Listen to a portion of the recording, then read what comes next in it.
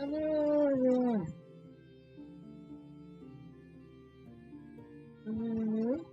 How is everyone today? So today, it's going to be a huge challenge. Because this is on the request of Sun to draw one of the AI pictures I have to put it in my own style. It's gonna suck. So let's. I don't know how to draw shapes that well, like buildings or whatnot. I guess, but I don't know. I don't know. It's gonna suck for me.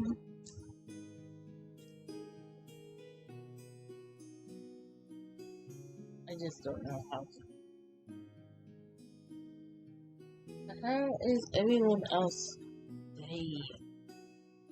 Or month, year, hour, whatever it may be, I don't know. Yeah. Yeah, so.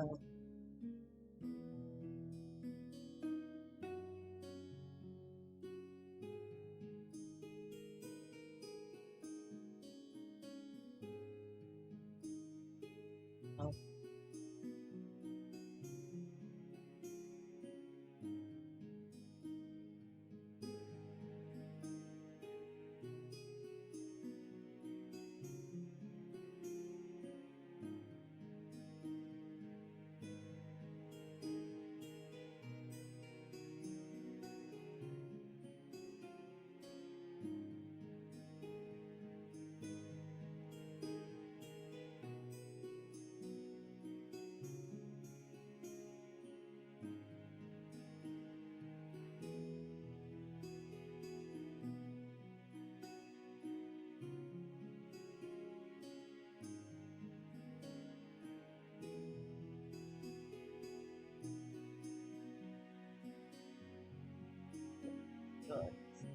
If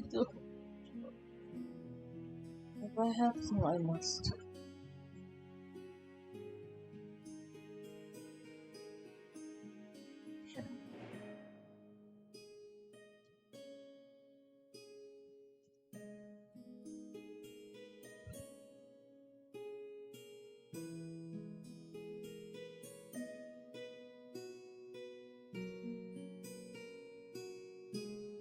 So, I'll put wherever the black square is, I'm gonna put like an updated pic of what I'm drawing. I tried to draw a little bit last night to like get the reference you see here.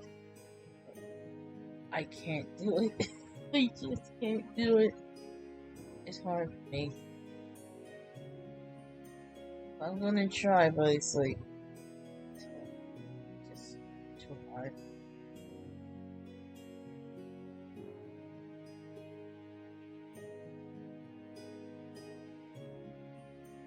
Yes. Also, once it's time to draw anything, draw the reference I have on the screen. Up to whatever you want. Doesn't have to be exactly this. It can be something that inspires you from this pic. But I suck at.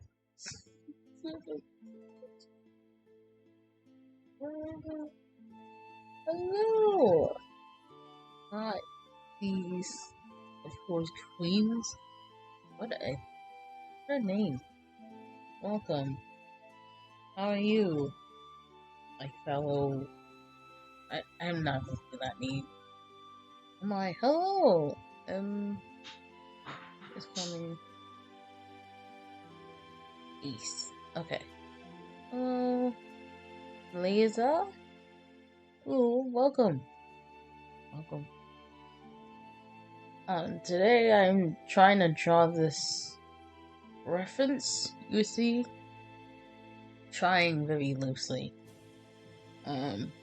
Because one of my viewers asked me to draw it in my own style. Lisa. Yeah, okay. I'm not good with pronunciation, so I do apologize for that.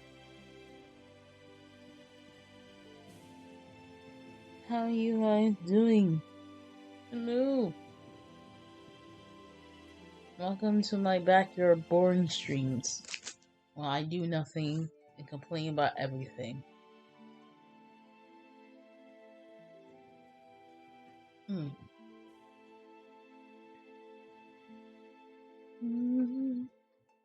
Nice. It's fun. It's many. Many things? That's many things. Oh, like situations and stuff. Oh! Thank you! Welcome. Ooh.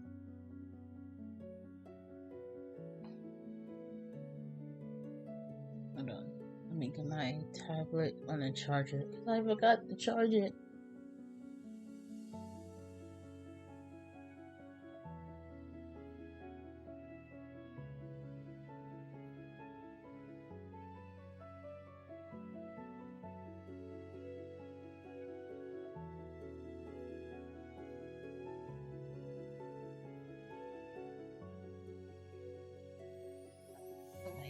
Tablet charging.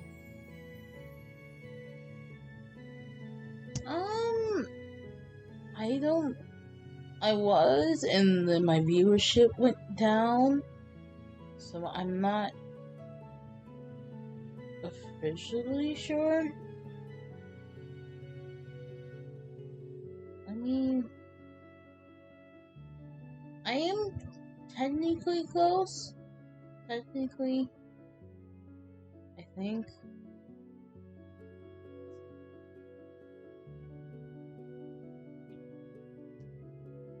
I'm going home on my dashboard. It doesn't show me I'm close to affiliate.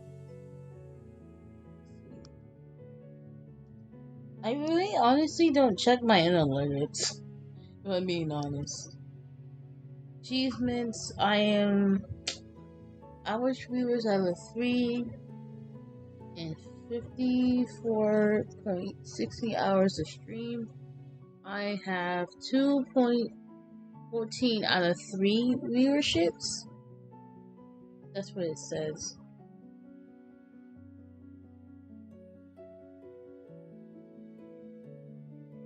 Let me screenshot this and I'll show you. Wait a second. Hope you think it. Well, thank you, Lisa. You know, I'm so afraid of being an affiliate. I don't know. I don't even know if I want to be one, to be honest. I mean, is it worth the pain, the suffering? I know. Screen.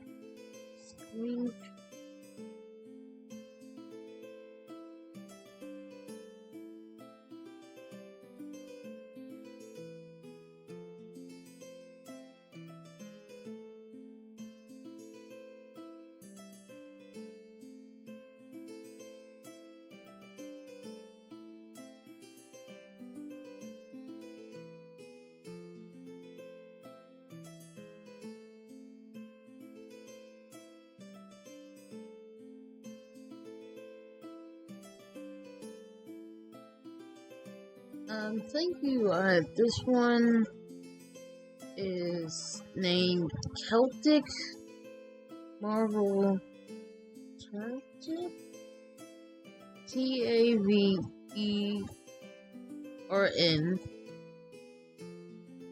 music.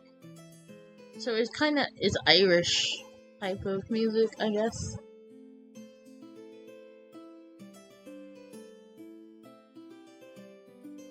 Do you want me to link what I'm playing right now? I can do that. Let's see.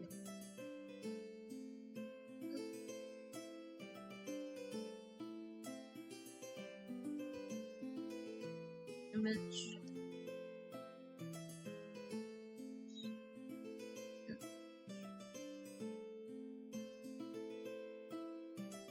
Okay, give me. So, this is what I have currently.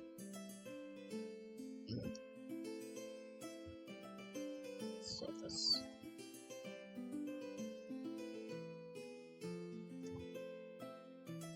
That's the YouTube link of the video.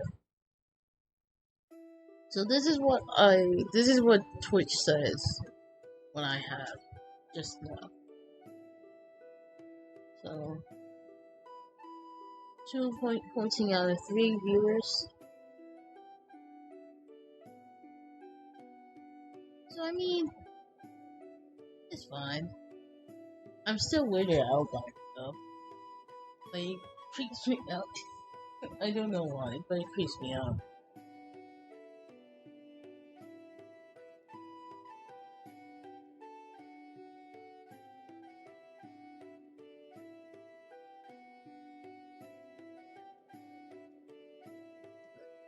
That's what I have.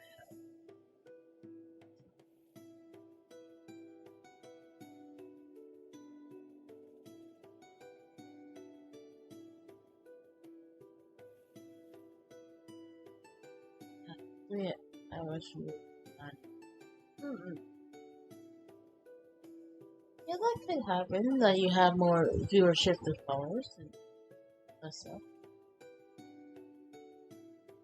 Sometimes it's the opposite, you have more followers than viewership. But to me, I'm not taking it as like a career. Maybe maybe if I get tired, like working 95, go through my online career. But for now, I'm just seeing it as a hobby. I'm not seeing it as much. If I get a little bit of extra income, doing streams and doing my memberships and my art, selling my art on my art shop, and I mean it's kind of a bonus. But again, I don't really see this as like a job or anything I might grow into. At least not now. But I'm just doing it.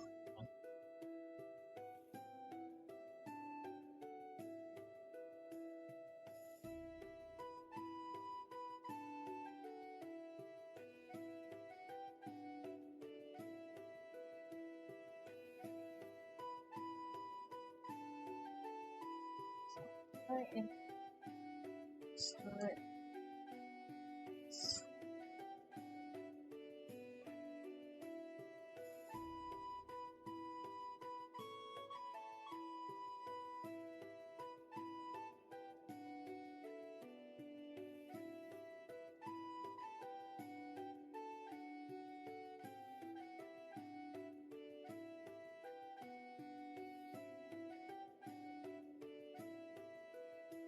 I'm scared because it's like, I don't know. I'm just scared of growing, to be honest.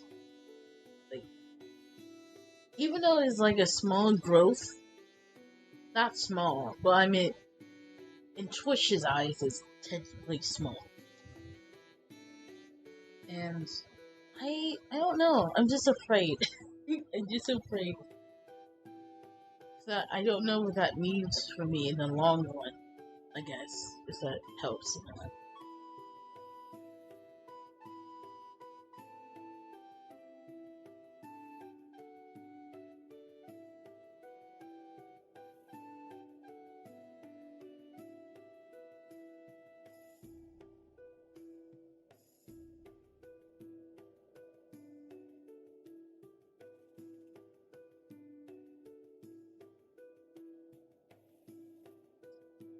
I don't really know.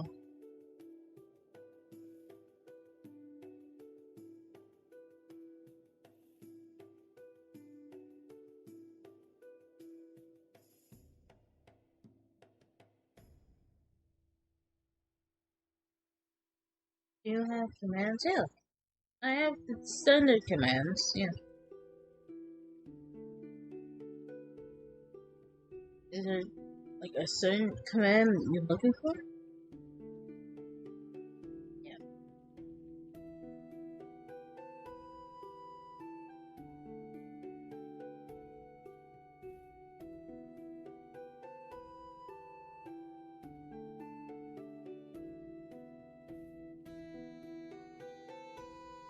Oh, okay.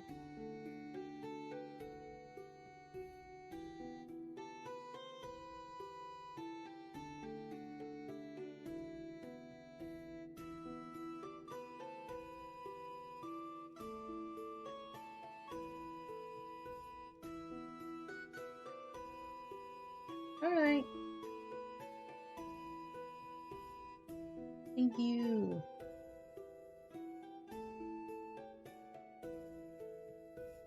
Be safe.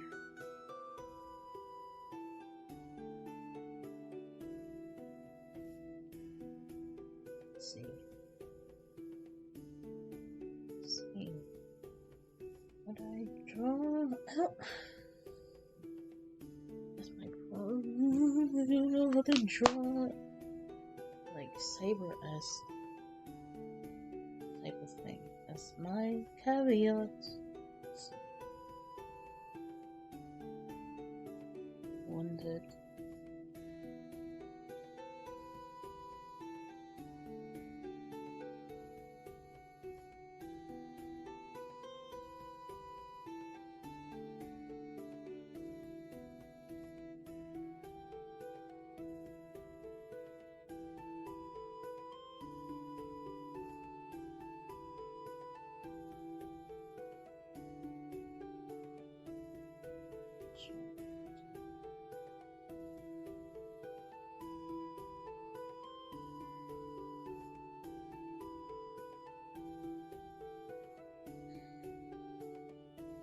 The only thing I don't want to do is quite literally, how should I explain this? Have my beefy art style in this. I mean, I can put it in the background, but like, I don't want to. My arms are like doing the beefy style is like, it hurts my hand.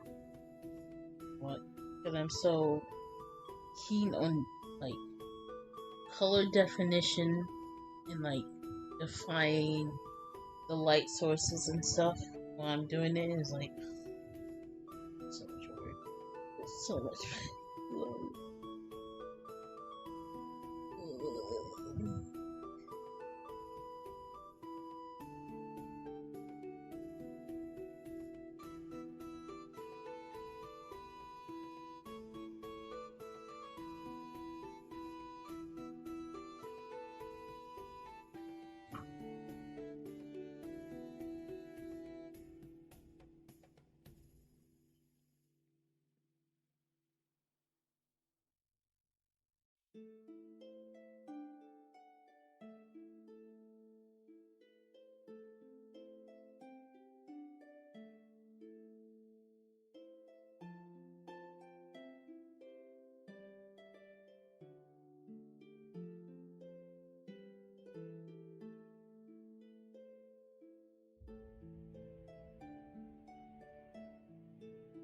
And I think I find a good desk I want to purchase so I can finally use a desk instead of textbooks while I stream. So, monitor, I haven't found a good monitor. I know PC, I know that. I think I'm still looking at mics so I can upgrade my mic.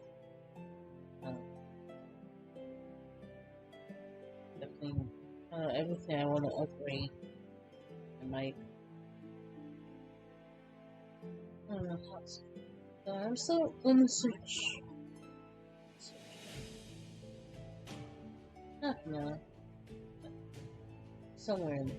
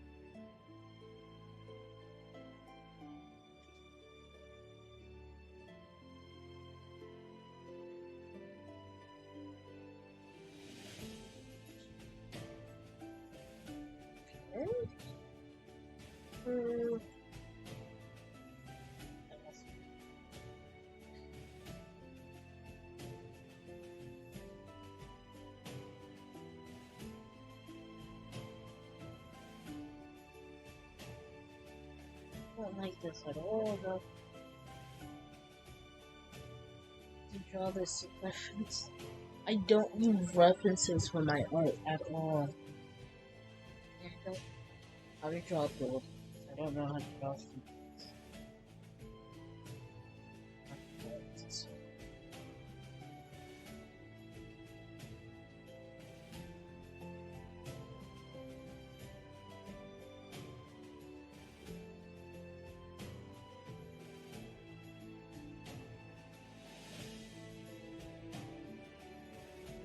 I don't know. Trying to get the shapes, colors.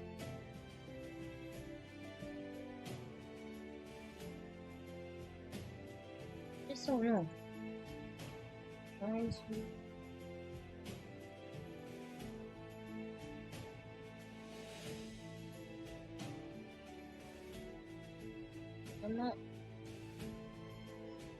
I'm trying to take this picture and use it in my own style, which is hard because I never use references for any of my art, like at all.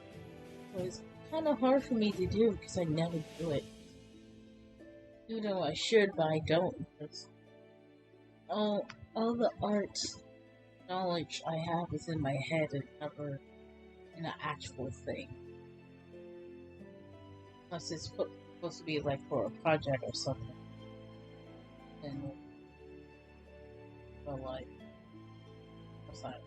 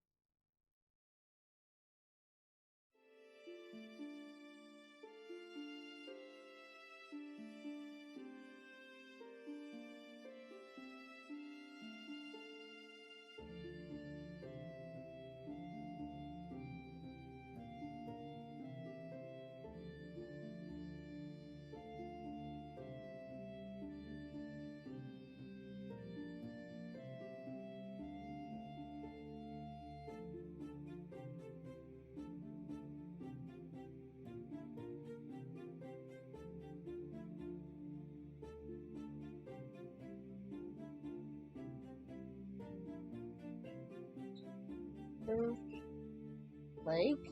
Is that the lake? I don't know.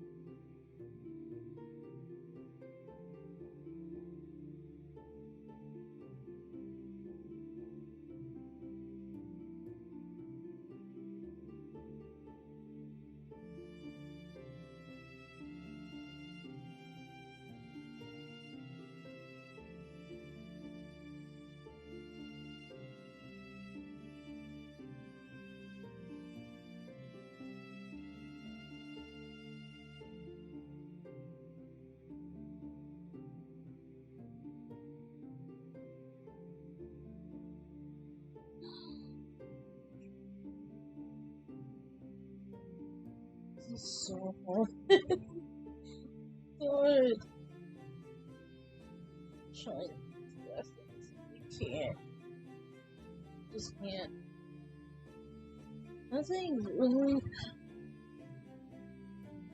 Nothing is sticking. I don't really see anything I can like grab on this picture. I don't see it. I don't see anything.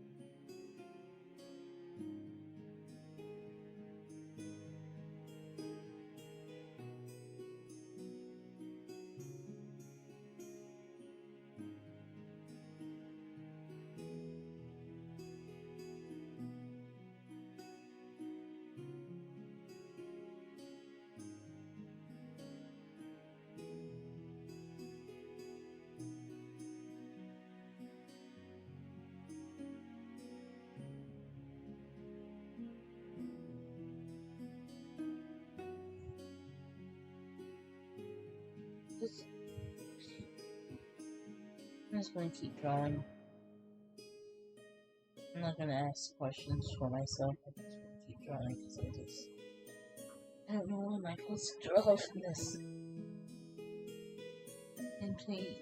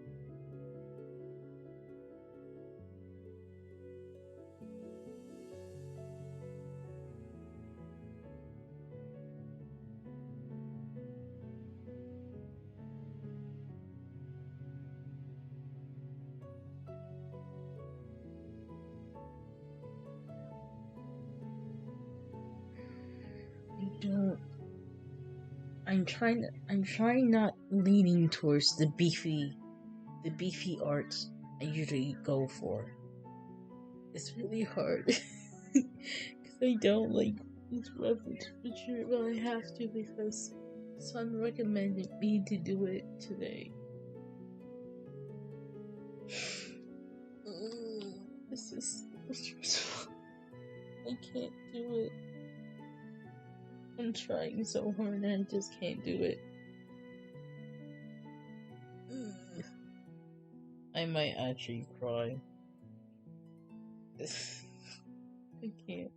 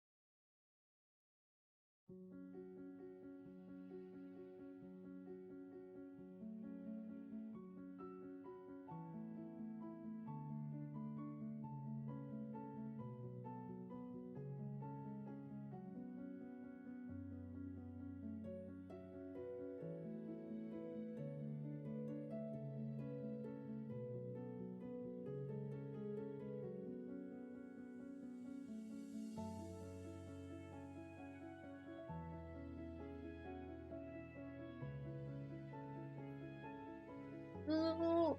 Oh my god. Hello, I'm sorry. I'm sorry. I didn't expect my voice to hurt this much in the morning.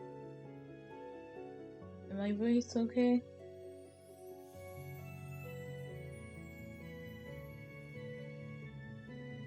I'm so sorry.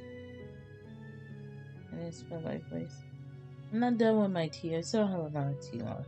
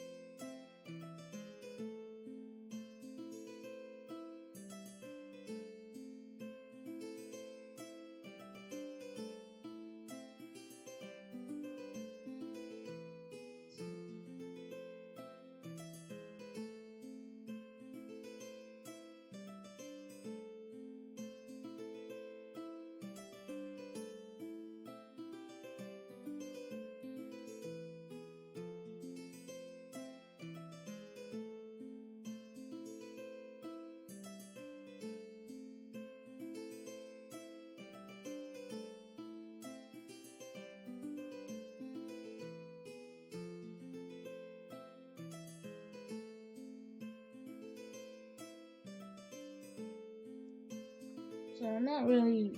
I'm still. Oh my voice. Okay. No, I can power through it. I can power through it. I can power through it. I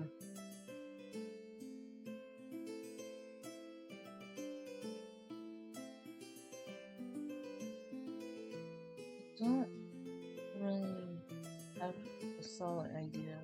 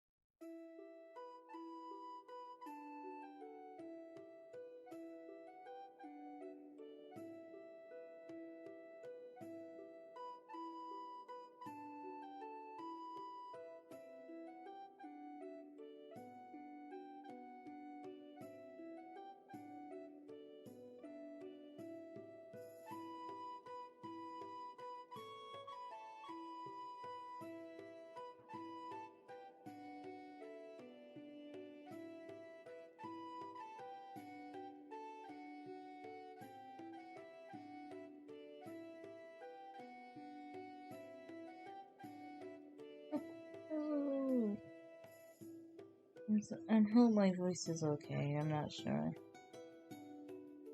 I don't know what happened. It was like I was fine during the beginning of the stream, and then my voice started to hurt a little bit, and that's why I went on mute for a couple minutes and made some tea.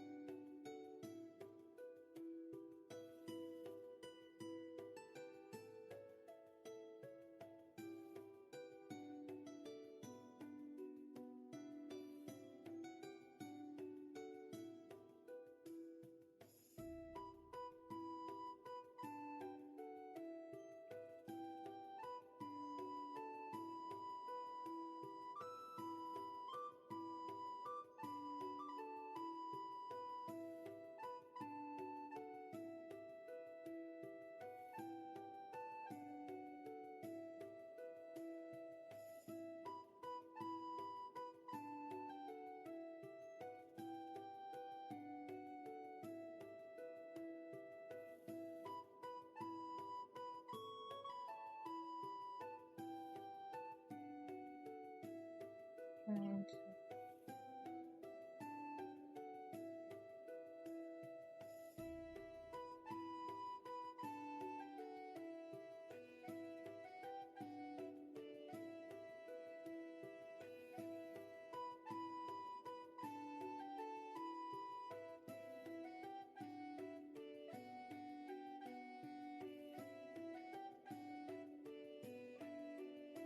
I was trying to put like a recording time lapse of me writing out my lore I have thus far. But I don't think anyone's interested in my lore. Minus the gimmicks.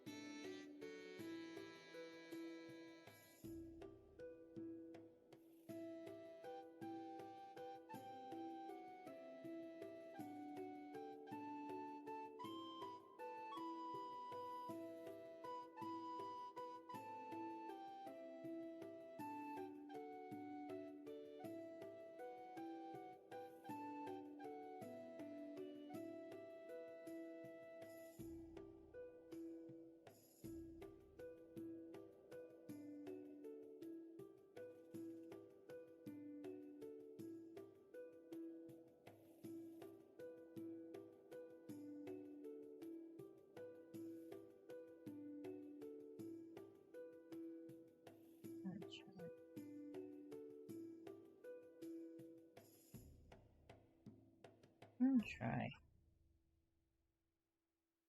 So actually, hold on.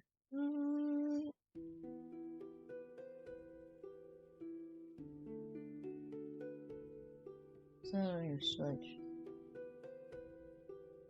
I'm gonna start.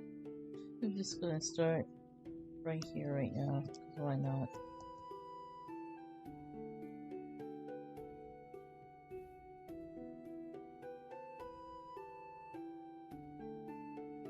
Get a break from this, cause I don't know what I'm drawing.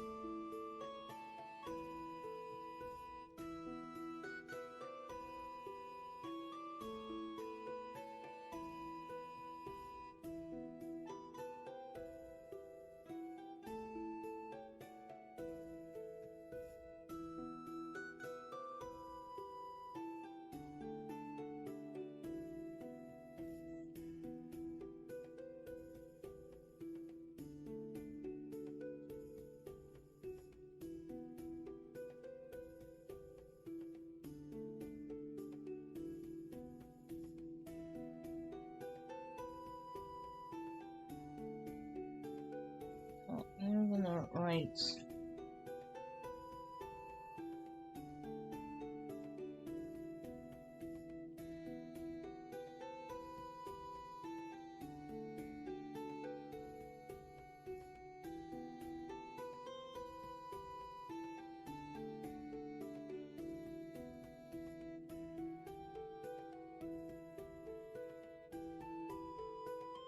I'm gonna do this right.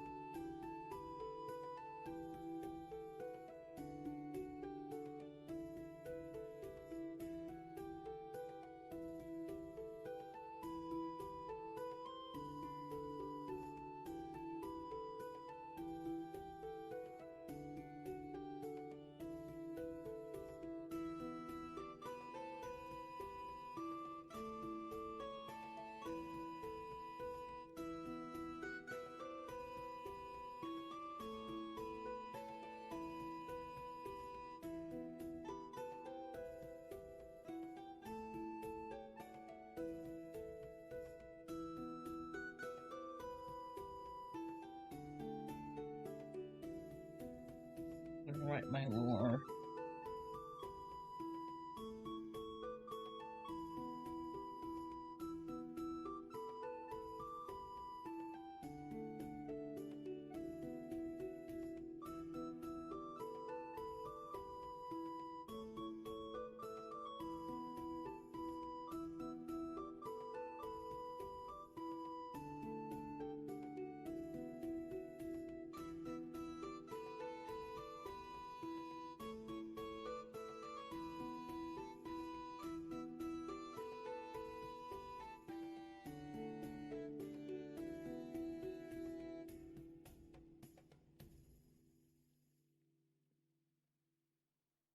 So I'm gonna rewrite everything, just because, so I have clarity. So I'm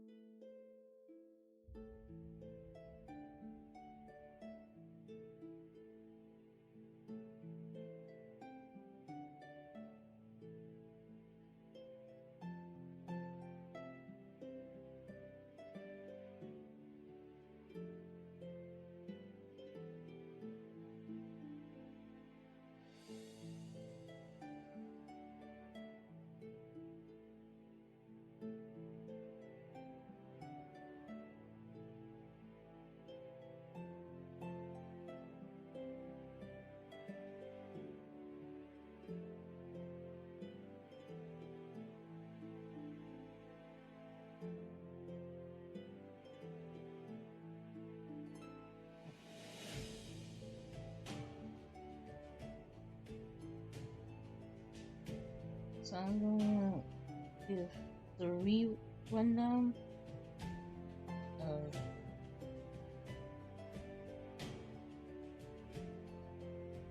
VTuber or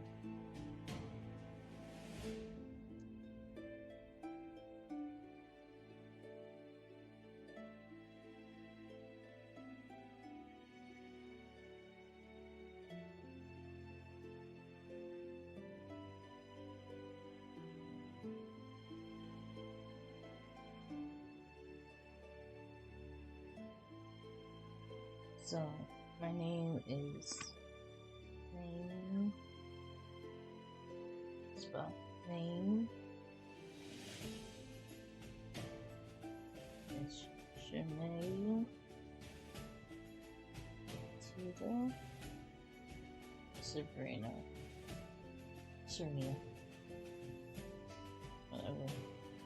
Age. Age. 20. Height. 4'11". I was thinking about 4. No, not 4. 2 and 2. Not 2. 5. 5'2". I don't know why I said 2'5". I was like, yeah, it's fine.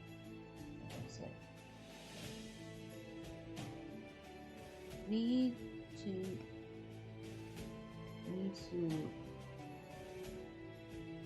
body type.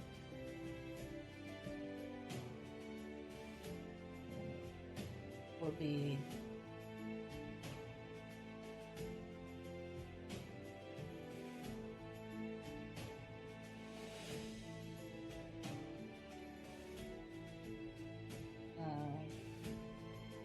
muscle,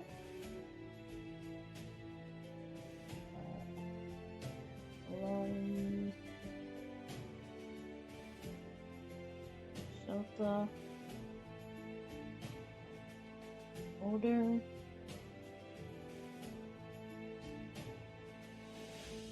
cis, night,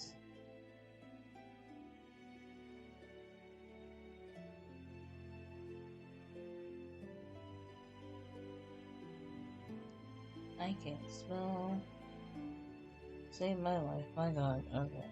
Let me write this. Rewrite this.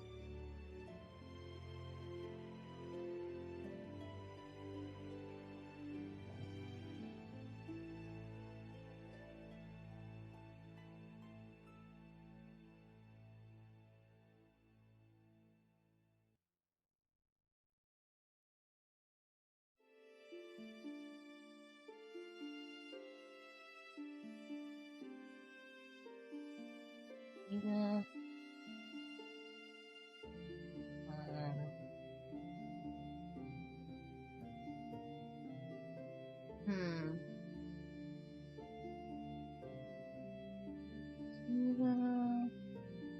Filter.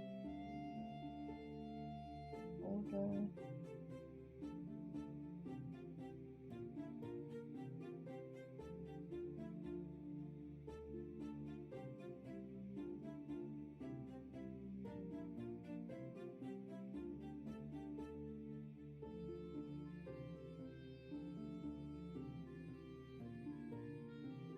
What is it? Setting.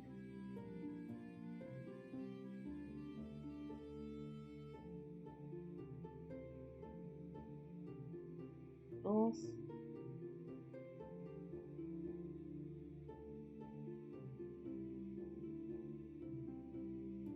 A feature. Cyberpunk.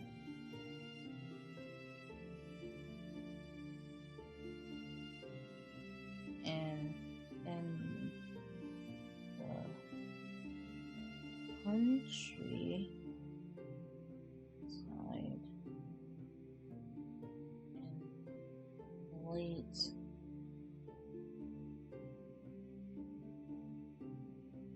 1800s. I said 16. Maybe I'm gonna push into like. No, 16. I'm just being fine. 16.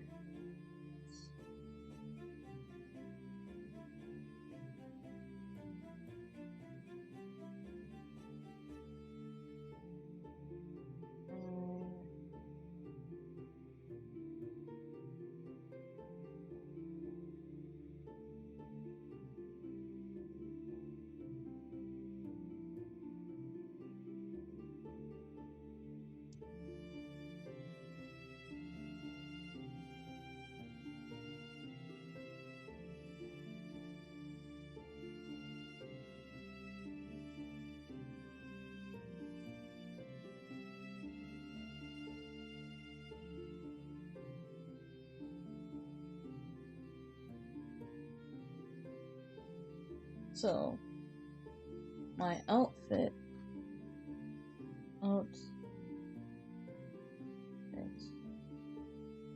During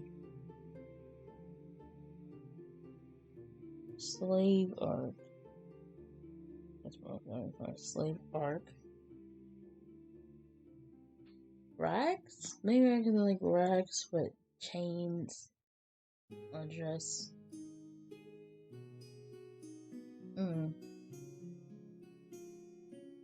I don't know. It's kind of difficult. I'm trying to plan it out so it makes sense.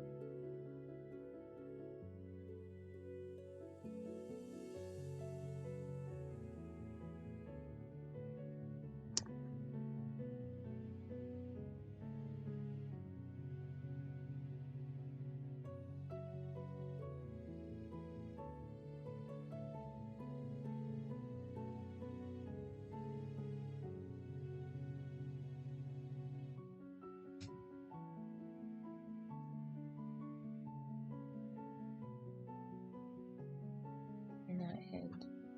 And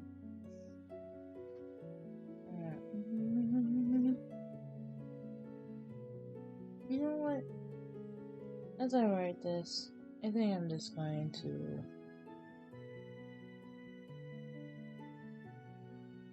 watch some true crime or find something true. I guess. Oh, or some bad lights.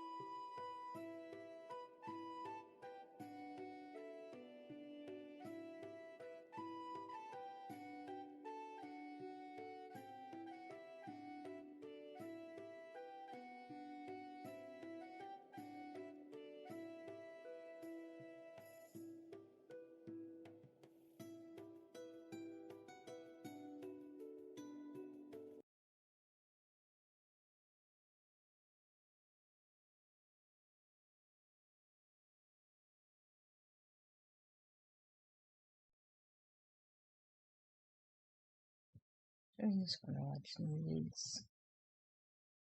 Gabby. You know. Why not?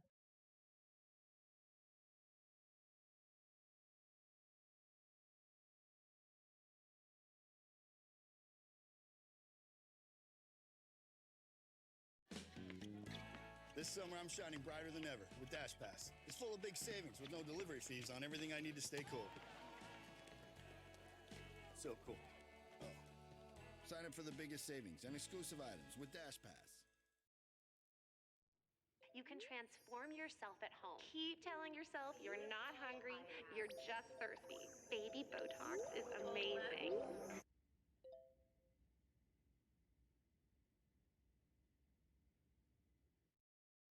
Has anybody else noticed that the job of social media influencer has become code for online salesmen?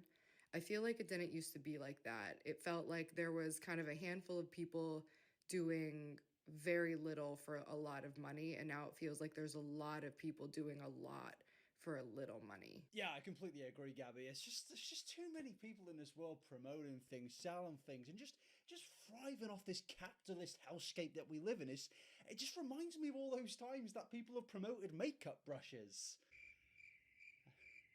Am I right? Hey guys, I'm here with Gabby, and today, as I said just now, we're going to be doing an interview. Oh god, let's never ever take a look at that again. That feels like a fever dream that video even exists. And let's never speak about that, because today we are actually speaking about a thing that I noticed on Gabby Hanna's TikTok recently, of where she claims that she is now a retired social media influencer. She's done with social media, she's quit for, I guess, music and other media ventures that fallen off influencers seem to like to follow. And likewise, I will be releasing my EP coming soon. I will only release it if this video gets 100,000 likes, so you know what to do. But other than releasing music, I don't think I'll be following Gabby Hanna's other career paths after YouTube, because it now seems that she has gone down the arc of giving out mental health advice. I know it seems like a little strange thing that Gabby Hanna, of all people, is giving out. Just watch this, my little beautiful dumplings. Listen up! This advice is about to change your life! I have the ick. This tip is not just for overcoming depression. This is gonna get you excited to wake up every day. It's 10:30, I just got up. Neither here nor there! I feel like my favorite part about this TikTok is Gabby's woken up at 10:30 a.m. and she's like, I'm loving life, guys. I'm loving it. It's great. It's 10:30 a.m. and I've just woken up and I'm feeling fresh. And Gabby, that's wonderful. I'm happy for you. But the regular average adult who has to pay bills and live their life has probably been awake for around 4 hours at this point, because a lot of people, when they get past the age of 18, have to wake up at 6 a.m. to go work their job. And Gabby, just like me, you are an influencer. We are practically paid to be unemployed. We can wake up at 10:30 a.m. and not do anything for an entire day, but that's not a normal human thing. Most human beings actually have commitments that they need to go and do, and if they don't do those commitments, they're probably not going to have a house to live in, or a flat, or an apartment. Whatever you say, you weird Americans. But yeah, I just love this thing, and I've decided to call this influencer syndrome. Influencers really not understanding the day-to-day gripes of, well, real life. This tip is not just for overcoming depression. This is gonna get you excited to wake up every day. So yes, Gabby Hanna has retired, and she has decided to become a mental health advice giver on TikTok. This is basically the equivalent of if James Charles quit social media and decided to start giving advice to parents on how to bring up their kids. It just wouldn't make much sense, would it? You gotta get a hobby. Better get a hobby! A lot of them. Just one at a time, but in your head, if you have so many hobbies that you're excited about. Please just comment down below if you think that this TikTok, I know you've been depressed for like a very long time, but just comment down below, yes, if you think this TikTok is going to solve your depression, or comment beans if you think, yeah, probably not. No. Do you ever scroll TikTok and go, I want to do that? I just saw a guy make a rug. He just made it. That's awesome. He just has like a little rug studio. I think it was in his house. I want to set up a little rug making studio in my house. That is f***ing sick. I want to write murder mystery novels because I'm really, really paranoid. And the scenarios that I come up with in my brain are bestsellers, timeless f***ing classics. How can I possibly be sad when I haven't even started my Nancy f***ing Drew era yet? How can I be sad when I've never made a f***ing rug yet? I haven't started crafting jewelry yet. I don't want to sound rude, but this just kind of seems like, you know, when you're like feeling really bad and you're like, I'm gonna fake it until I make it, and you just make yourself even more sad. I don't want to speculate, but just based on what I'm hearing here, I say I don't want to speculate, and then I just go on to speculate. But based on what I'm seeing here, you don't seem that happy, Gab, and that's fine. You know, that's perfectly valid, but. You're not selling me on this, but alas, I'll let her continue. I have not tried any water sports, and I sure as never will, but you might want to. You're sitting there depressed. Have you ever wanted to be noticed so badly? You didn't even care what it was for? You've never gotten on a jet ski, and you want to? You got nothing to live for? You've never jumped out of a plane? I'm not gonna do it. You might want to do that. Gabby, I don't have any money. Okay, I have some, but I don't have enough to buy a jet ski. Like, this isn't valid advice, this entire TikTok, and I don't want to sound very invalidating here. If this is helping Gabster in her life, congratulations, my friend, you are rich. But, you know, a lot of people in this world aren't rich. This is the equivalent of where Jordan Peterson is like, tidy your bedroom, man, tidy your bedroom, because that's the first step, and that'll make you feel better. And you tidy your bedroom, and you're like, oh, I still feel like shit. Great. 9 times out of 10, these things that are being explained, maybe you will feel a little bit better, but for the most part, it's probably not going to solve your depression, because if it did, I feel like everyone in the world would be doing these things to solve their depression. Depression is an extremely complicated thing, and it's more of a case-by-case study. A lot of people have worse forms of it, some people have not as bad forms of it, but ultimately, these things which a lot of influencers like to be like, this is going to solve your depression, this is going to make your days feel so much better, this is going to make you want to wake up in the morning, it's probably not going to. It's probably going to come off as extremely tone deaf. And now, I don't think that Gabby comes into this with a malicious intent here. I just think it's more of the whole thing of influencer syndrome. An influencer who clearly doesn't understand that they are rich and in an extremely privileged position, and influencers get very upset when somebody says that they're privileged. It's fine, man. I acknowledge you worked hard, but you need to accept that you waking up at 10:30 a.m. and being able to go onto a jet ski is a very privileged thing. The advice of healing depression, going jet skiing, parasailing, and jumping out of a plane. Ah yes, let me go tell my boss that I'm not coming into work today because I want to go jet skiing. I'm sure that that's not going to go down badly at all. In my last job that I actually had before YouTube, if I turned up a minute late to work, I would almost get a threat of being fired every single time I was a minute late to my job. Even if I turned up 15 minutes early, I'd get a little note being like, hey man, you should probably turn up 20 minutes early so you can get yourself prepared. I'm not being paid for that 20 minutes, but they've got the balls to threaten me. So I don't think anybody in a job has the privileged opportunity to go out and do these things that Gabby is saying when they work 12 hours a day. And people will be like, well, they've still got some time in their day. Yes, they do, but obviously they don't have the energy or resources to then take that time and go out and do whatever. Because in those hours outside of work, they actually have to sleep. They have to, you know, do their other commitments like feeding themselves, possibly feeding their children or other family members. Life isn't easy for a lot of people, and I think a lot of influencers really don't understand that. But before we go any further into this, I do just want to say, hey, I understand that this is really annoying, and there's probably going to be some people commenting below being like, oh god, he's begging for subscribers on youtube.com. It's almost like it's the entire thing. It's the thing that actually makes you bigger. Subscribe, just do it. If you don't subscribe, I won't release my EP. You think there's an EP coming? There isn't, but there could if you get me to 1 million subs, and it will just be me screaming into a microphone about, I don't know, influence. I don't know what it would be, but please subscribe. I'm trying to hit more million subscribers, and I'd very much appreciate it. And also, only 17% of people on this channel have notifications turned on, and I know that this gets said a lot, but that's actually quite a low number, so please just go below and click the little notification bell, turn it on, and then watch the rest of my videos. Thank you very much, but let's continue into the whole topic of influencer syndrome. And I just realized that I have just invented another medical diagnosis here, and what's that? 3, 2, 1. Oh yeah, Trisha Paytas has now just announced she's also got it. Oh my god. Oh my god. Oh my god.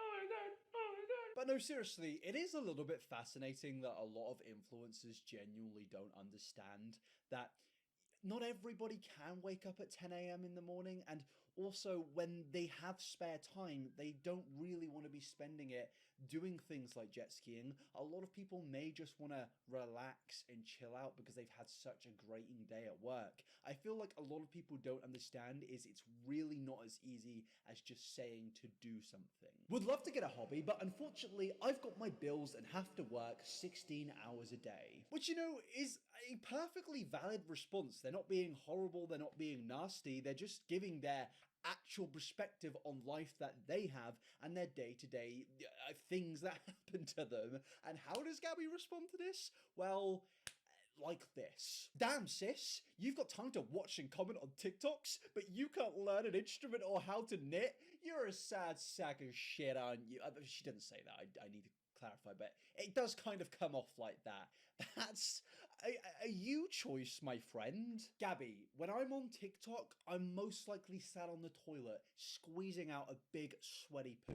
That's what I'm doing. I'm not dedicating my life to this. I am scrolling through TikTok whilst a dump goes into the toilet and floats around a little bit, and I'm looking at the same 5,000 TikTokers use the same 5,000 sounds thousands and thousands of times, and I'm looking at it thinking, this is a little bit cringe, but, you know, it stimulates my brain for 5 seconds, and that's great. And that's the thing, 5 seconds, that doesn't really reflect the rest of my day. And I guarantee you, Gabby, not everybody has social media addictions like me and you. A lot of people go onto TikTok for a few minutes a day to scroll through it whilst they're just chilling, and that's that. It's not a hobby, it's just a thing of they pick it up for about a minute and boom, it's done. It's not the equivalent of picking up a new hobby which takes 10,000 hours to master.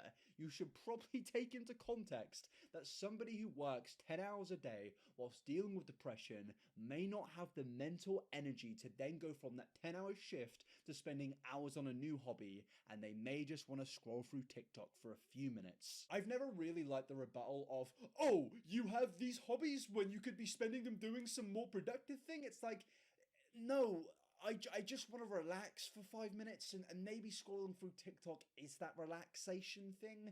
And I just think it's a terrible rebuttal. And other people were basically commenting just saying, I have a job. And how did Gabby respond? She said, me too, since I was 13, but I've always had hobbies. Stop limiting yourself. Okay, this may be a little bit deep here, but I've just kind of realized, I've had like a realization whilst recording this video.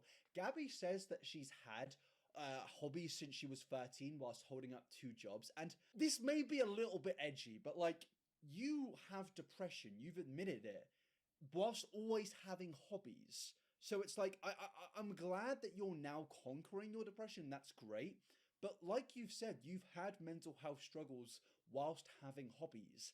Isn't that evidence that holding a hobby or starting new hobbies isn't going to fix things? Because you yourself have literally had to deal with those terrible times whilst having hobbies and a job.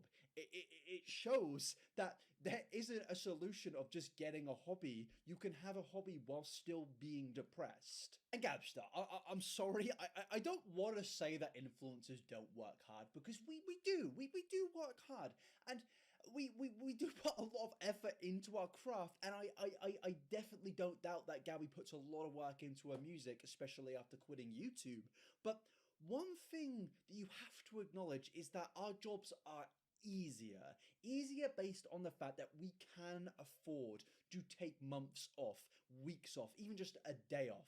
Whereas a lot of people in employment can't do that. They can't just take time off to work on a new project, to work on an EP, to work on a new hobby that they may want to master. Because I'm sure a lot of people out there do want to master a new hobby, but they just can't because of their dedication to their job. Because if they don't do that job, they will end up being homeless. That's just a sad reality of the world that we live in. Most people can't just go and say, hey, I'm gonna wake up at 10:30 a.m. today because I don't feel like working, and I'm just gonna dedicate an entire month to, I don't know, a new hobby, a new fitness regime. The sad reality is that most people can't do that. But with the whole conversation of privilege, Gabby got really upset at this, like so upset where I'm thinking, come on, you need to relax. Like for somebody that makes their whole personality smoking weed, you seem to not be very relaxed. I mean, they uploaded a response TikTok with the description of tired of people mistaking privilege with hard work and determination. Nobody said that. Nobody has said that you haven't worked hard, but ultimately you need to understand whether you worked hard for it or not. When you're very rich and can afford to take days or months off focusing on a music EP, you are in a privileged position. You're in a position that most people in their lives don't have. Not everyone who's successful is privileged. I could have easily stayed in the system. I chose to leave the corporate world and pave my path. You can too, if ya want to. I mean, what? Gabby, you've worked hard, and I don't doubt that.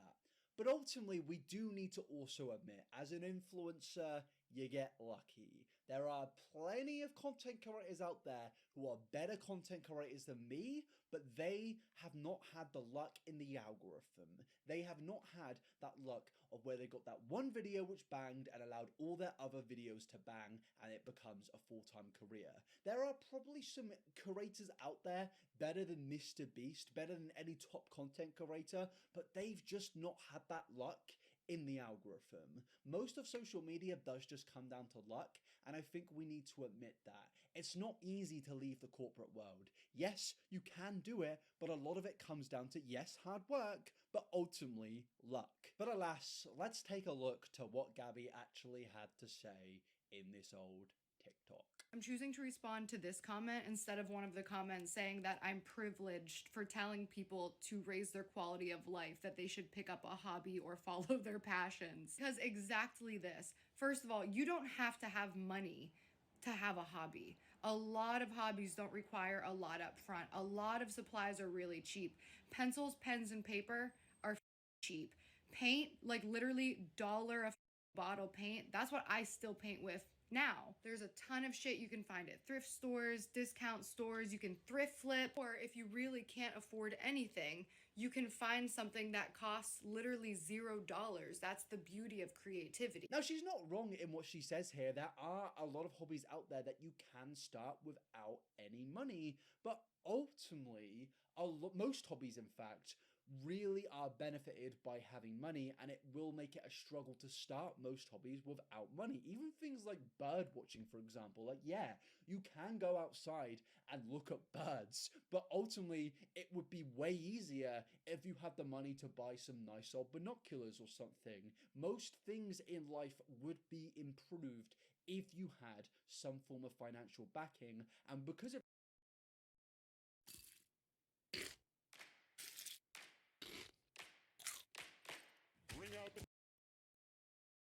this difficulty, a lot of depressed people out there just aren't willing or just don't want to have to deal with the struggle of starting something which would be way easier if they had some form of financial backing. When it comes to people saying, well, I have a job, I don't have time for that, you're commenting on TikTok.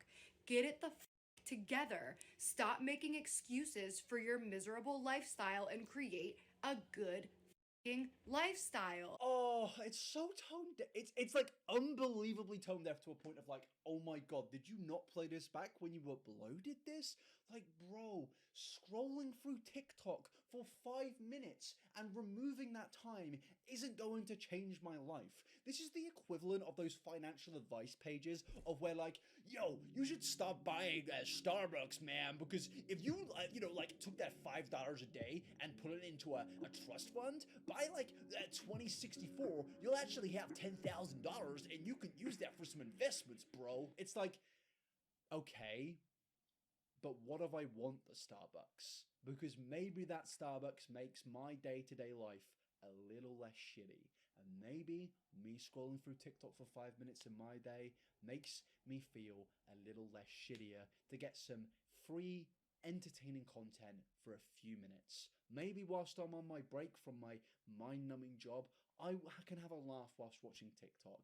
I don't think that cutting things like TikTok or, I don't know, the financial advice of cutting out Starbucks is really going to impact your life that much. Because the thing is, Gabby, I have hobbies and I still use TikTok for hours a day. It really doesn't affect you the amount you think it does. And I think this is just very generic advice, which really isn't that valuable. If you choose to spend your spare time scrolling on TikTok, commenting on other people's life when they're giving you advice to live the life that you want to live, which is apparently I don't work and I have unlimited time and funds to do all my hobbies. Okay, do you want that life?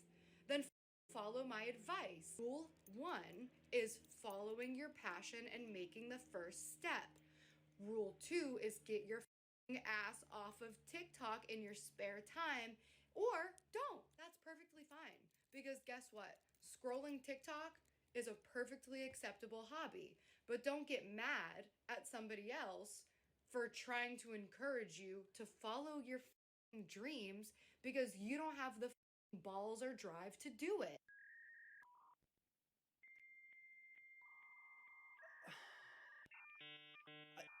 I don't even have a joke to make. This is just so bad. It's so bad. I love that she's like, yo, if you're scrolling through TikTok, that's fine, man. Like, that's an acceptable hobby. But also, if you're scrolling through TikTok, get your fucking act together, you miserable sack of shit. Get the drive. You don't have the drive that I have. Gabby, you uploaded a few Vines in 2014, which did well in the algorithm. That's really it. And like, yeah, you've worked hard after that, but you're forgetting the luck aspect. Not every person on this planet can become an influencer, because if they could, everybody would. And I'm not saying it's this big skill-based thing. I'm saying it's a big luck-based thing. As I said previously, you know, a lot of content creators out there are absolutely fantastic. I follow some YouTubers with like 20k subs and I'm like, how do you not have millions? But ultimately, the luck of the algorithm has not found them like it found me and like it specifically found you. I think this advice is almost dangerous. It's almost dangerous to say to somebody who's living a life of where they are struggling financially to just drop everything and follow their hobbies. Because that's what you're seemingly doing here. You're basically being like, yeah, you know, just get some drive, man. Drop what you're doing and go and, I don't know, upload some Vines. It just doesn't seem financially viable for somebody who works a 9 to 5 and is in crippling debt. It just doesn't seem very viable. How many years I went without watching TV? I just started using TikTok again recently. What the do you think I've been doing for the past year? I think I've been doing nothing in my house for a year while I wasn't posting TikToks or YouTube videos? No, I was working on the shit I'm passionate about. I gave up the thing that wasn't fulfilling me and I worked on the shit that is, and now I'm back. Please comment down below if you yourself have something that you're very passionate in and you would absolutely love a career based around that passion, you just can't do it because of the constraints of life surrounding you. That's nothing to be ashamed of. But just comment down, I don't know, comment down beans if you're in that category, because that's nothing to be ashamed about. That's perfectly fine. And don't let a TikTok like this shame you for being in that part of life, because this is a part of life that most people go through, and it's completely fine. Not everybody can become an athlete, not everybody can become a musician because of the unprivileged positions they're in. Gabby worked hard, but she is in a privileged position, and I really don't think that she acknowledges that. Because now I can find the healthy balance, and now I get to share those things with you guys. So for everybody being pussy hurt in the comments of my video trying to inspire you to pick up a hobby, don't pick up a hobby. Don't take my advice. I mean, I would really love to know, what are your thoughts on depressed people with hobbies? Because, like, I know a lot of people with depression have so many hobbies. I know so many influencers that are depressed and have so many things going on in their lives in terms of hobbies.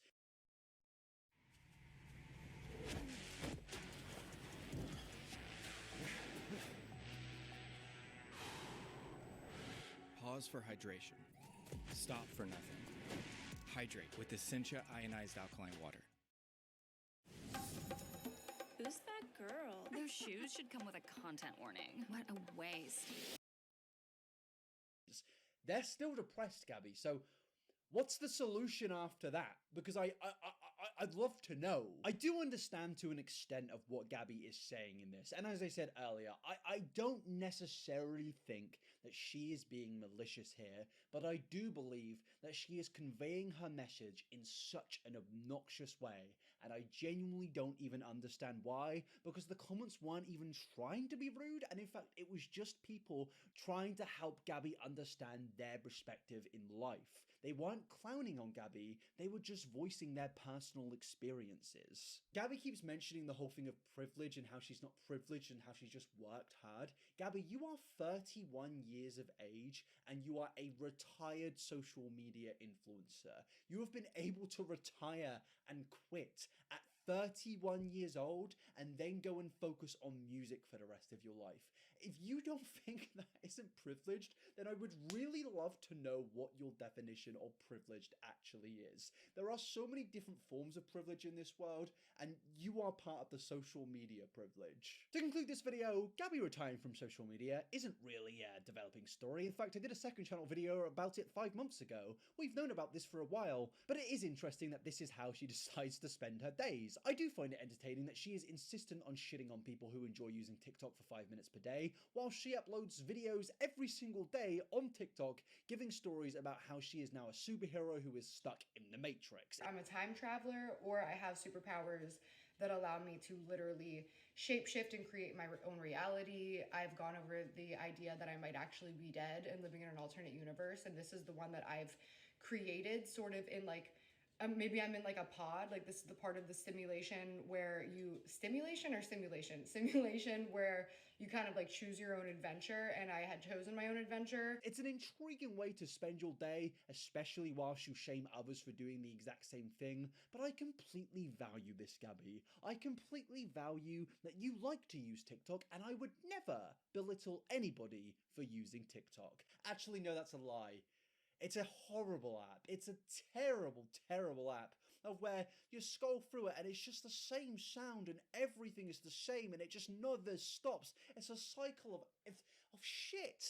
It is, and I'm sorry to sound like a boomer, but we should all stop using TikTok and actually start producing attention spans again, because half the people watching this video probably didn't get past the 8-minute mark and are probably watching it in segments because TikTok has ruined all of our attention spans. I'm gonna say this video, I'm gonna end this video by saying Gabby is right, TikTok is bad and we should all stop using it. Thank you for watching this video, thank you for coming along. Please like this video and comment beans down below. If you don't, then we're gonna have a serious problem. Follow my second channel, follow me on Twitch, follow me on Twitter, follow me on Instagram, and don't follow me on TikTok. Thank you very much, and I'll see you in the next video. Have a lovely day. Take it easy.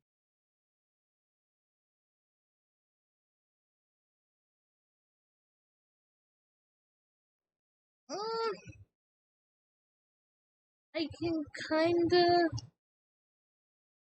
very slightly understand.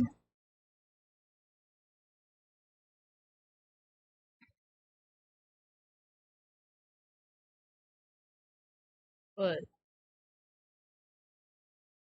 I don't know. I don't.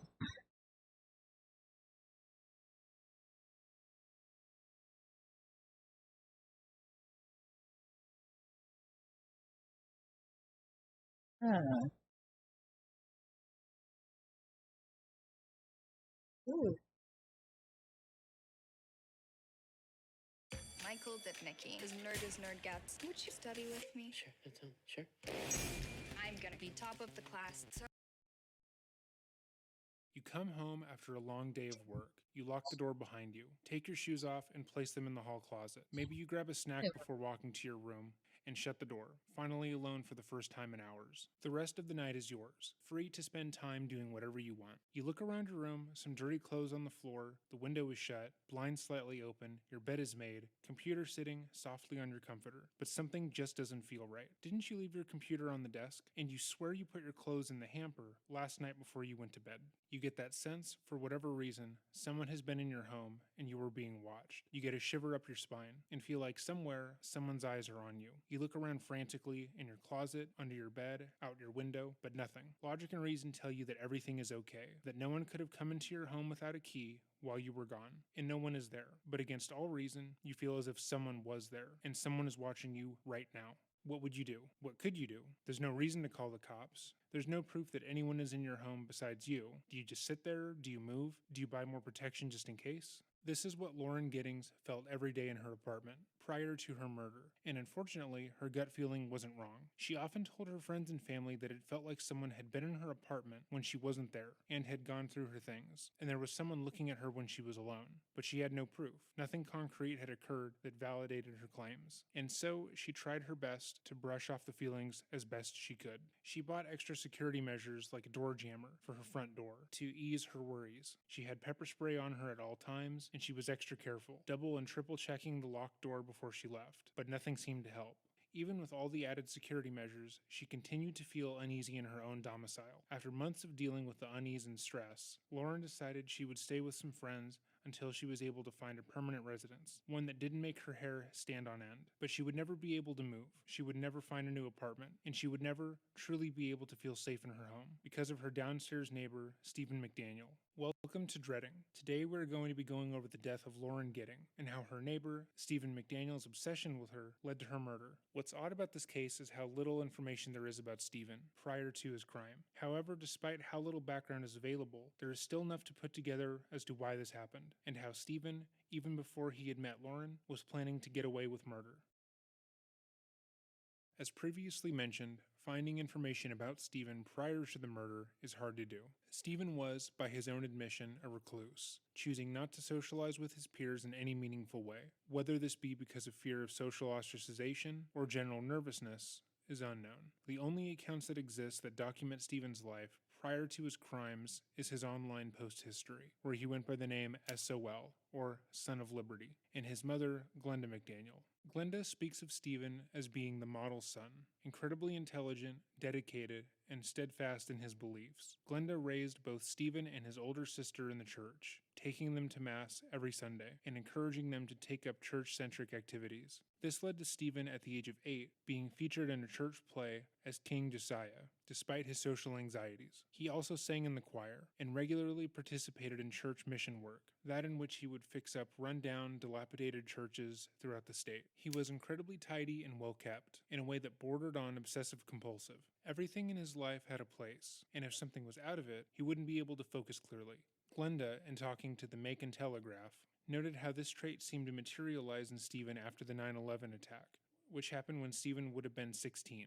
It was always something he was concerned about, Glenda McDaniel says. If there was another attack on U.S. soil, he wanted to be prepared. He had read up on what things would be concerns if something like that happened, such as contamination of the water source. So he had lots of soft drink bottles in his apartment, that when they were empty, he would fill them up with water and stack them neatly under his kitchen sink. He began stockpiling supplies and posting on websites dedicated to survivalism, certain that eventually there would be another attack on U.S. soil. If that were to occur, which he was sure it would, he would have supplies to last him for months, if not years. But it wasn't just food and water he was worried about. Stephen was well aware that if there was another attack, say an atomic bomb, or an air raid of some kind, he would need to protect himself when people inevitably came for him. This fear led Stephen to purchasing multiple weapons, including 3 guns, a collection of knives and swords. He enjoyed reading and watching movies, like Lord of the Rings and Star Wars, but on the whole, he didn't get along with any fan communities for any of those works. He was incredibly interested in fantasy stories, particularly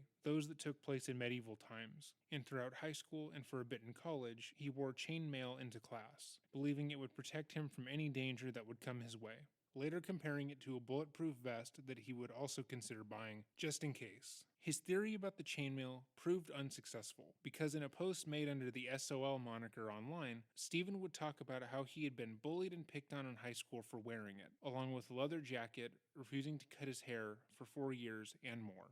In one post detailing the harassment he received, he wrote about how a jock had picked on him and Stephen had stood up for himself by stabbing said jock in the wrist and in the face with a pen.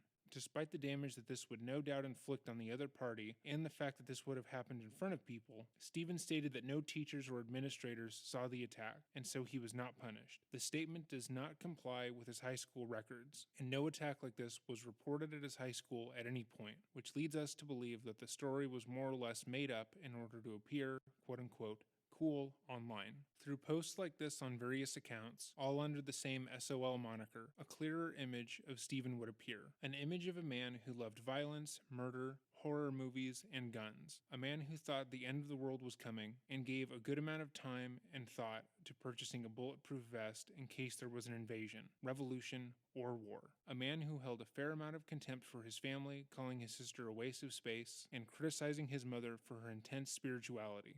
But he was also a man who was incredibly lonely. Despite his mother telling reporters that he was well liked and he had many friends, his posts on different weapons boards painted a very different picture. On a board meant to discuss weapons for military types and enthusiasts, Stephen posted an ad looking for volunteers to help him with a law school assignment.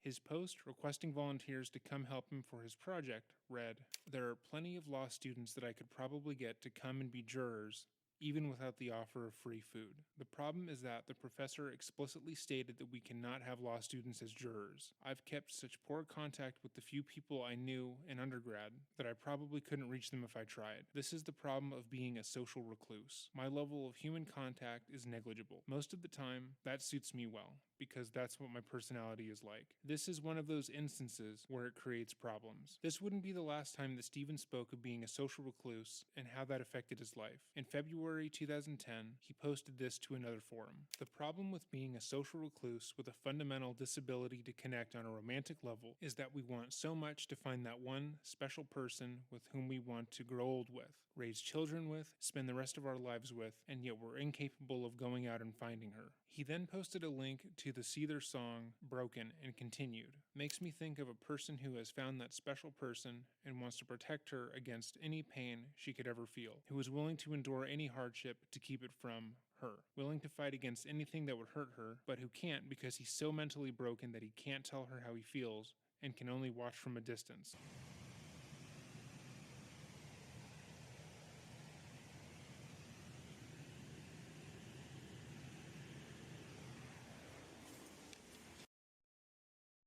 Tired of damaged hair? Meet the new secret weapon of Redken's Acidic Bonding Concentrate. Our new intensive treatment provides stronger hair with immediate results.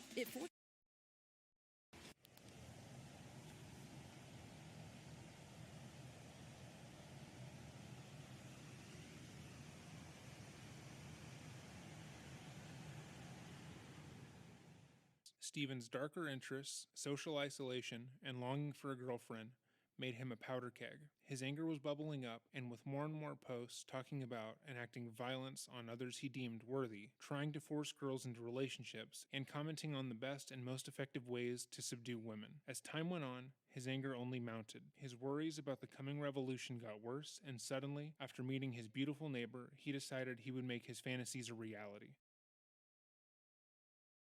Lauren Gidding was by all means the exact opposite of Stephen. Where Stephen was shy and reclusive, Lauren was outgoing and bright, making friends with people everywhere she went. Her friends described how Lauren's smile would light up any room she was in, and how she just seemed to draw people to her with her radiant energy. She was a staple of every community she was in, and when she moved to Macon, Georgia for college, she quickly became a part of that community too. She attended church daily, joined the Hash House Harriers, a nonprofit running club. She donated her time to people in need, and she even organized monthly dinners for her and a group of close friends to fight off any homesickness and make sure everyone around her knew they were loved and cared for. She joined multiple clubs on campus as well, always finding more time to do what she was interested in. And in her last year of college, she became the president of Mercer's Federalist Society. Because of her blonde hair, big smile, and the fact that she had spent the last 7 years working on a law degree, people in her life saw her as the real-life Elle Woods, a positive force that would be working in the criminal justice system. To this day, there is not one account of her online that is anything less than sparkling. Everyone who met her loved her, and unfortunately, she had met Stephen.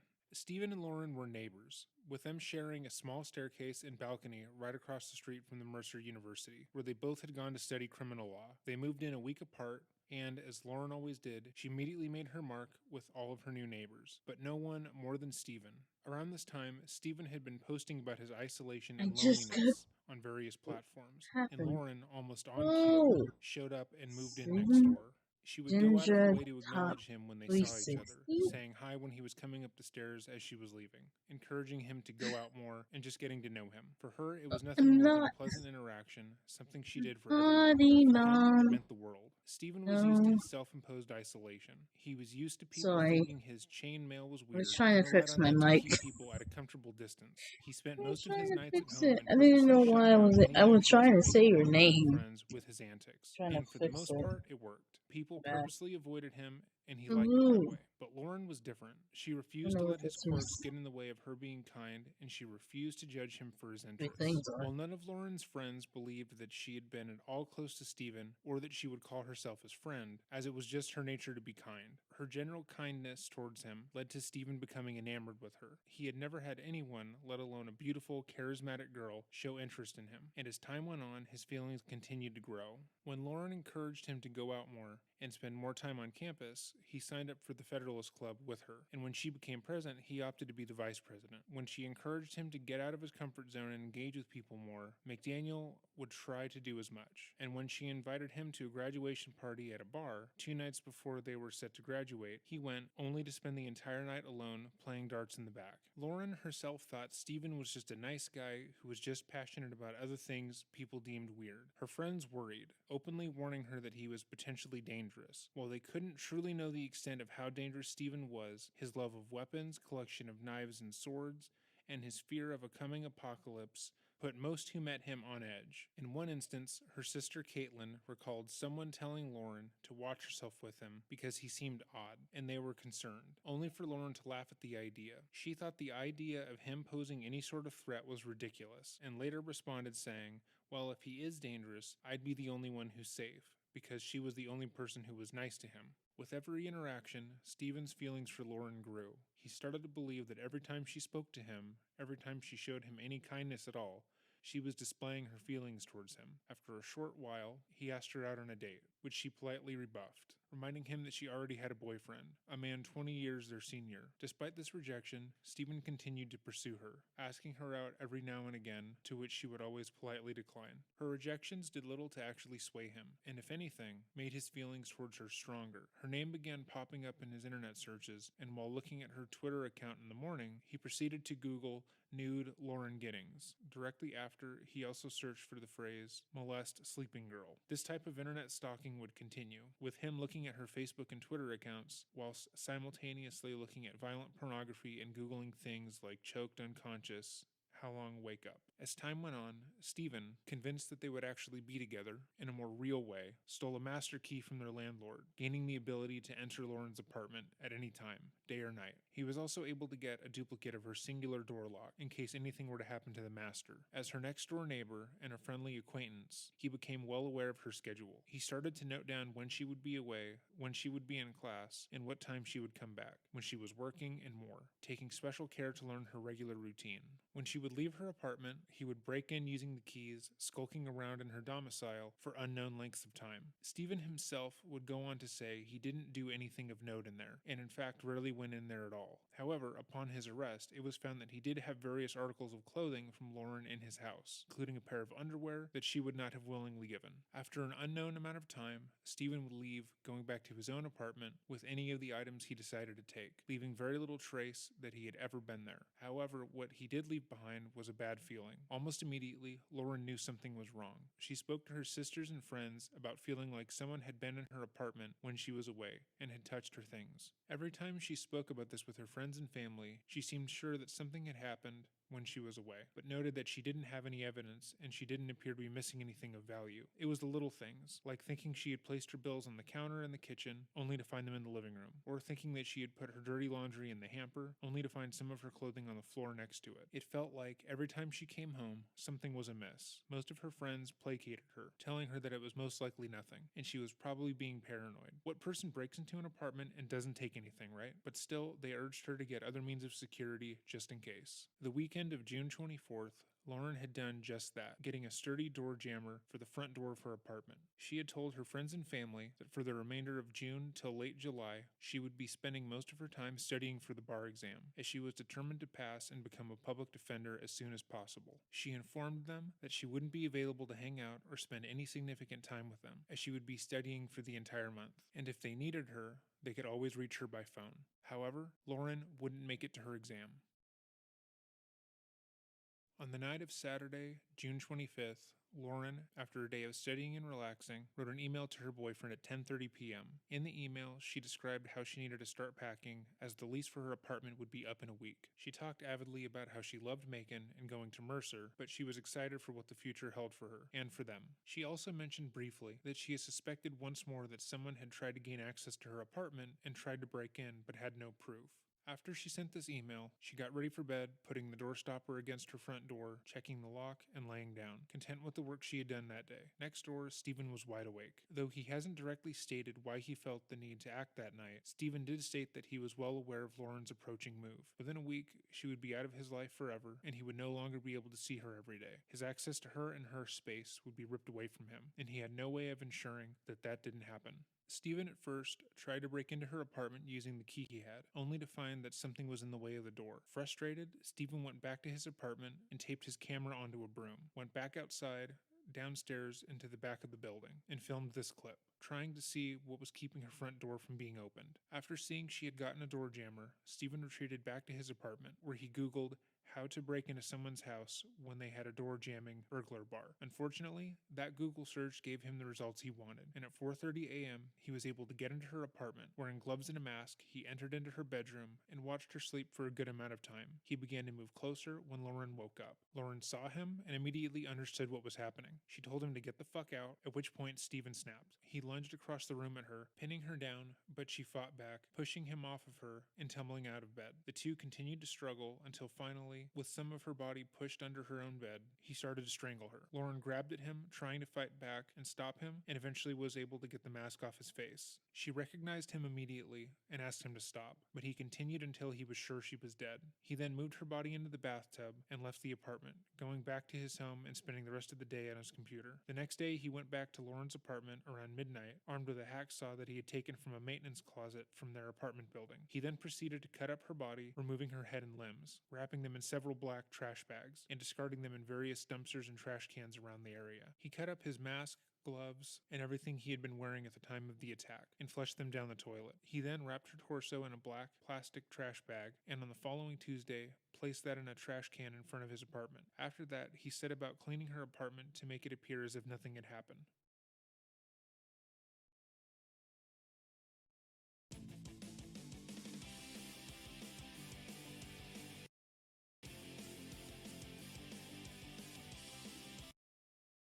Hello, welcome. Hello, world.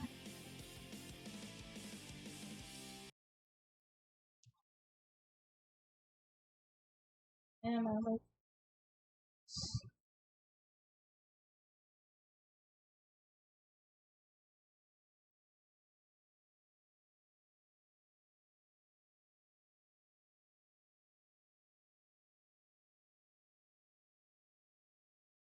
Better shoot it for what?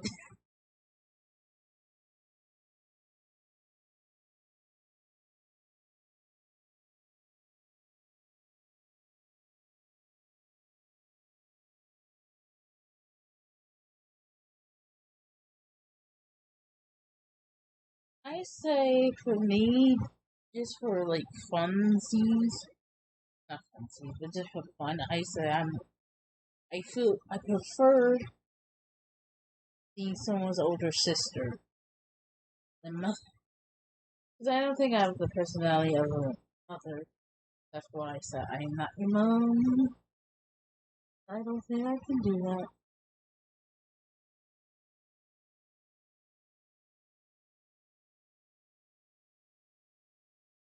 Yeah, I think sister is up my alley there. For me, personally.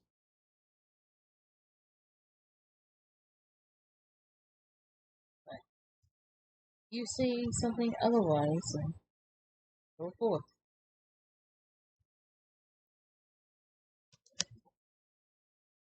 Throughout this time, Lauren's friends and family had begun to worry about her. It had been 4 days since anyone had properly heard from her, and though she had told them she was going to be studying for the bar exam and wouldn't be available to talk anytime soon, they knew that there was no way she would go that long without talking to anyone. Her friend, Katie O'Hare, was the first to grow concerned when Lauren didn't respond to a text she sent. She then tried to call Lauren, only to be immediately sent to voicemail, indicating her phone was off, which was completely out of character for Lauren. O'Hare got into contact with more of Lauren's friends and relatives, and people quickly became concerned. They compared notes and realized it had been 4 whole days since they had spoken to Lauren directly, and immediately she was reported missing.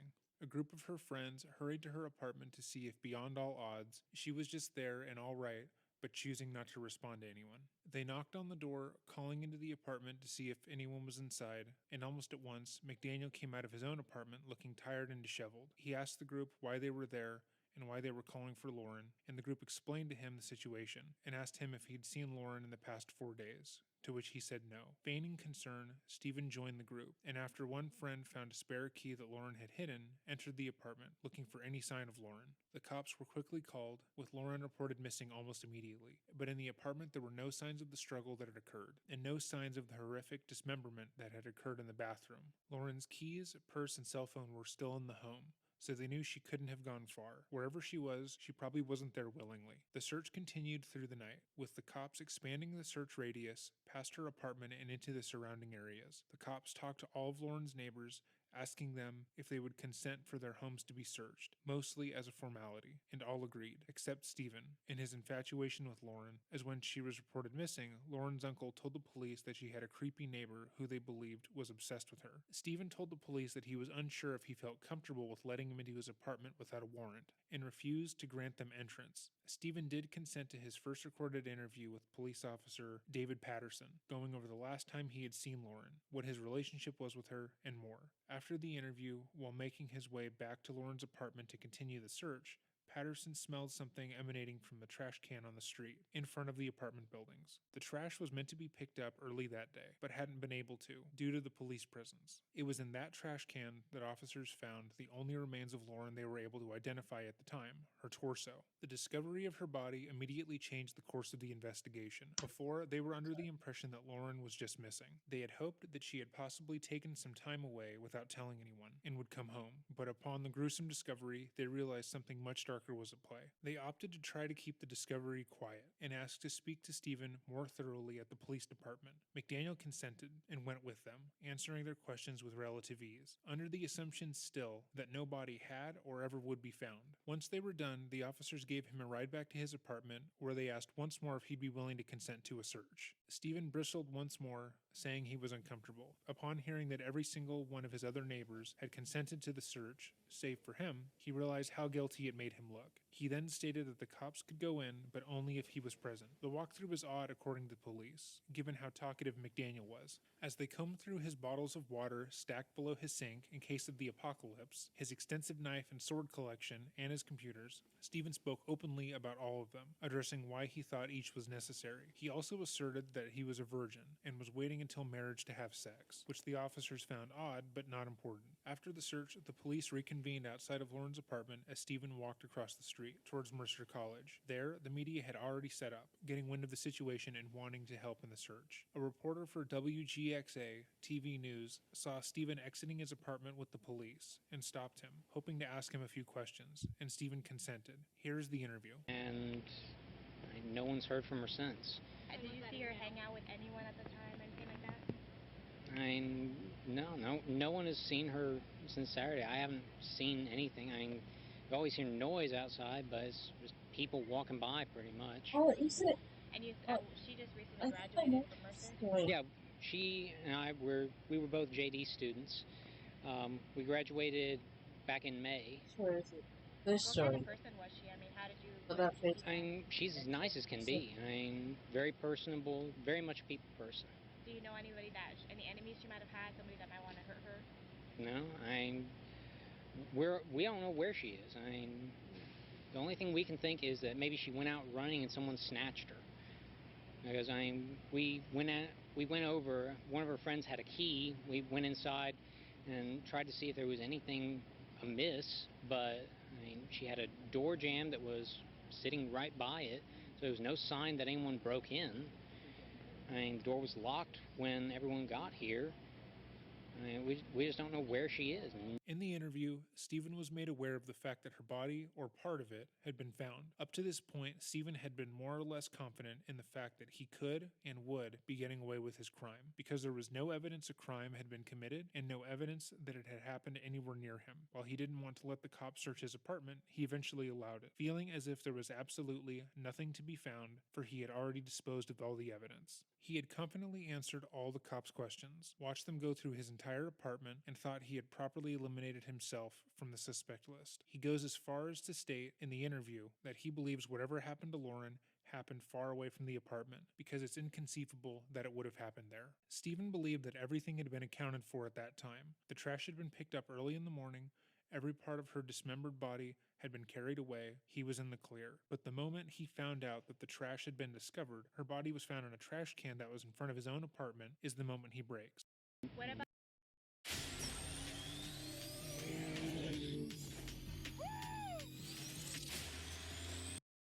What about in the parking lot area? I know they've been doing a lot of... I think that's where they have recovered the body or whatever they recovered from there. Body? Had you seen anything there? Had you seen anything there? I mean, we don't know if this is the same person. You know what I mean? Like, they took out a body there earlier. We don't know if it's the same person or not. So that's why we're trying to ask people if they know who lived there. Are you okay, sir? I think I need to sit down. Okay.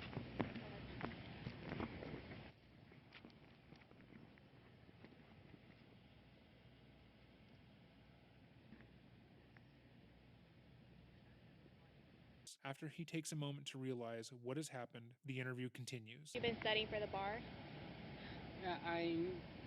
No one had seen her since Saturday because we all just, there's not a whole lot of interaction unless we're doing classes. Right. And she was doing the online version of it. You all study together, though?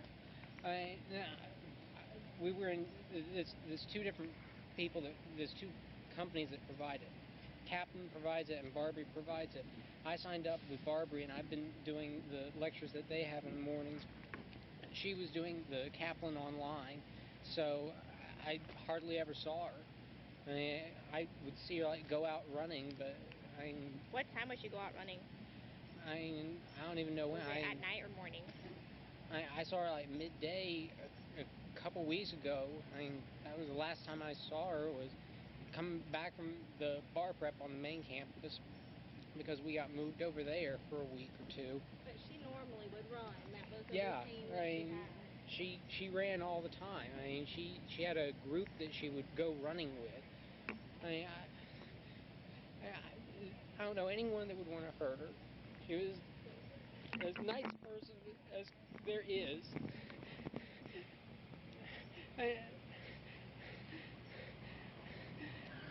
Was she moving soon? Did you know anything about her? Yeah. She was going to be moving out today. She was supposed to move out today because someone else was going to be moving into her apartment, a new law student. Do you know if she was like, where's she from? Is she from Maryland? Maryland? Yeah, she's from up in Maryland. I'll just put this on you so we can hear you. Is that all right? Okay. I'm so sorry. Here, and you can just hold on to that. Thank you.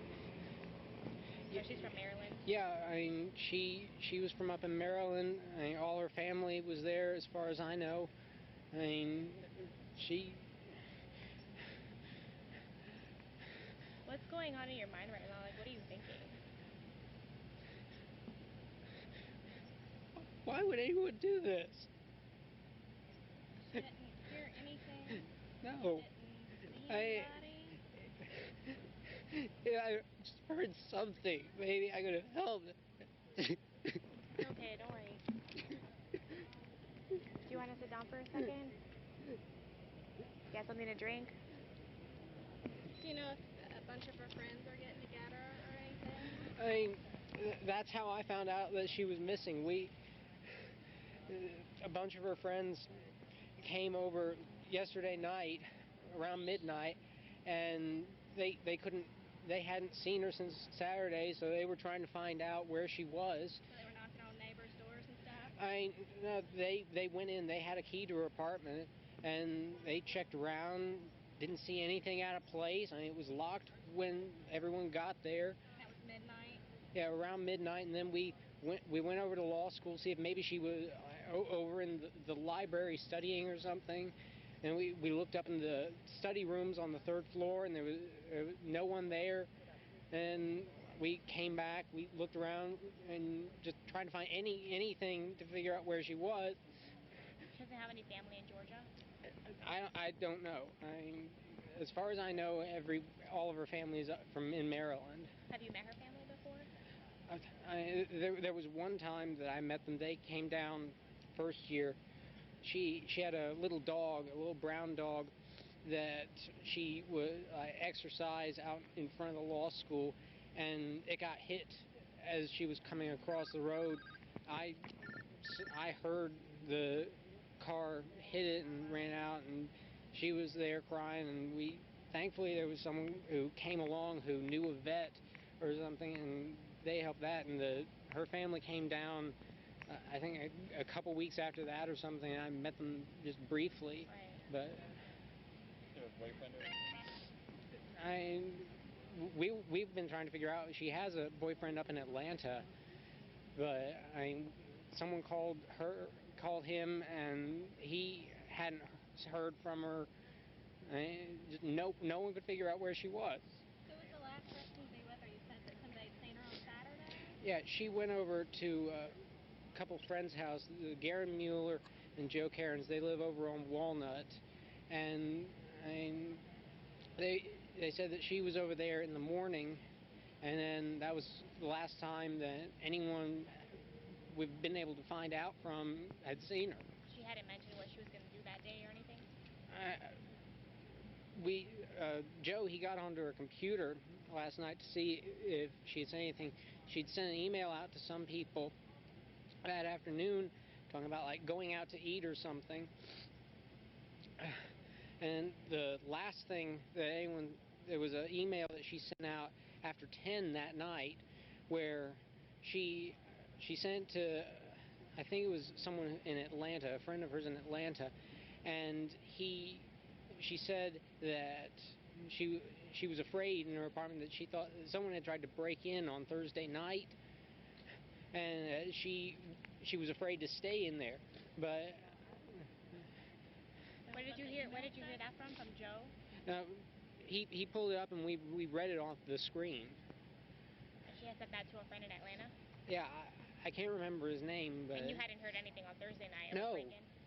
She never came to you to tell you anything? No, if she had, I could have done something. I could have lent her a handgun. I've got a little handgun that I have for defense. And Or she could have slept over or something? Yeah, something. If she was afraid in her apartment, then, get her out of there. Is that tried to break in on Thursday? That's what she said in the email. She thought that someone had tried to break into her apartment. She said, like, Macon hoodlums tried to break into my apartment on Thursday night. Is that her car parked there? The Chevy? No. Small car? No, I think that's the detective's car, Detective her Patterson. car's not even there? No, it was here earlier, and they towed it. I mean, it'd been there for days, and then they towed it to, I guess, look through, see if there was. Yeah. How did you find out that something was wrong with the police here? Was it like when you walked up a little while ago, or? No, I mean, the police were called last night, and they came and they looked around. They didn't see anything. I mean, they went in. We looked around the place. No sign of a struggle. No sign that anyone had broken in. Just nothing. Just she was gone. I mean, all of her stuff was there. Her ID was there. Her wallet was there, but she was just gone. For you, did you just come home and see the police here? No, I was here this morning. I mean, I couldn't hardly sleep. I mean, I was up until, I mean, early hours, and then I got home and I just collapsed. And then this morning they knocked on my door. They were looking around trying to find anything, and a few of the other friends, Burpee and Garen and Ashley, they were here. They were here last night, and they'd come back this morning. I just went out and talked with them, and then they moved us all over to the side, and they bussed us all down to the department and kept us there until I got back just a little while ago. And, yeah, they took statements trying to find out if anyone had seen anything, if anyone had heard anything, when the last time anyone saw her was. No, they haven't confirmed, at least not with us, that it was Lauren that they found. Are you holding out any hope right now? I hope, but if they found it on the property somewhere.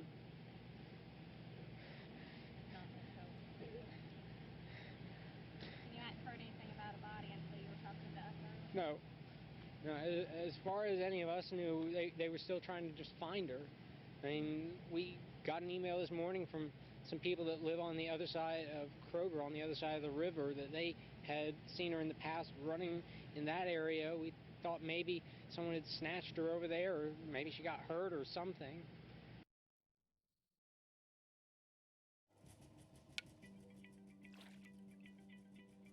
We know that managing shipping can be very hands-on. After the discovery of the body, McDaniels changed. His entire demeanor, how he responded to the situation, took a complete 180. But before we address that, and the now infamous police interview, we need to address one of his earlier online posts. To this day, even after his written and signed confession, Steven swears that everything that happened wasn't planned. It was a spur-of-the-moment attack. He had never intended to hurt Lauren, and sometimes he even argued that he was framed by the police. However, given the intense details, his repeated searches regarding Lauren, and his enjoyment of violent pornography, it's clear to see that this was more methodical than he will admit. In some of his online posts, he would talk about wanting to choke out the women he was attracted to and get intimate with them when they were unconscious. He discussed how to best knock women out, be it through drugs or physical means, and in one post, he even discussed what he would do if he were to carry out an act of violence against another person, resulting in their death. The post is incredibly in line with his actions after the discovery of the body and his realization that he will be found out for his crimes, as you will see. In response to a post about the Westboro Baptist Church protesting the funeral of a fallen U.S. soldier, Steven wrote this: "I'd go outside, grab my kid out of my car, pop in a fresh mag, and proceed to slaughter the entire bigoted group, never once doing so much as uttering a sound. When they were all dead, and they do need to all be dead, I'd sit down on the ground with my gun several paces away from me and just rock back and forth on the ground,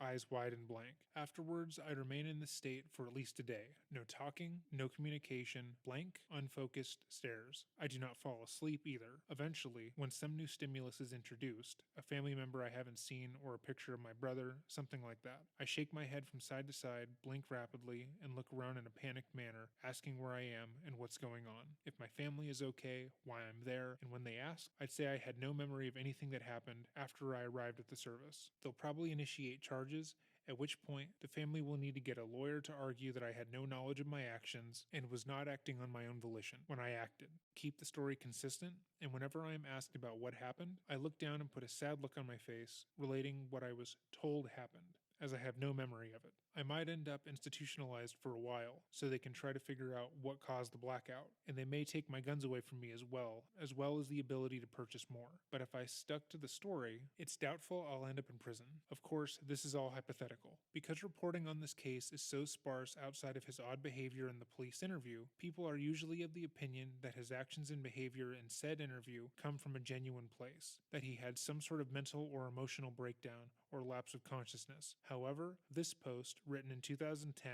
a year before Lauren's murder, clearly indicate that if he were ever to enact violence on someone resulting in their death, he would purposely present himself in a way that he believed would cause him to be institutionalized. He had planned down to his demeanor and when he would be brought back, so to speak, so that a judge and jury would find him too incompetent to stand trial. And immediately after this television interview, McDaniel decided to put his plan into action.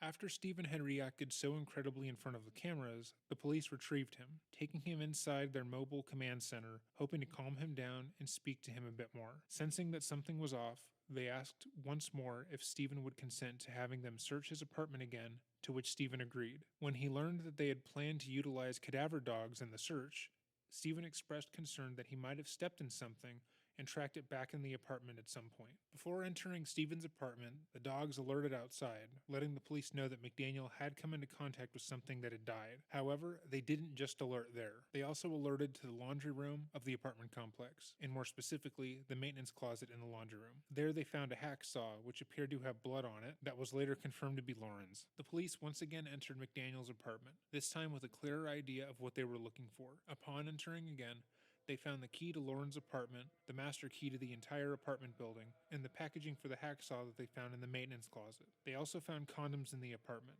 condoms they knew Stephen had not been using, given that he had told them he was a virgin and was planning to save himself for marriage. The police confronted McDaniel with this information, asking him why he would have even bought these condoms, at which point Stephen admitted to breaking into other people's apartments when they were away, and taking the condoms as a trophy. It was then that the cops arrested him, not for the murder of Lauren, but for the burglary. Within the day, they fully expected that they had the murderer in their sights, given Stephen's strange behavior, the hacksaw packaging, and the keys he had to her apartment, but it wasn't enough to conclusively book him. They wanted to make sure that they had their ducks in a row, and so while they got a search warrant for his apartment and his possessions, they took him down to the police station, booked him, and interrogated him. This footage is infamous, due to Stephen's subdued and robotic nature. Stephen was able to maintain the appearance of an emotionless man on the verge of a breakdown in a way that most had never seen, and most people wondered if this was an act, or if he was sincerely not well. However, given his post history and his assertion that if he were ever arrested, he would act this way, it's clear to see that this was an act. All right. I just got to ask you a few questions. Okay. You came down earlier tonight, me and you talked, all right. You don't have any weapons on you, do you? No. That's just you are. What's wrong? You know Detective Patterson, right? Yes. Do you remember, put your hands up here, you remember us talking earlier tonight, right? Yes. You remember me earlier in the day? Yes. When we came down here and talked a little bit and then we left? Yes. Okay. I need to know about this girl right here. You know her? Yes. Who is that? Lauren Giddings. Does she live next door to you? Yes. When's the last time you seen her? 2 or 3 weeks ago. Okay. Was you friends with Lauren? Yes. Look at me when you talk to me, son. Okay? Was you friends with her? Yes. Close friends? We were good. I mean, y'all were friends, right? Both of y'all are law students. You're studying to be an attorney, right? Yes. What kind of law do you want to go into? Criminal law? Yes. Is that what you want to do for a living? Yes. Okay. Are you almost finished? Yes. Okay. So you don't have too much more to do, right? No. All right. Are you going to stay here in Macon? I don't know. Did you used to work at the district attorney's office in Macon? Yes. Was you on the prosecutor side or the defense side? Prosecutor. So you were on our side? Yes. Right. You never worked on the other side? No. Did you like it when you were down there? Yes. Got along with everybody? Yes. Okay. And you've lived next to Lauren for a long time? Yes. Okay. Do you know where she's at tonight? No. Hmm? No. Have you ever seen her with that dress on? No. You have no idea where she's at? No.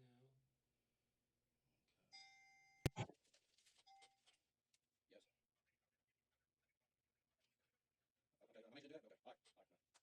Look, just tell me what happened, brother. I don't know. Well, where's she at? I need you, I'm asking you for your help. I'm a detective, and I'm asking you for your help. Okay? I'm asking you for help. I need your help. Can you help me? I don't know. You don't know if you can help me? Yes. I need your help. Help me out. Tell me what to do. Has anybody asked you for help today? I'm asking you as a friend for help. Can you help me? I don't know. What do you mean you don't know? You can't help a friend out? I don't know what you need. I need to know where Lauren's at. I don't know. When's the last time you seen her? 2 or 3 weeks ago. Have you ever seen anybody over her house the last couple nights? No. Okay. If you knew where she was, would you tell me? Yes. What do you think happened to her? I don't know. Do you care to know about it? Yes. I want to. Yes. Do you have a girlfriend? No. Do you think Lauren's your girlfriend? No. You said you didn't have any other cars, right? Right. Well, why would everybody you went to school with for the last 3 and 4 years said that you own another car other than that Geo Prism? Everybody I've talked to, all your friends you were in school with, people that you worked at the district attorney's office with said you have other cars other than that car. And you're going to sit here today and tell me you don't have another car? I don't. Well, where's it at? I don't have one. You never had another car besides that Geo Prism. No. So if I call your granddaddy, he's going to tell me that you only have one car. Yes. What's his phone number? I don't know. Yeah, you do, because I already have his number. You don't know his phone number? No. Hmm?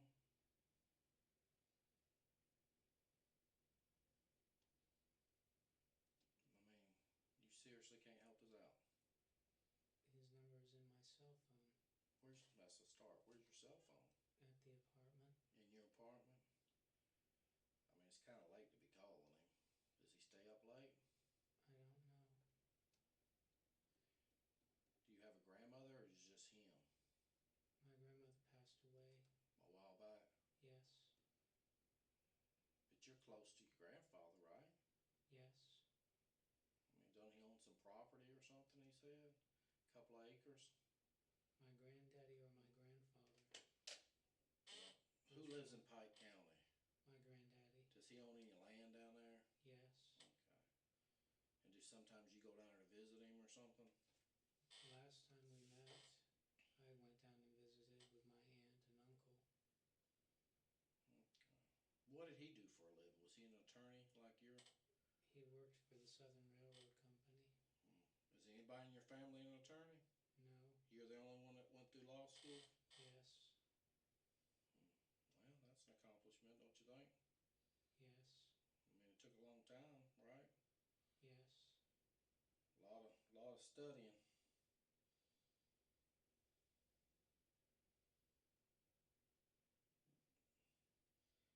I think you told me earlier you were from up Atlanta, or did you live in Atlanta or Griffin or something like that? Lilburn. You don't have any family left up there? Yes. Well, who lives up there? My parents. Okay. Any brothers or sisters? My sister lives in Tucker. Georgia? Yes. What's up with the pair of underwear that was in your apartment?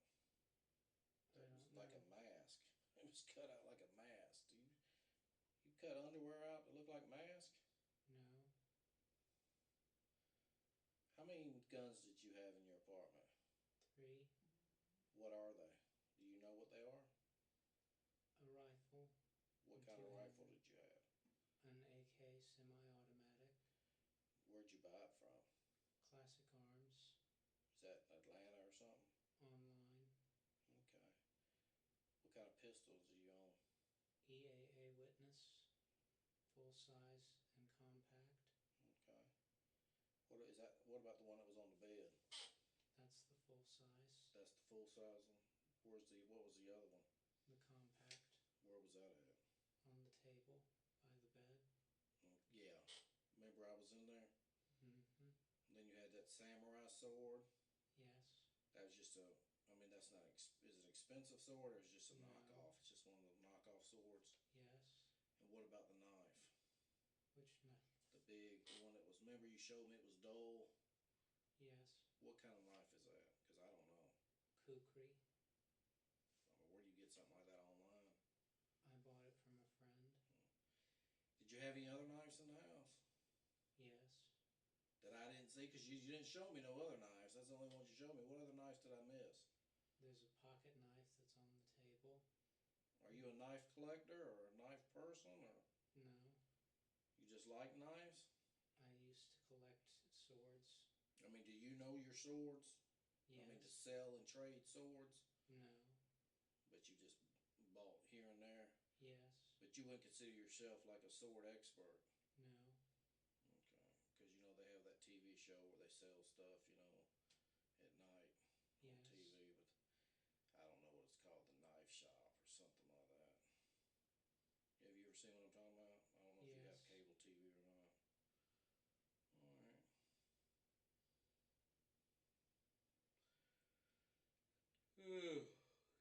Tonight we're still looking for Lauren. You know any of these other girls in this picture?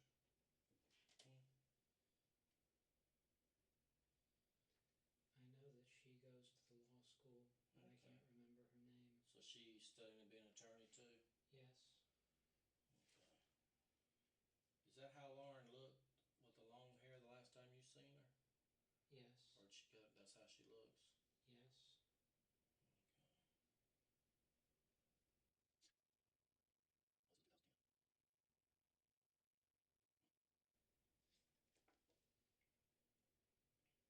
Who do you think took Lauren away? I don't know. Well, I need your help. Can you give me what is your observation of this? I know you're smart, okay? I know you have an observation you can tell me. What do you think happened to her? I think someone took her. You think, you watch TV shows, right? Like detective shows. What's your observation? How do you think somebody would take her? If somebody did take her. When she was running. Does she normally run all the time? She runs, I don't know how often. You mean you think somebody might have took her when she was running like down the street somewhere? Yes. You don't think somebody got her when she got back to her apartment? I don't know. Well, there was a body found in the trash can next to the apartments. Yes. You do know that. And it's a white female's body. Right there. Right next to y'all's apartment. Feet from her apartment.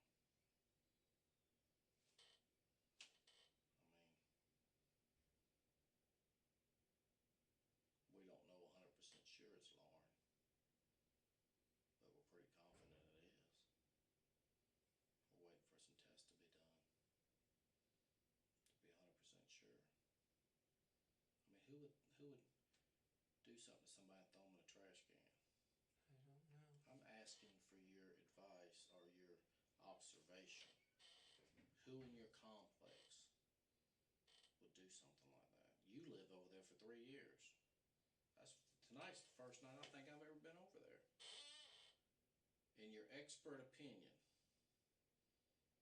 of all your knowledge of going through law school and all that, Who in that complex do I need to talk to? I don't know. No names come to mind. You can't help me out a little bit?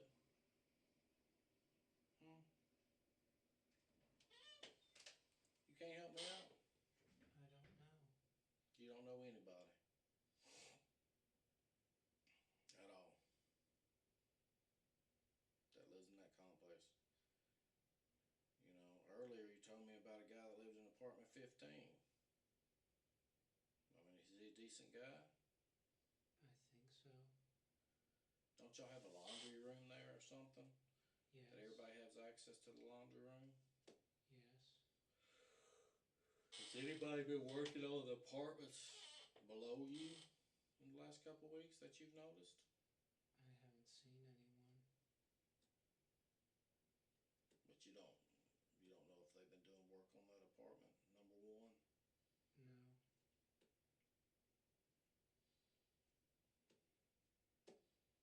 I mean, earlier today, me and you sit here and talk normal. What's going on with you now? Why are you acting like this?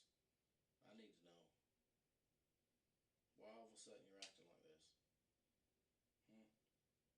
I don't understand. Okay. Earlier today, we sat here and talked. But now you're acting like you don't know what's going on. I mean, did something happen or something to you?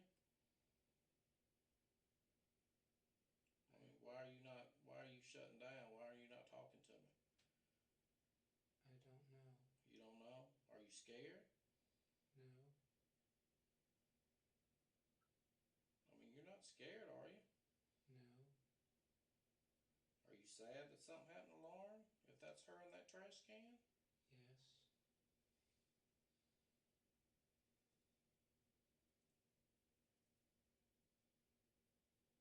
When's the last time you said you can't remember the last time earlier today that you took the trash out to the trash can?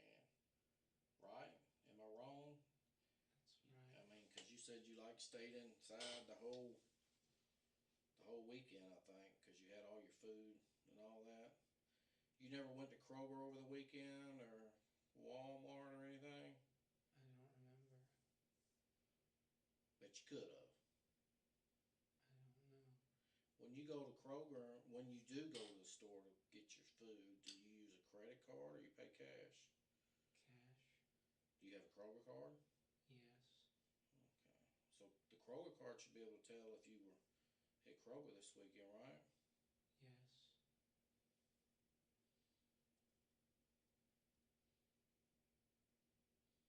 Do you swipe your card or just enter your cell phone number?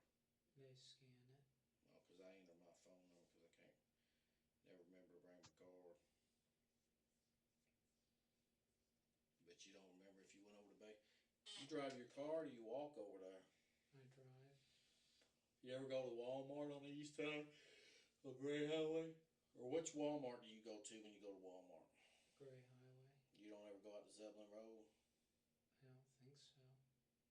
You never been out there? You know where Zeppelin Road, the new Walmart? No. You don't?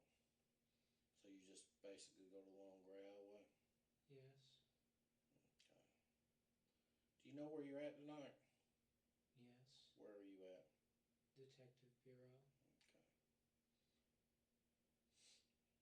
And you know why we've been working all day trying to find Lauren, right? Yes. Because her family wants to know where she's at. Yes. And I don't know what to tell her family.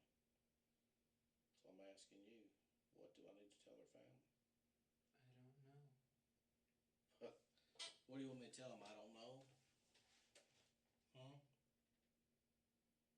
You're going to have to tell me what to tell her family. It's all on you, brother. What do you want me to tell her family? Huh? I don't know. Well, I need to know. I need to know. Okay? If something happened to Lauren and you know, you need to tell me. If you know something. Because I need to know. Because her family's down here wanting to know what happened to her.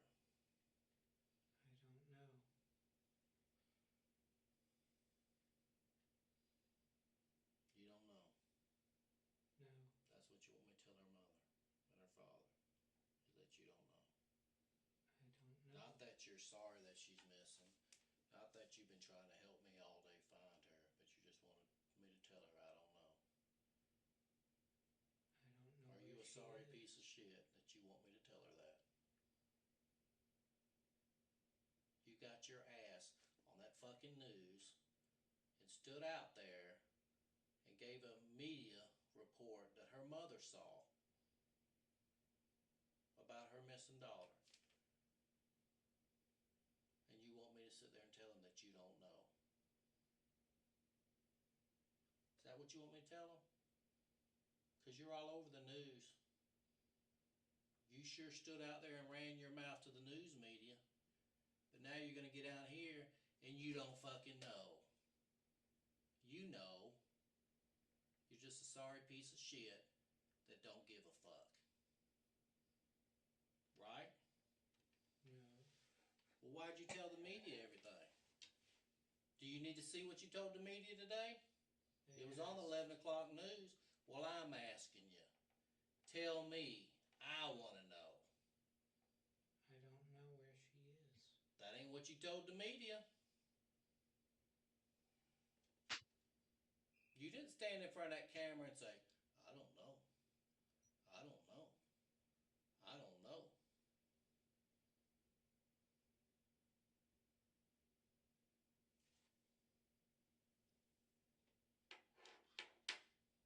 Right?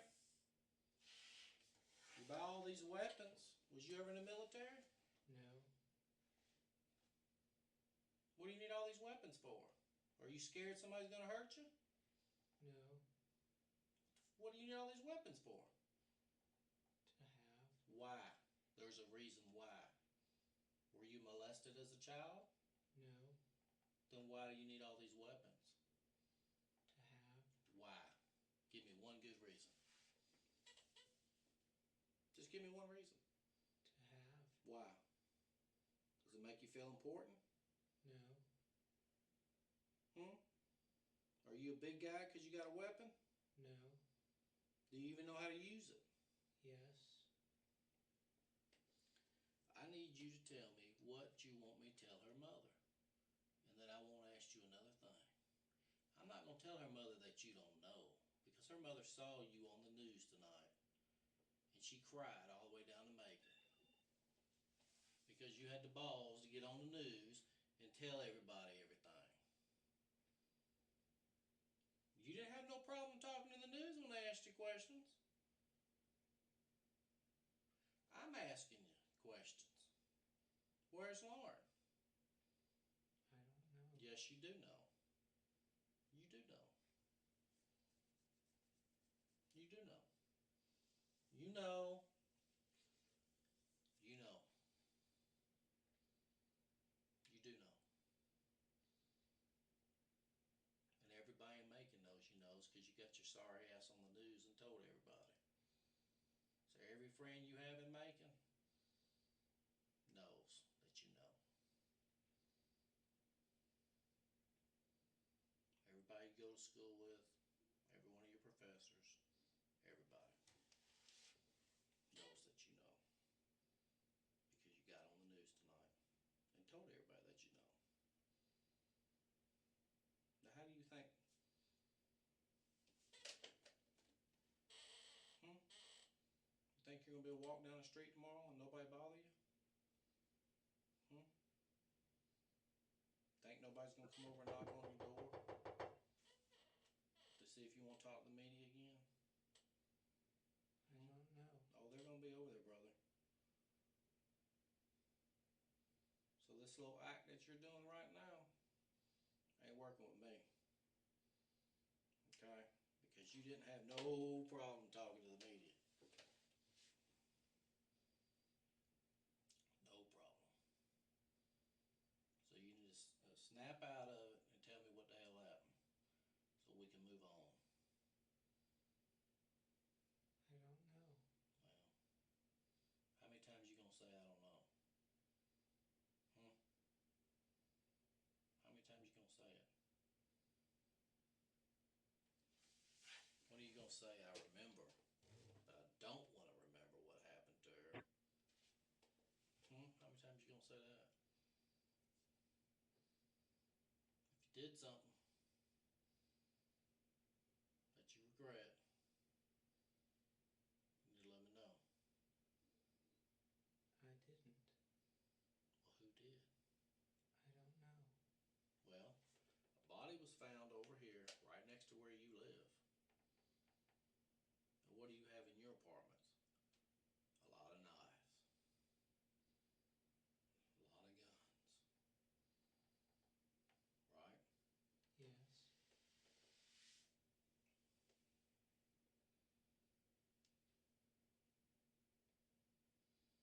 And I'm asking you about it, and you're just saying, I don't know. That's all. That's the only answer you can give is I don't know. It's 6 hours or a couple hours ago, you was out there telling the media everything. You didn't stand in front of that camera and say, I don't know.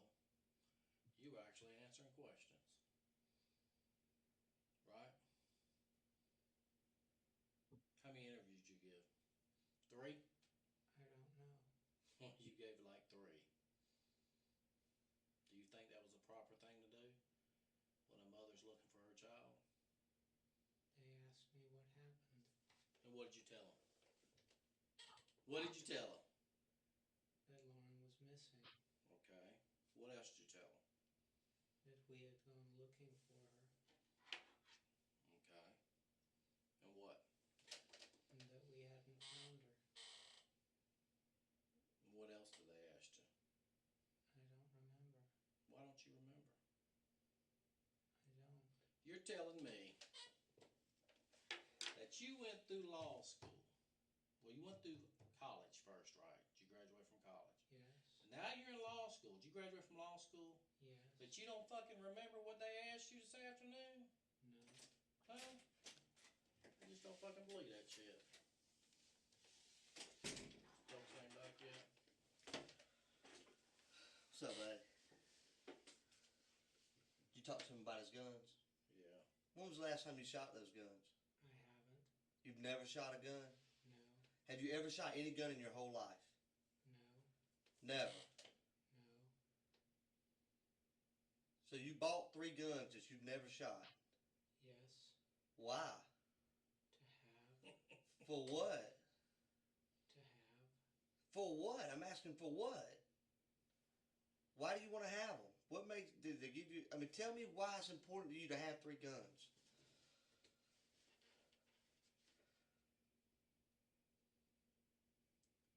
That's an easy question. Come on, talk to me, buddy. Me and you talked all day today. We ain't had a problem communicating. Why is it important for you to have 3 guns? Do you not know? No. Okay. You got a girlfriend? No. Who's your best friend? Michael Quinn. Michael who? Quinn. Who is he? He was a law student with me. Is he still a law student? No, he graduated. When was the last time you talked to him?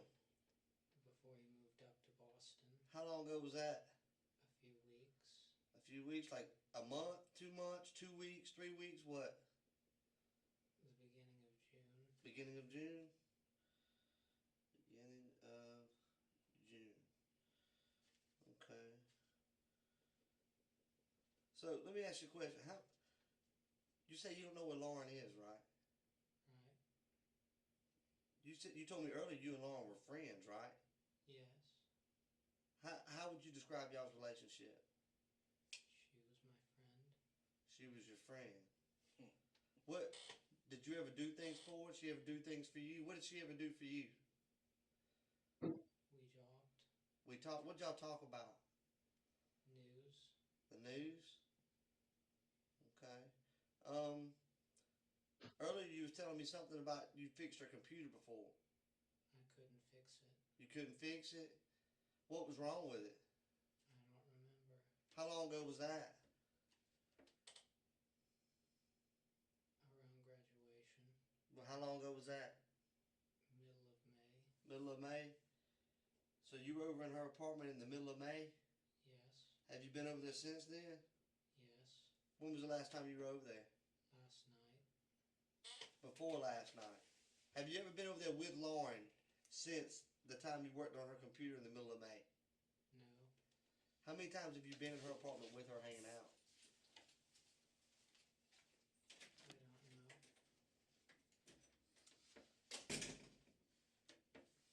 You don't know? If you had to guess, what would you, I mean, 1 time, 2 times, 3 times what? Maybe 2. Maybe 2? See, if I had only been somewhere twice, I could remember that. If I had been there over 50 times and you asked me how many times I've been, like, I don't know, a lot. But the fact that you've only been there twice, when I say how many times you've been there, you say you don't know, that's just odd to me. Does that make sense to you? Yes. That does make sense? So what I'm saying right now makes sense? No.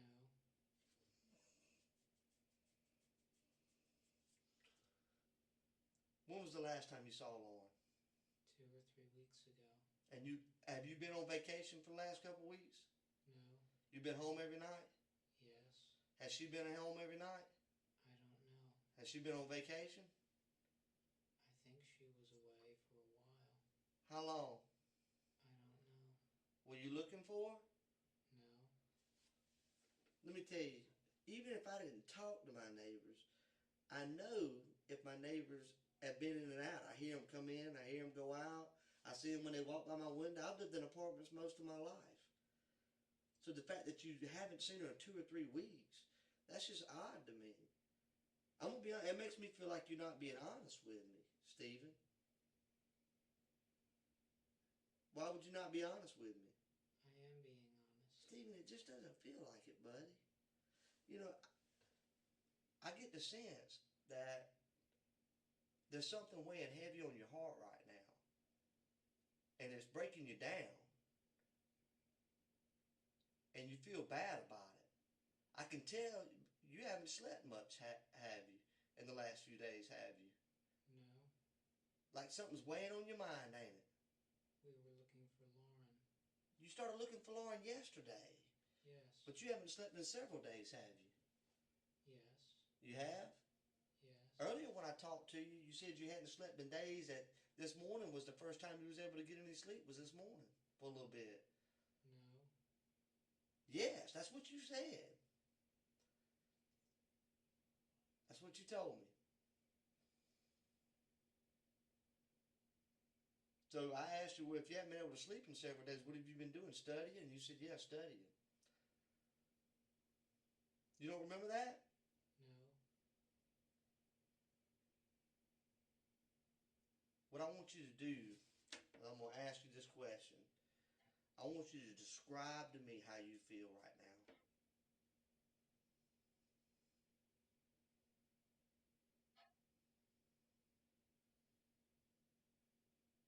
You don't know how to answer that with a yes or no, do you? I don't know what's going on. Lauren's missing. This pretty little girl right here, your neighbor, she's missing. I know. You went looking for her last night. Yes. Did you hurt Lauren? No. Stephen, did you hurt Lauren? No. I know this is hard for you to tell it, but it's weighing on you right now, ain't it, Stephen? I didn't do it. But I know you can probably help me with who did. Can't you, buddy? I don't know. Stephen, you know, and me and you both know it's no different than when you was a little kid, right? And you reached in that cookie jar and you got caught after your mama told you not to get that cookie. And she was, did you get a cookie? No. And whenever you tell a lie, you feel bad about it right then. One, with every lie, there's a chance you're going to get caught. And that weighs on you. Because you know you did something bad. Am I right? I didn't do it. You didn't take the cookie? No.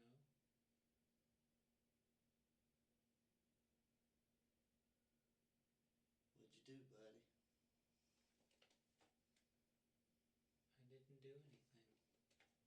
you do to Lauren? I didn't do anything. You saw Lauren last night, though? Yesterday? No, What time was it that she went out to do her laundry? I don't know. Where were you at yesterday? At home? What'd you do at home? Tell me everything you did yesterday. From the time you woke up to the time you went to sleep. I checked the news. At what time? I don't remember. Was it yesterday morning? I don't remember. What'd you do when you woke up? I think I checked the news. Alright, you checked the news, okay?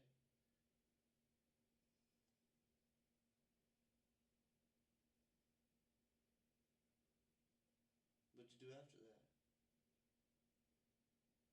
I watched some videos online. Did you clean up? No, You didn't? no. You smell like you've been cleaning up, like you've been using cleaner to clean up. I know what that smells like. My wife smells like that all the time when she cleans the house. You've been using some kind of cleaner to clean up your apartment, hadn't you? No, Steven, you telling me you live like a maid? How does your apartment get clean? I clean it. Okay. When was the last time you cleaned it, Steven? I don't remember. Was it this week? No, You mean you go a whole week without cleaning? yes, Why? That's horrible, Steven. Was it possibly over the weekend, last weekend? no. It wasn't? If you can't remember, then how is it that you can tell me that you didn't clean up your apartment last weekend?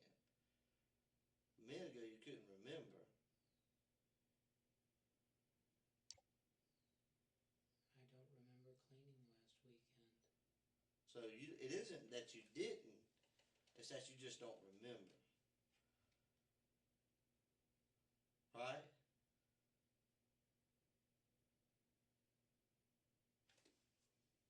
Help me out, buddy. Right? I don't understand. You don't understand?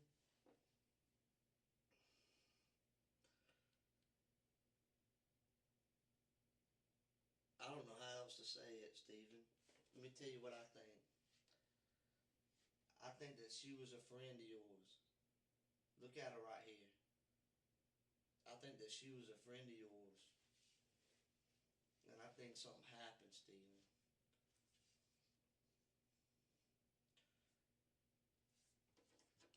You used to watch her come in and out of her apartment, didn't you? No, I mean, then how were y'all friends? If me and you friends, we live next door to each other. Every time I look out the window and see, oh, there's my buddy going in. Because we friends. I'm going to pay attention to when you come in and out. Didn't you just tell me that y'all were friends? yes, But you didn't pay attention to when she came in and out? no.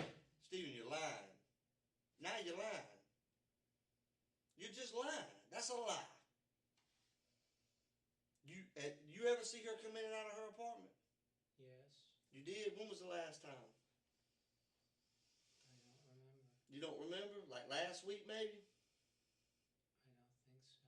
You don't think so? Stephen, you understand that everything that you're saying here doesn't make any sense at all. None. None. You totally contradict everything that relates to human behavior. We have skills to be able to observe things, to hear things, to see things. There are natural things out there that draw our attention every day. Such as when you're driving down the road, if somebody hits the horn, you look around. You know what I'm saying? Yes. That's just a natural reaction. If you're sitting in your living room, you hear the door slam next to you, you automatically think, my neighbor's home. Right? You're telling me that those kind of things don't happen in your life. You asked if I watched. I didn't watch.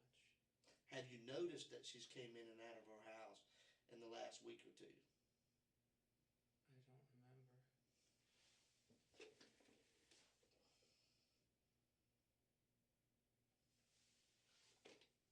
What do you remember, Steve? The last time I saw her was 2 or 3 weeks ago. Where at? She was going out running when I was coming in. Where were you coming in from? Bar preparation.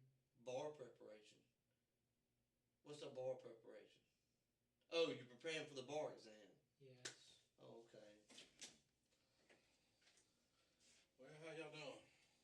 We're just talking. He doesn't seem to remember a whole lot. Everything's yes or no, or I don't remember. A lot of things aren't making any sense. I gotta be honest with you, Steven. Me personally, I don't feel like you're being honest. Okay? Well, Steven, you said you're gonna help me out, right? With this investigation, because we needed your help. We're asking you for help, right? That's what we. Remember, I told you that, Yes. and you told me you're gonna help me, Yes. right? You're gonna help me find Lauren, right? Yes. And ask for your opinion, your observation of what happened to her, Yes. right? And what did you tell me? I thought someone snatched her. Right. Where do you think someone might have snatched her from? When she was If you're the detective, you're the police detective, it's your investigation. Where would you start your investigation? I don't know. Come on now. You watch TV, right? Yes. Okay. You made it through college, right? Yes. You made it just about through law school, right? Yes. So you should know, where would you start your investigation? Where she was last seen. Okay. So in this case, where was she last seen? At Garen's house. Garen. That's the guy that lives up on the street, right? Friend of hers? Yes. Okay. Alright, and that was on, I think she left there on Saturday morning. Yes. Am I right? Okay. Now, where do you think she went from their house? I don't know. Alright, you're the detective now, right? It's your case. What would you do? Check at her home. Okay. We did that. That's what we did today, right? Yes. So you saw us out there when we knocked on your door. She's not there.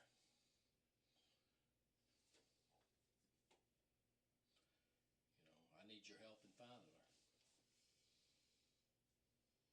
What do we need to do? What do we need to do that we haven't done? I don't know. You don't know? So if you had this case, you wouldn't be able to solve it. Is that what you're saying? Because you're not smart enough to solve it? I don't know. Or you think you're smart enough to be a detective? I don't know. No? You gotta be killing me, Steven. Steven. So?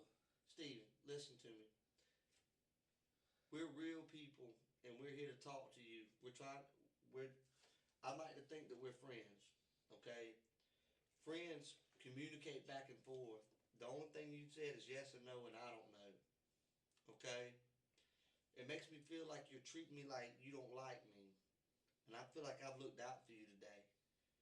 Everything you said you wanted, I've given you. I've tried to give you food several times. I feel like we talked. You told me about how you like to look at porn on the internet. You expressed to me that you're a virgin, correct? Yes. I mean, that's the kind of stuff you tell friends. You know what I'm saying? Right? Yes. We need to know where your other car is at. I already know you own another car, okay? I don't own another Yes, car. you do. Do you use another car? You Whose car have do you another use? car. It's not in your I name. use mine. No, Oh, you don't, Steve. you've been using somebody else's car. No. Everyone I interviewed today say you have another car. These people aren't making this up. You have another vehicle. No, I don't. So your grandfather's a liar. Is that what you're saying? You're calling your grandfather a liar. I just talked to him, and he said you own another car. I don't. So he's lied to me. Steven, we're telling way too many lies in here. So you're telling me they're lying? You're willing to tell me that you're a virgin and that you told me you jack off to porn on the internet, but you don't want to admit to having another car? That makes me think you got something to hide, Steven. That concerns me. You tell me things that most people wouldn't tell somebody else, but yet you lie about something simple. Why are you about trying to having hide another that car. you have another car? What's the big deal? I don't have. I got 3 cars. You do. You do. No, I don't. It's not at your Well, what house. happened to it?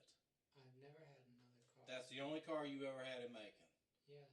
Okay, let me go talk to him again, because that's not what he's saying.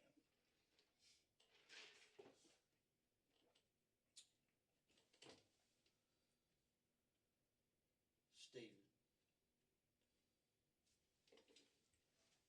what happened to Lauren? I don't Yep. know. You like her, don't you? She's my friend. Did you ever think about having sex with her? No. You never tried to talk to her on a dating level? No. Let me go talk. They got his grandfather. Let me go talk, make sure that he owns another car, because he's telling us he doesn't.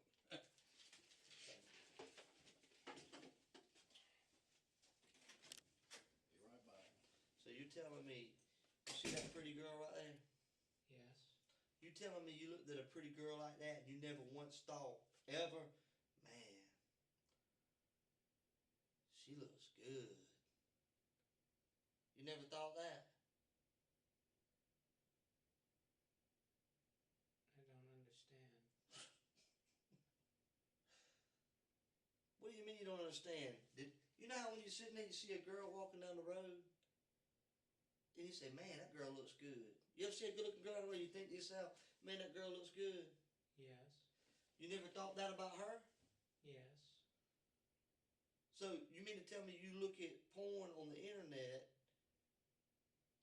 and get off to that, but you never looked at her and said, man, I wonder what it'd be like to have sex with her? Yes. You have? No. Have you ever thought about what it would be like to have sex with Lauren? No. You've never imagined having sex with Lauren? No. Have you ever had sex with Lauren? No. What do you know about that body we found today? I don't know. You don't know?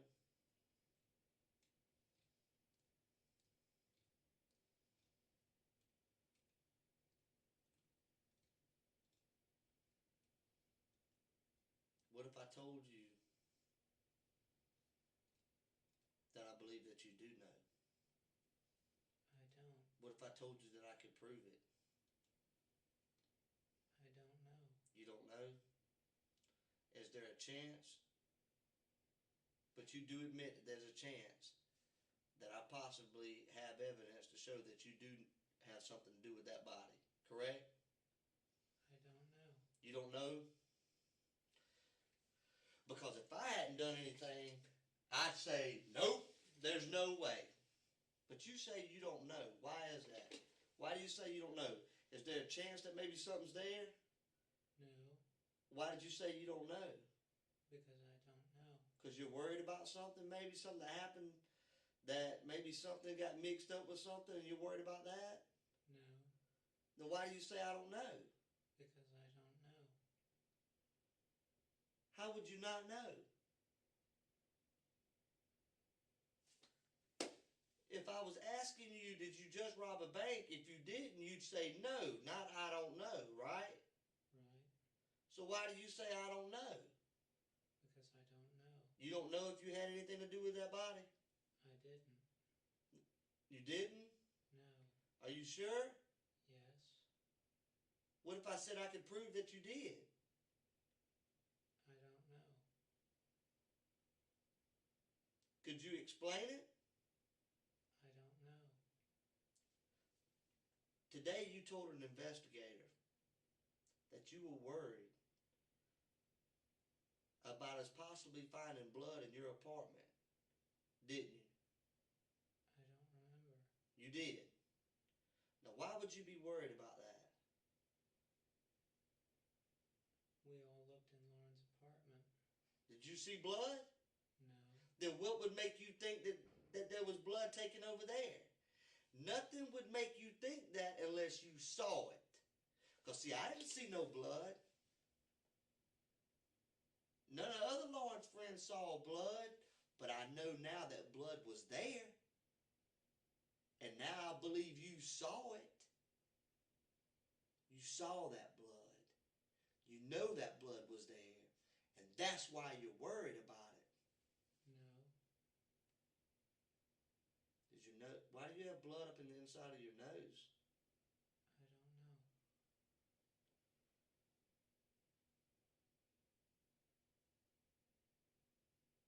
You don't know? But you saw that blood. That's the only way that you would be worried about it. Because that's like saying, I'm worried about red roses being under my pillow, but yet I never put them there. That doesn't make any sense. You know, your brain doesn't even think to operate like that unless you knew something was there. Does that make sense? That makes sense to you. You're a smart guy, right? I don't understand. You knew that there was blood in that apartment. No. Yes, you did, Stephen. Yes, you did.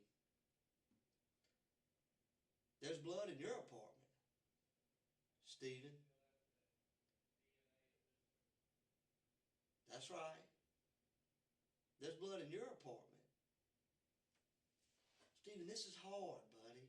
I know this is hard. And I can tell it's on you. You want to let it go. There's blood in your apartment, Stephen. You didn't get it all up. It didn't all come off. You scrubbed and you wiped. But we can tell that. Don't you watch CSI? Yeah, we know it.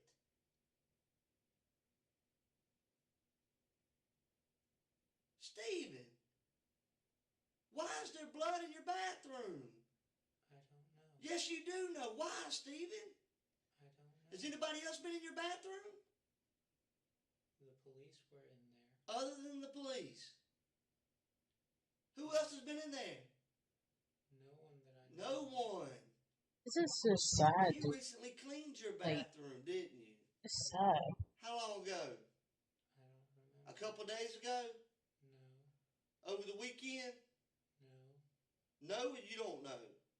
I don't remember cleaning it. Do you use drugs? No. You ever use acid? No.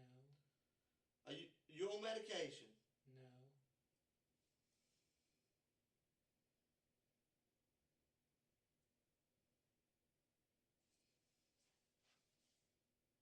You're lying, Stephen. I wanted to give you an opportunity to tell it. I wanted to be here with you to go through that process because I know you're not a monster, man. I know you're not a bad guy. You're just a hard-working student trying to pass a bar exam, ain't you? You ain't got a lot of support from your family, do you? Yes. You do? A lot of people can't say that. And the fact that you do have support from your family should make things easier. Because your family wants to feel like they've raised somebody that tells the truth and is honest, right? Yes. Did you hurt that girl, Stephen? No. Have you ever hurt anyone, Stephen? No.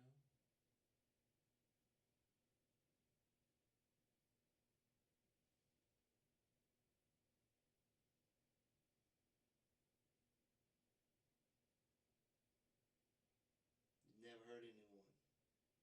No. I've hurt people, Stephen. I've made mistakes in my life. It's not even normal to say you've never hurt anybody. Sometimes people get mad. They say things they don't mean to say. It hurts. You never kicked a dog or a cat? No. You ever hurt the kids that live up there with your parents? You love those kids, don't you? Yes. Okay. And if something happened to one of those kids, you'd be upset, right? Yes. Well, something happened to this lady's child, Lauren. Okay? You love all the kids up there with your mama, right? Yes. And you do anything for them, right? I mean, they called you and said, hey, we need you. Help us out. You'd help them out, right? Yes. We need you to help us out. Okay? Tell me about your family.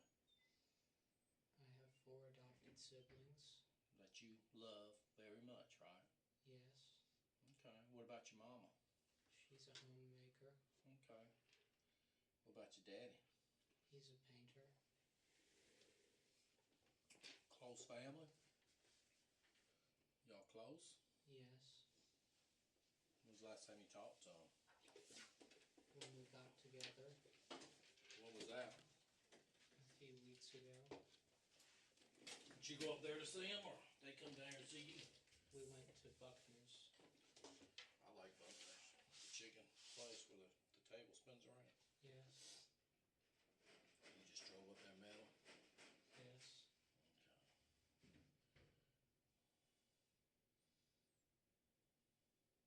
They bring all the kids with them? Yes. They didn't come back to Macon? No. Well, they asked you how you was doing in school and everything? Yes.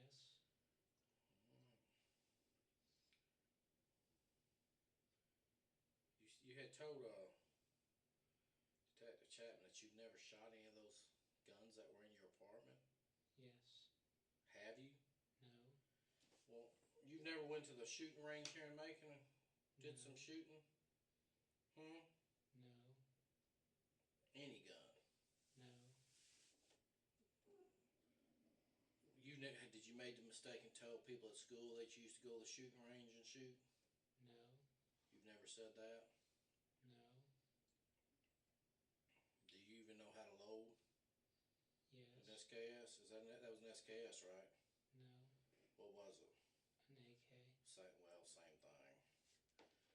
Just different. You even know how to load it? Yes. What kind of rounds it take? 7.62 39. Okay. What's the capacity of that clip that you had? 30 rounds. Was it loaded? Well, Is it loaded? the magazine is full. Okay. You got a round in the chamber? No. Why not? Safer that way. Safer? It's just you in the apartment, right? Yes. Why do you think it's safer that way? No chance of it getting knocked over and going off. I mean, no one lives with you. Just you. Bullets can travel distance. Well, how do you know that? I've read up about it. On what, the computer? Yes. Okay. What about your pistols? You never fired any of those pistols? No. Were they loaded tonight? The magazine is full on the 10 millimeter. Okay. And there's one round in the chamber in the 9 millimeter and a full magazine. Was the 9 millimeter the full size one or the compact one? Compact. And you've never fired any of those weapons? No. Where do you buy your ammo? Have you ever purchased any ammo here in Macon? Yes. From where? A to Z Guns. On Vineville, was that on Vineville Avenue? Yes. When's the last time you was at A to Z Guns? Years ago. Do you have a permit? Yes. To carry what you do? Here in Bibb County? Yes. You applied when you was working down at the county or something? I applied last fall. Okay. So you have your card? Yes. Is it with you? Yes. Can I see it? They still make you take your fingerprint down there? Yes. Let me see your card. How much does it cost now? You remember? Around $80.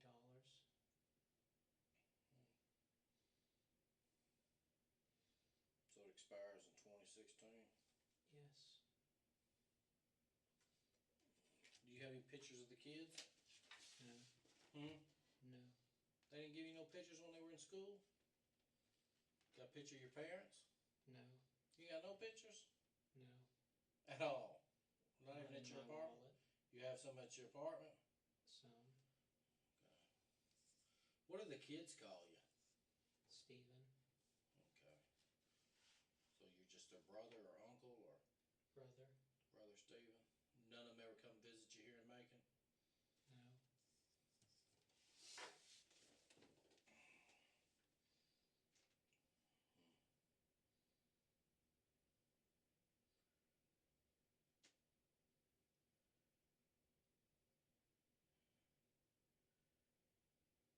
About this car.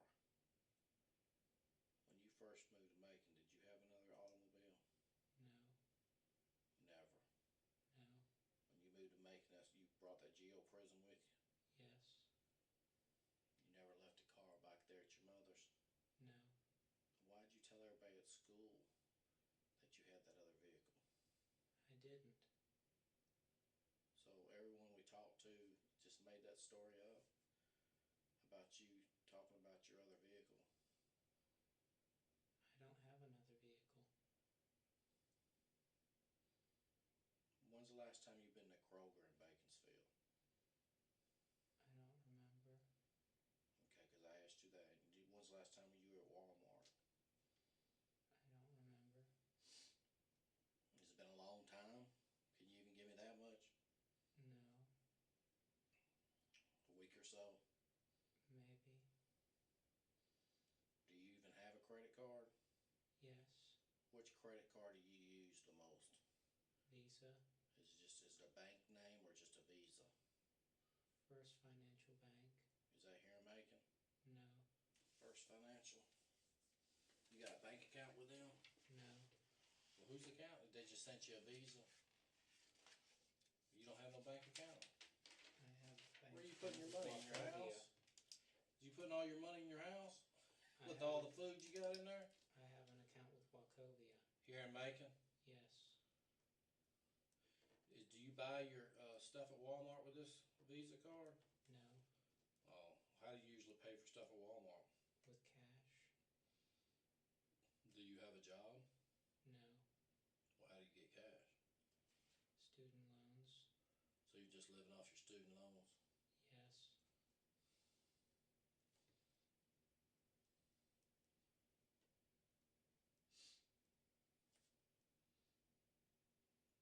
So you hadn't worked like a job in a while? No. Are you planning on getting a job? Yes. I mean, because your loans are going to run out sooner or later, right?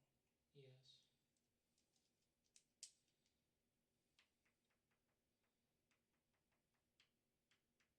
How long you got left to finish your school up? Are you finished completely? Yes. When are you planning on moving out of that apartment? Around I mean, when's your July lease up? 15th. Around July 15th? Where you plan on going when you move out? Back to my parents. And where's that at? Lilburn.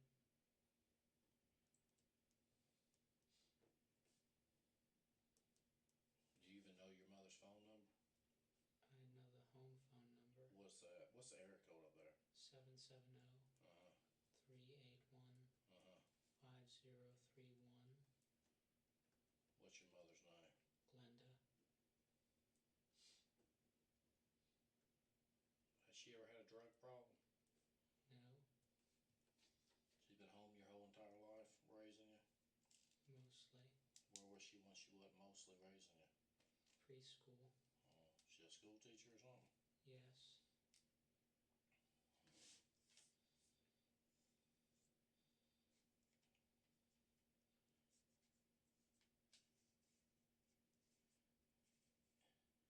Do you know how?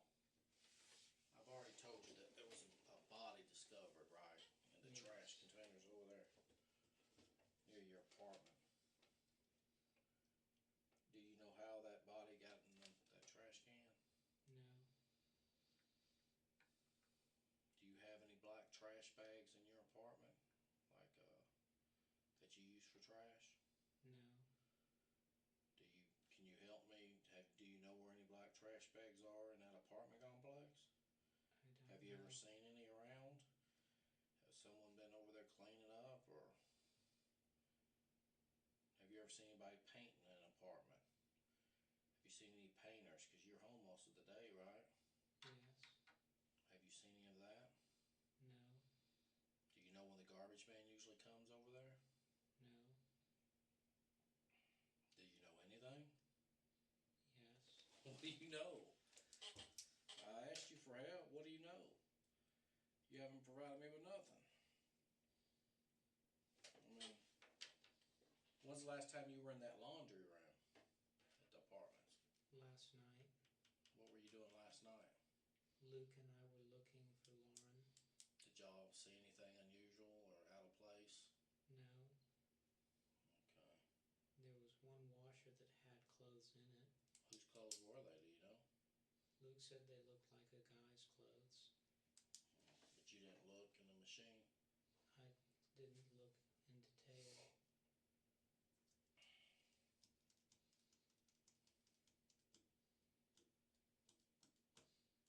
What kind of knife did you have on you tonight?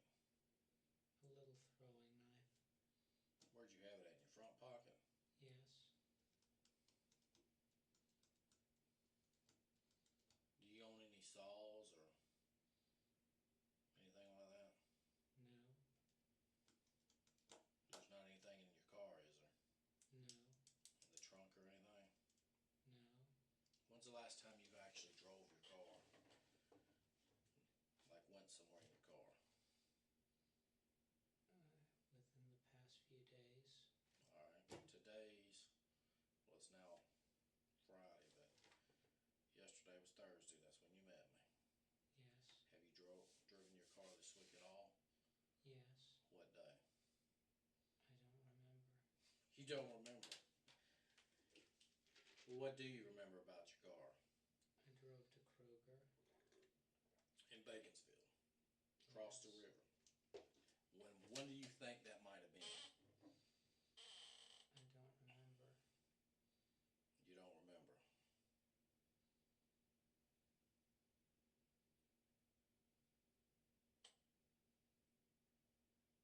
Why would you go to Kroger? To get something. What? Dinner. You got a lot of food in your house, right? Yes. What day do you think that might have been? Was it over the weekend? No. Was it Monday? I don't think so. Was it Tuesday? I don't think so. What day would you think it was if you had to pick a day? What day was you hungry on?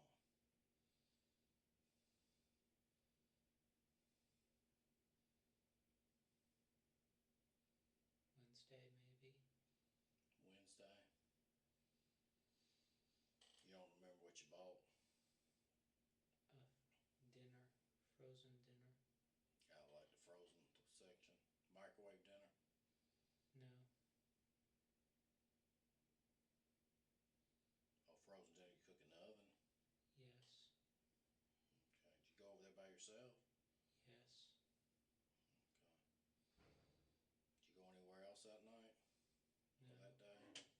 Just over to Kroger and then you came home? Yes.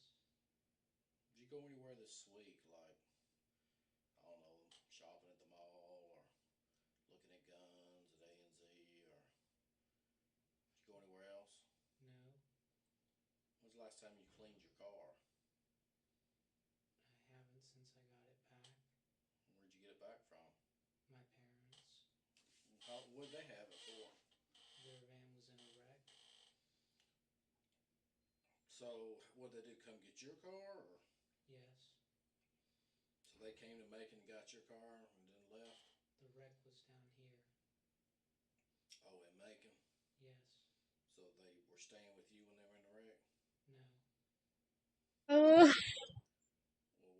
Well, what were they doing? I have my phone. I'm reading chat on my phone, and I'm cooking some soup because my throat hurts. Where's the van at now? I literally just got back. The soup is not done.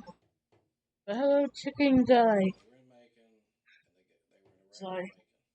My mom was. I am reading the chat on my phone. They can text on it though. Because... How are you? malfunctioning. Probably like Why was she in Macon, though?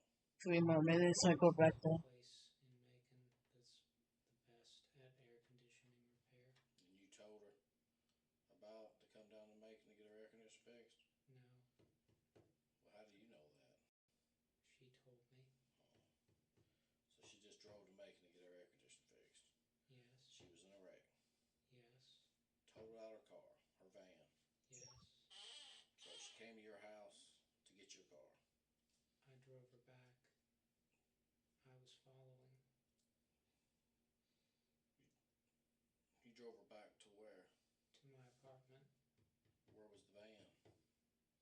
towed. Okay, because it's towed. She stay at your apartment, spend the night with you? No, She stayed just a few minutes and leave, or what? she stayed about an hour. When's the last time you talked to your mother, Glenda? I don't remember. Has it been a while? It's been a few days. Do you call her every day? No, You don't check on the kids? no.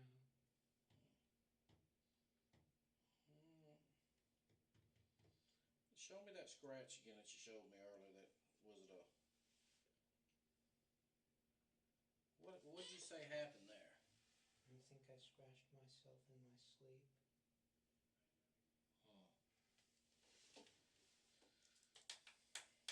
Are you gonna be able to help me with this case or not? Because I need to tell know. the parents something, huh? I don't know. You don't know what? You don't know I don't what know happened if to I her? can help. Why don't you know if you can help? Because I don't know if I know what you need. I need to know if you know where Lauren's at. Or do you know who took Lauren? I don't. You told me that if you were working the case, you would think somebody would take her when she was running. Why would you say that?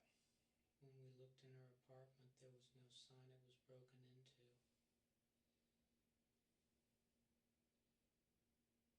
Okay, so you're figuring somebody might have took her while she was out running? Yes. Is that what you're saying? Did you see her go running this weekend at all? No. Well, that would help if you did. What time does she normally run? At night or daytime? Can you at least tell me that? I don't know. Did she like to run in the early morning or the late night? The last time I saw her was midday. Like noonish? Yes. Okay. She was going running when I was coming back from bar prep. Has that been a while? 2 or 3 weeks. Okay. She speak to you? No. You just saw her out running? I was in my car. Well, did you see her when you were like pulling in the parking lot, or you just saw her running down the road? Was she outside her apartment getting ready to go run, or was she already running at the time you saw her? Already running. Okay. She was running by herself? Yes. She didn't have her dog with her, did she? No. Did you get along with everybody when you worked down at the district attorney's office? Yes. No problems? No.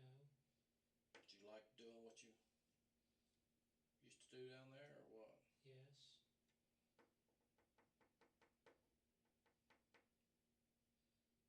Who did you work for? I mean, who was your... Did you help out everybody, or were you assigned to just a certain person? Mainly Jonathan Adams. Okay. How long did you work down there? The spring semester. You enjoy doing that kind of work? Yes. So you should be able to help me, right? Yes. Because you're on our side, right? Yes. Alright. What do you think I need to do? I don't know. There we go again with that I don't know. Come on now. You can give me some advice. Right? You can't give me some advice? On what I should do next?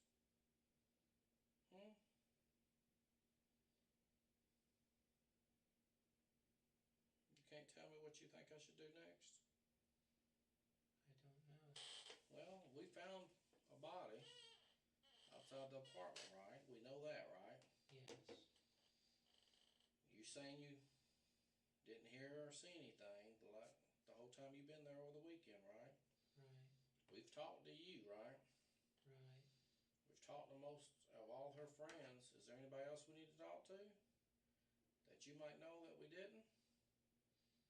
I don't know. Let's talk about the apartment complex. Anybody in that complex that anybody else we need to talk to? I don't know who you have talked to.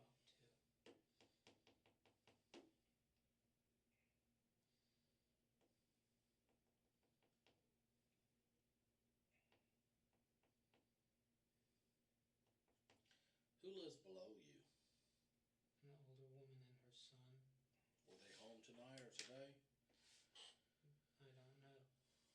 see them? No. Do you ever see them? Yes. But you don't know if they were home today? No. She doesn't have a car. So it's really hard to tell if they're home. Yes. You ever talk to her? Yes. She work anywhere? I don't know. Do you ever get tired of saying I don't know?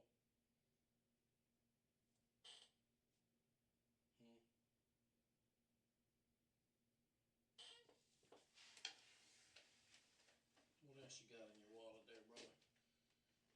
My bear card What's that used for? to get into the building. What else you got? My bank card. My Kroger card. Is that the card you use at Kroger? Yes.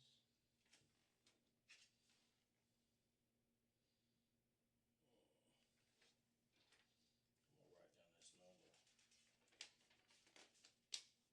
Since you don't know the last time you were there, I'm assuming you used your card when you were there. Yes. Right. I always use my card. That's why I'm gonna write down a number.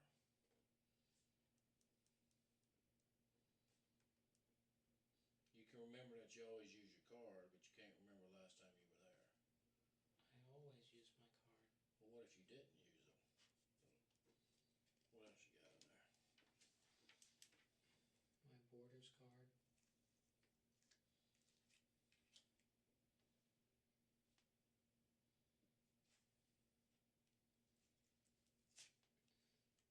An ink card.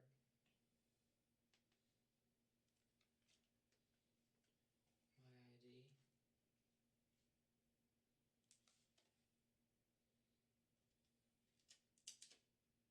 What's that? Voter registration. What's that, Mercer? What's that? Mercer Law Cab card. What's that? Use a free cab ride home? Or that's just the phone numbers? Numbers for cab companies. Here in Macon. Alright. What's that card right there? GameStop. Okay. No phone numbers or anything? No.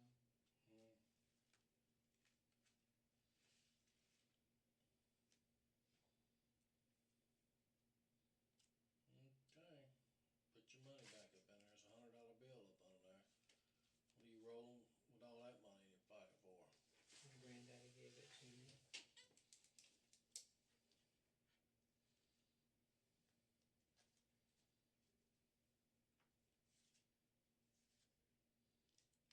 Do you take any medication? No. Have you ever taken any medication? No. Do you have any kind of mental problem? No.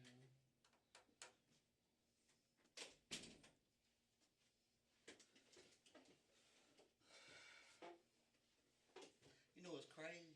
I was talking to people that he works with and everything. They talk about how he's always expresses himself. But he don't know. He's very talkative. Stephen, they say you're so talkative, buddy, that you always so friendly. You stop in and say hello, and you talk. Why is it that you're acting so short with us tonight? If you have all this character and personality about you, why is it that everything that we get from you is yes, no, or I don't know? I don't know. Well, you sure were talking to the media tonight, weren't you? They asked what happened. Yeah, that's what we're asking you. What happened? What'd you tell them? I told them You what didn't I knew. that you didn't know.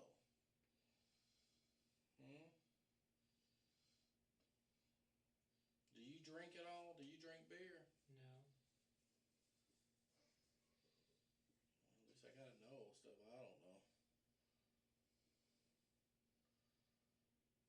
Stephen, you know, we have to go to our best resources when we're trying to do anything. You know, it's kind of like the guy who wants to get his oil changed, he goes to Jiffy Lube. You know what I'm saying? We're looking for Lauren, and you said you were her friend. Aren't you her friend? Yes. Y'all good friends? Yes. How good of friends are y'all? We're friends. Like, how good of friends? I don't understand. You don't understand? You don't understand how good of friends y'all are? I don't understand what you're asking. How good of friends are y'all? We're friends. Are y'all close friends? Are y'all just acquaintances? Y'all study? I mean, how good of friends are y'all? We're friends. Are y'all really good friends? I don't know. You don't know? How do you not know if you're not a really good friend? Let me ask you this. Maybe you're saying that because you don't know how she feels about you. How do you feel about her? Do you consider her a really good friend? She's a friend. But not a really good friend? I don't know. You don't know? How do you not know? I don't know what you mean by really good. Are y'all really close? No. No, you're not? No. So you never told her any of your personal business? No. She ever tell you any of hers? No. You ever see her upset? No. She was always a happy person, wasn't she? Yes.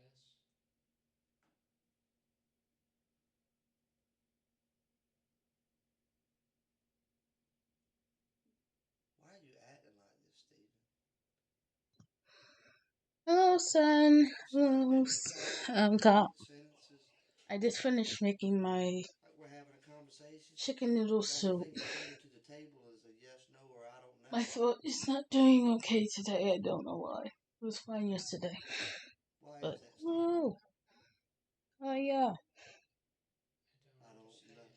You don't understand. We are watching. What don't you Let me take understand? this off.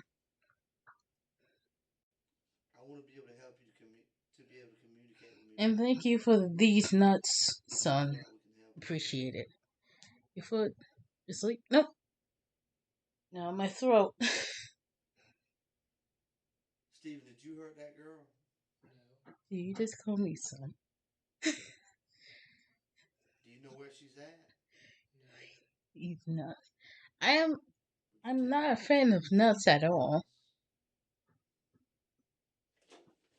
To be honest.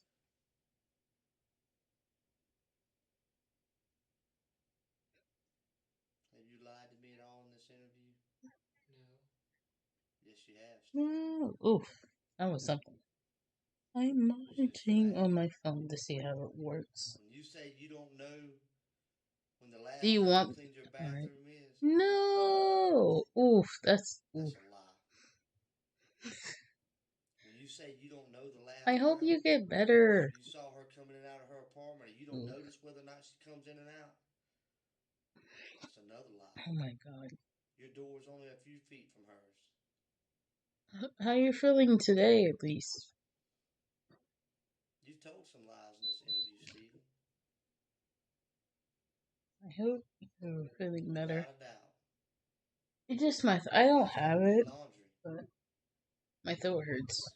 I don't know why. You ain't washed clothes in a few weeks. Drink water, be hydrated, be safe. Of course. No, you don't. That's another lie. I tried.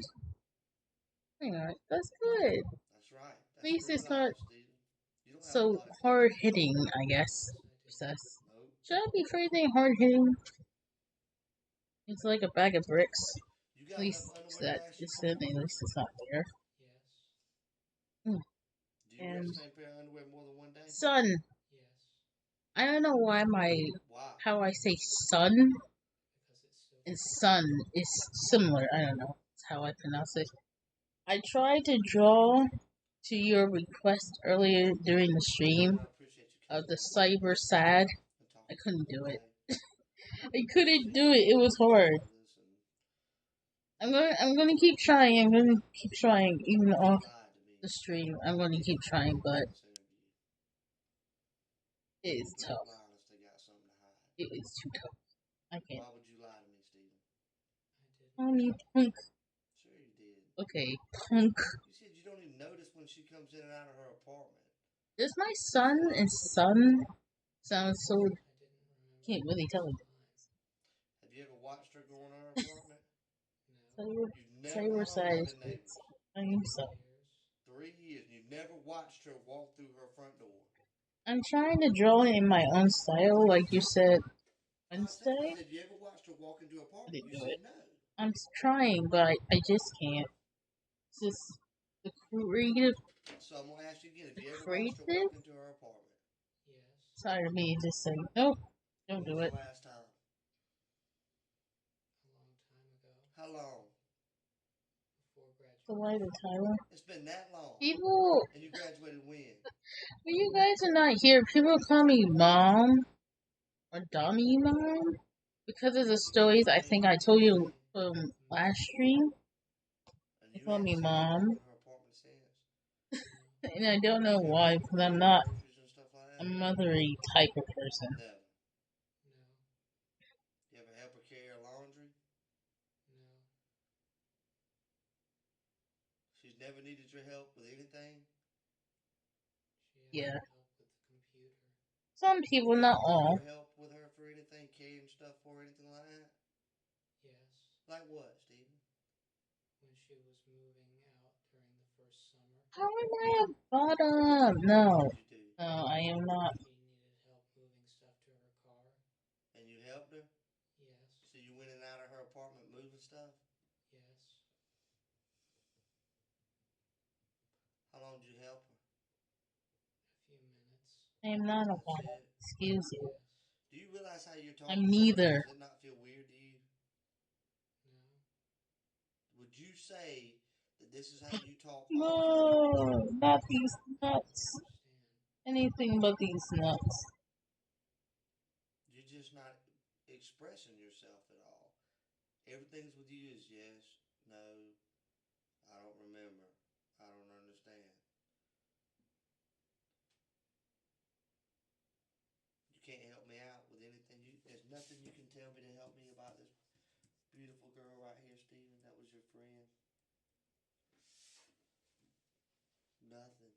You gonna let things go down like this? No. No. I want the truth, Stephen. I started. Let me ask you this. Outside the cyber sad that you requested me to at least draw my son, which I cannot absolutely don't do. I tried to draw something simple.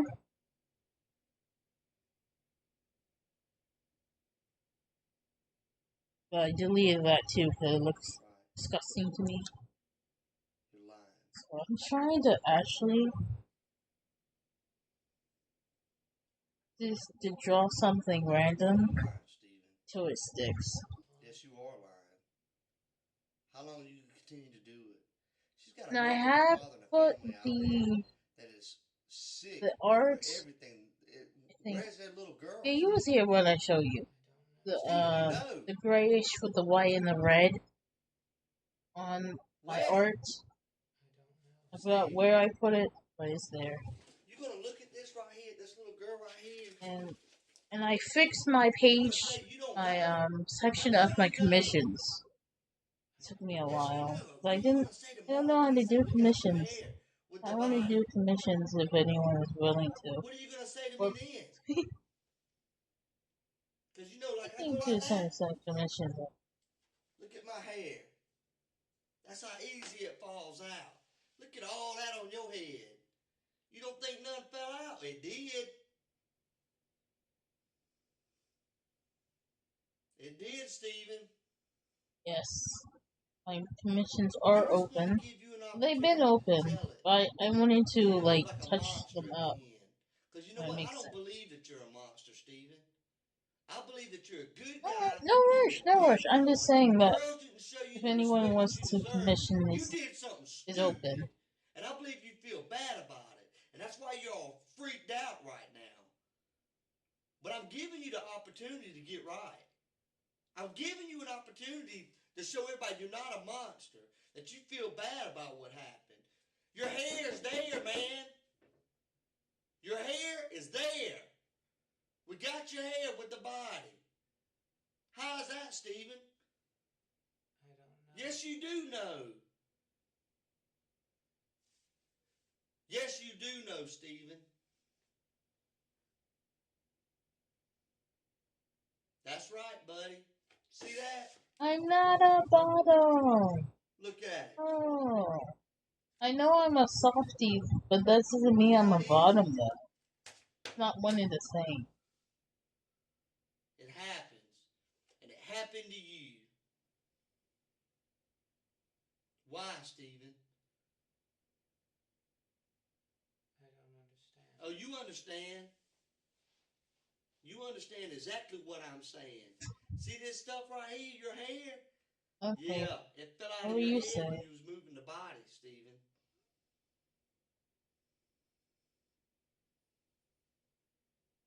That's right. And by the way, the commissions is all on the same page. Yes, you do, Like this, Stephen. the place you get my shop, it should have a category that says commissions, or if you slide down What happened? on the Why? left, it would just say slot of 10 commissions. Tell me, bud. Everything with my art Your hair's with the body. Quit commission lying. is on the same page, so We it's want not you that to hard. tell it so that way people will understand you're not a monster. Did I Things meant just to idea? got No. out of control. All I ask is just get a plenty of references. Why'd you do it, Stephen? And colors, Why are you gonna keep telling that? and like a setting You place, hurt that girl. so I can have an idea of what. Yes, you did, Stephen. And also, I'm not saying you can also Her, man. She was talk to screaming. me. What? Screaming, Stephen. So I have like a final idea. Why? Like a just an I know idea you feel bad about it. of what you want. I can see it in your face. You'll be my first commission. What came over you, man? That's not What okay. happened, You want boobas? Okay. Around a campfire. You couldn't Like, control it, could where's you? the setting? You just want. Stephen, how long are we gonna continue to do this? You did. Why is what I want to know. I didn't do it. Stephen, you hurt that girl, man. And you got on the news today. That's right. You know what? You weren't talking like this on the news, buddy. Yeah. You hurt this girl. No, I didn't. Yes, you did. You hurt that girl.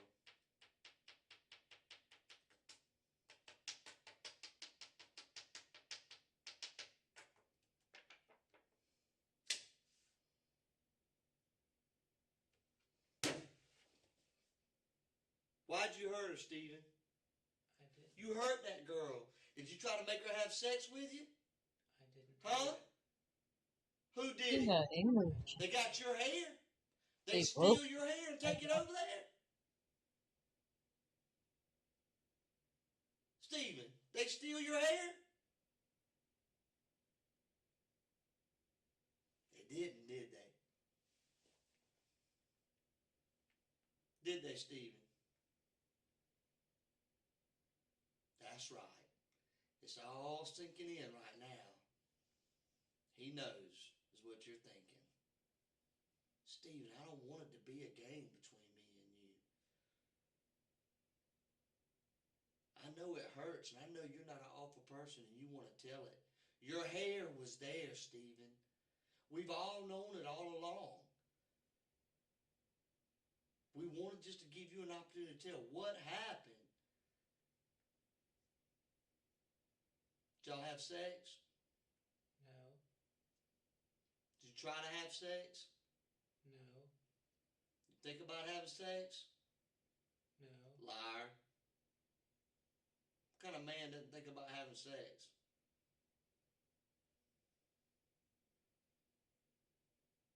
You said earlier you like girls, right? Yes. You said she's a pretty girl, right? Yes. What'd you do to her, Stephen? I didn't do anything. You're lying. You hurt that girl. Sure it did. And that's why you're having this massive meltdown right now. Because you can't live with yourself, can you? It's overwhelming you, isn't it? Tell the truth, Stephen. I didn't do it. Who did it? I don't know. Yes, you do, Stephen.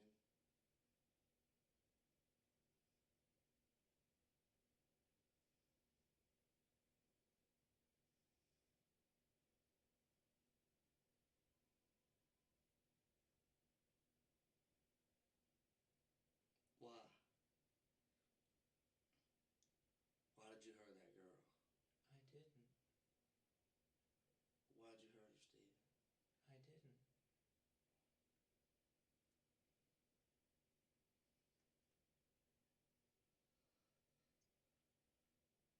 I'm watching this case about this dude who killed his a girl he was interested in, and he has a history of That's okay. forcing women, I just wanted to give you an opportunity to tell it. and he's So people didn't think you were a monster. kind of aggressive if he even felt rejection. So this is he got kind of caught on TV pretending like he was a good friend. He didn't do anything to the he's not a suspect or anything. He's just a friend stuff and whatnot. She didn't want to have sex with you, Steve? I don't know. So you don't know if she wanted to have sex with you? I didn't do anything. Yes, you did, Stephen.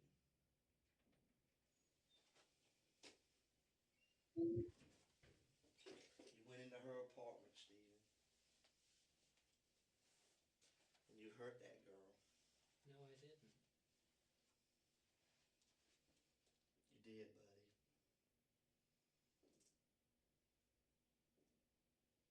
You hurt her, Stephen.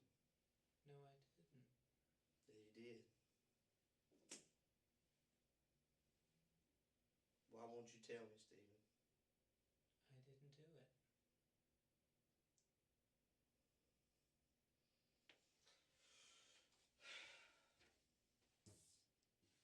I'm gonna take this with me. You don't deserve to look at it. Just stay right here, okay? Okay. I appreciate all your cooperation tonight, okay? Okay.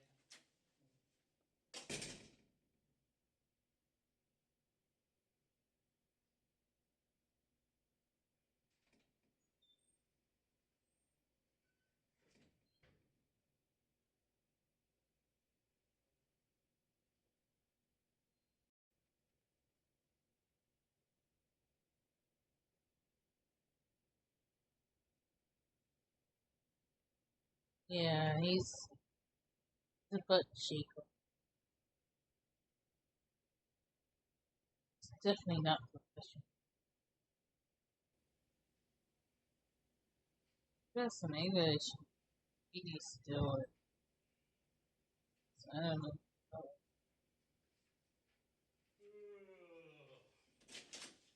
Alright, we're getting ready to go. Either or, whatever cheek you like. Dislike. You know, the reason why we're down here is because Lauren's missing, right? Yes. I just need you to please tell me. Give me where you. I know earlier today you told me you stayed home all weekend, right, in your apartment. Yes. Always the right cheek. And Whatever cheek you smack. did you talk to anybody over the weekend? Were you on your computer all weekend? Is there anything I can look at that I can say he couldn't be involved because he was on the computer, or he was online on a porn site, or he was online doing college work, or anything that would exclude you as being involved altogether? I mean, did anybody see you this weekend at the house? Did you go out to get a newspaper? Did you wave to a neighbor, or you just locked yourself in all week? Yes. Nobody saw you? What do you just stay in the house all day? Yes. I mean, what do you do all day in the house? Play video games. By yourself? Yes. You never talk to anybody on the phone or anything? If they call me. Well, who calls you? Parents. I mean, you've always Same done that guy. your whole life? You don't have no friends? I have How can you go your whole life without a friend? I have friends. Where they at?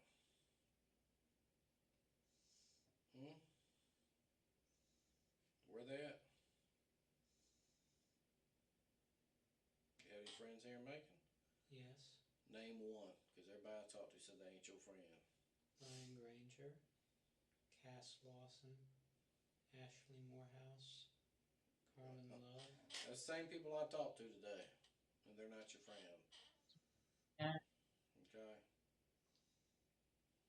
They're not your friend. Aren't we all introverts? Technically. It's all Especially over anyways. I am. I want to Know be what's going on a person. tonight. The game's over. I mean, Introvert does not equal bottom. we know what you did to her, so we It's just not the want to same. know what you, if you were going to tell us or not. I didn't do anything. I'm social when I want to be, I guess. We know different. So. If I'm still introverted, or forced. You're fucked. Yeah. And We already know. And everybody out there, all your friends know that you're down here because of what happened to Lauren. So all those friends that you thought you had are not your friends anymore.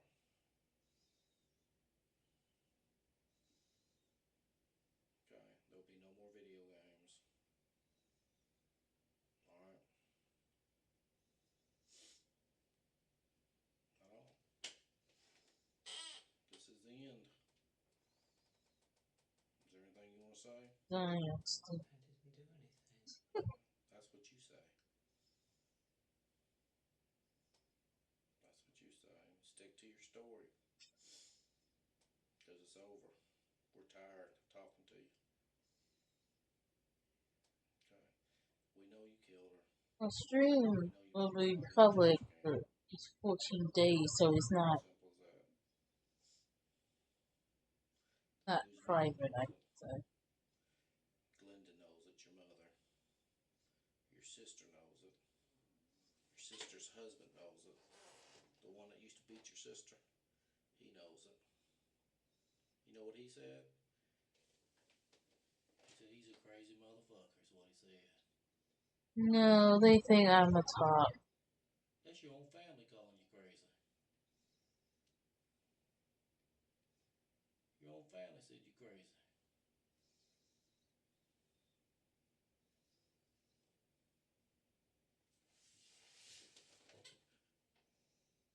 Nobody wants to see you. Nobody's coming to visit you. Yes, I am. So you can sit there with that dumb look on Do your you face. doubt my tops? It's over. Well, you asking that, you must be assuming that. It's all over now. Oh, wow. I'm not. Okay. Anything you want to say? I don't know. I didn't do anything. Well, that's what you say. But I'm telling you, you did. Okay? Simple as that. You're not in charge, I am. I just took it away from you. That's one thing you can't change, brother. I can if I want to be. Change that. You are no longer in charge of anything.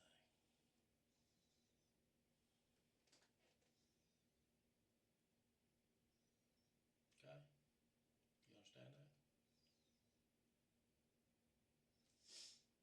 Where am I?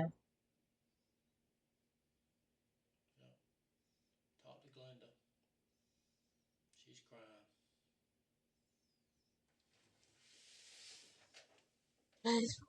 Am I all? That's all I am. Boobs. Coming down there. I told them the whole story. And they told me what you used to tell them about your next door neighbor too.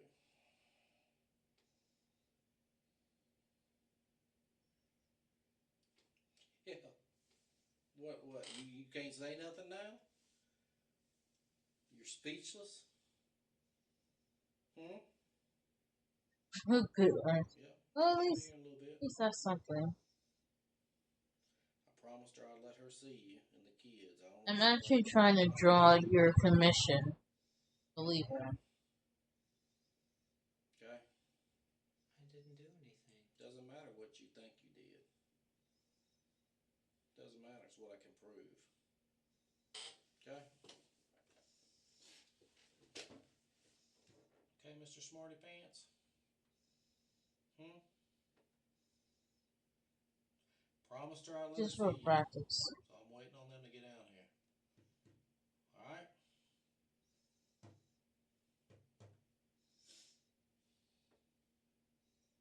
Okay?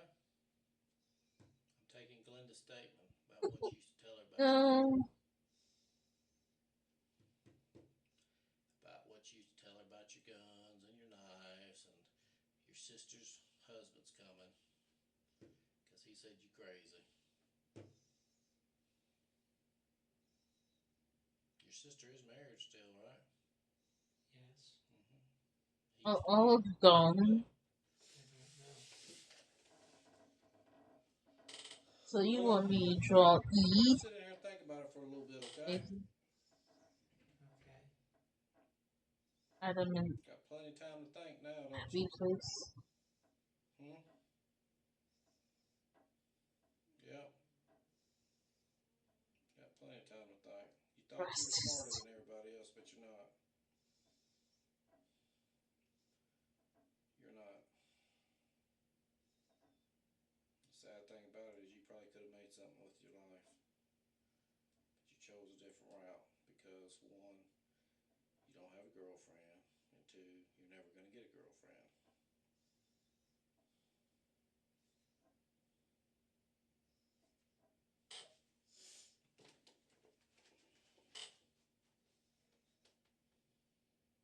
I'm listening. With either the dummy mommy or the big sister. But they was like, yeah, I don't see you as the dummy mommy type. I just see you as like a big sister. I didn't do anything. As a streamer or like character type. See you as his sister, not the other type of. That's your side of the story. I guess so.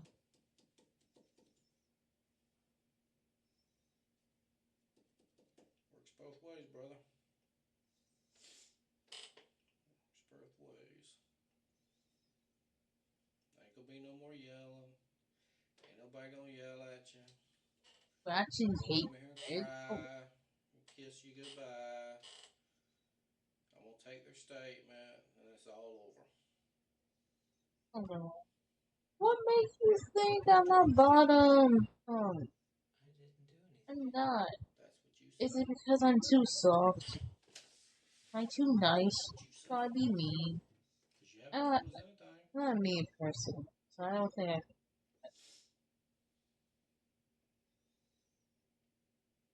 Do you realize what I'm telling you? Hmm? Okay. Well, you sit there and think about it a little bit, okay? I'll come back and check on you.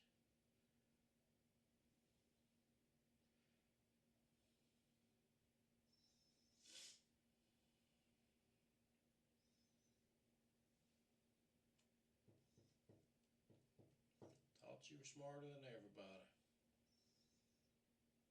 But you fucked up. You fucked up. Somebody always leaves something at a crime scene. You fucked up. You fucked it up. First, I didn't really believe you had anything to do with it.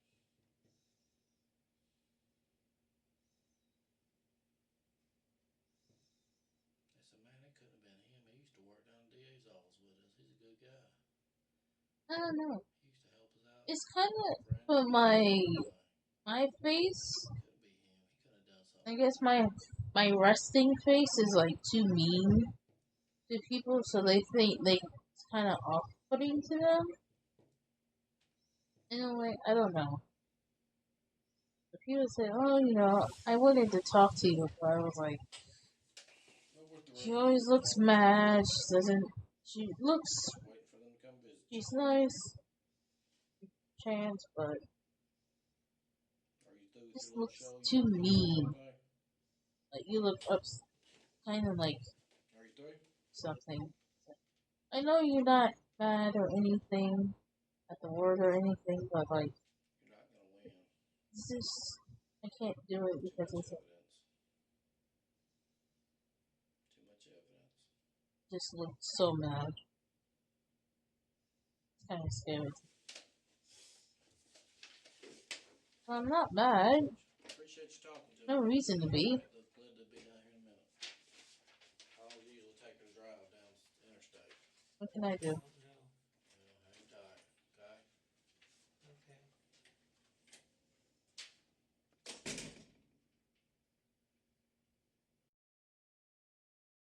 After the interrogation and after the police conducted their search warrant, they fully charged Stephen with the murder of Lauren Giddings, citing his internet history, the videos he had of her apartment on his camera from the night of the murder, his ownership of items belonging to her that he had stolen, the master key and the key to her apartment, and more. They also charged Stephen of 20 counts of owning child pornography, which was found on a USB attached to a lanyard which contained his Mercer school ID. The amount of evidence against Stephen was overwhelming, but he tried to maintain his innocence. He told his mother and his lawyer that the night Lauren died, he had seen a maintenance man on her balcony and briefly spoken to him about cutting the lawn. He said there were noises coming from Lauren's apartment, but he thought nothing of it, even after she died, until he was being accused of being the murderer. He stated that he did buy the hacksaw that was I found have in the a maintenance resting closet, smile. but had bought it in order to cut a branch off of a tree that was hitting his window at night. The one that the apartment complex had was too flimsy, and being the generous guy that he is, he opted to buy them a new one. For every piece of evidence, Stephen had an excuse, that is, until he was made aware that the police had found the child porn.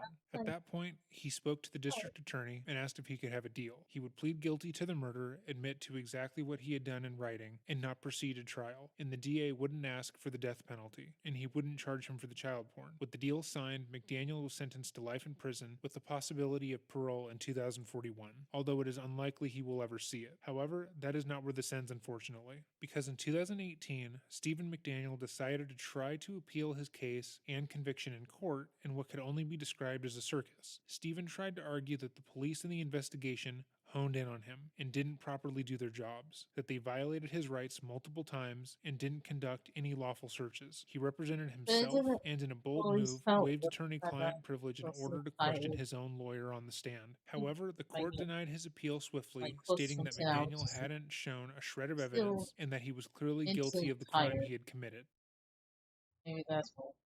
As of now, Stephen is still in prison where he will most likely spend the rest of his life, but nothing will justify the loss of Lauren Giddings. Lauren was a bright woman with an amazing future ahead of her. She was beloved by everyone who met her, and she didn't deserve to die at the hands of Stephen.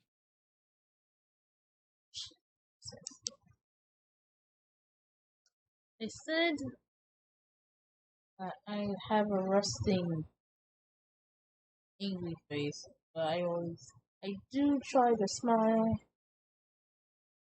Not always. But it doesn't change the fact that I'm always mentally tired. So I guess that's the reason why I look so angry, I guess. Just seeing it in my face and you're only mad. So, oh, she is mad. I'm quite tired. I'm just tired. Mentally. Just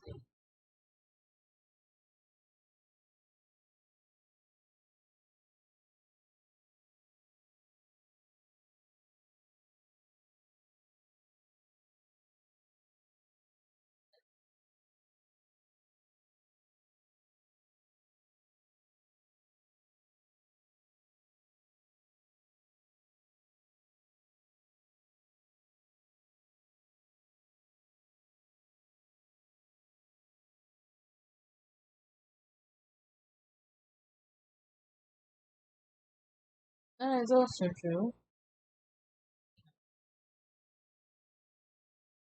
I think when you have a resting any other than like a very neutral,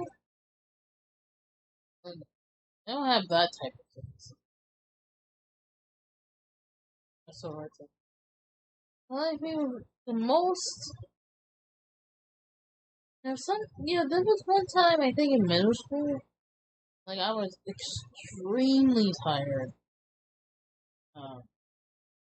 And it was like, oh my god, please don't look at me. I feel like you're gonna jump up and choke me. I'm just tired, dude. Like, I don't even have the energy, even if I was mad. I would.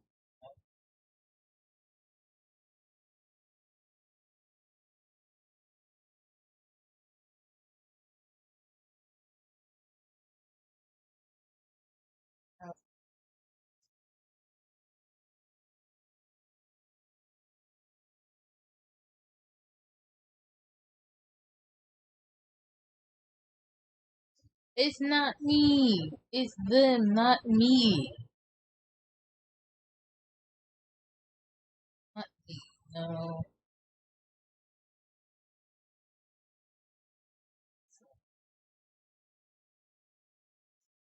No, I'm literally in the. Is there any videos you would like to see since we technically are watching YouTube?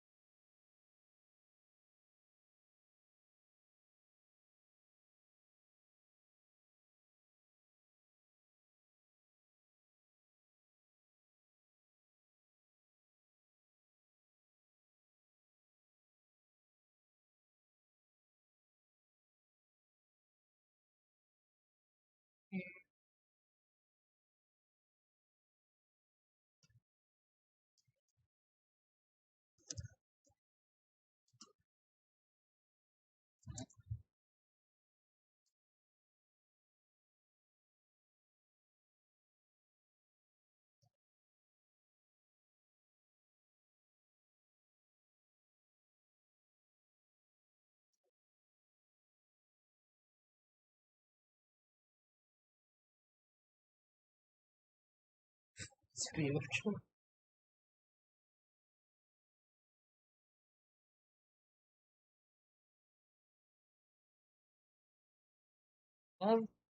Lemons.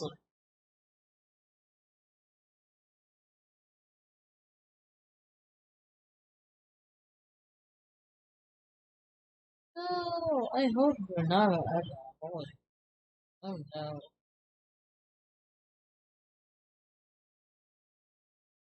Please get some help. Yeah, an alcoholic. It's very serious.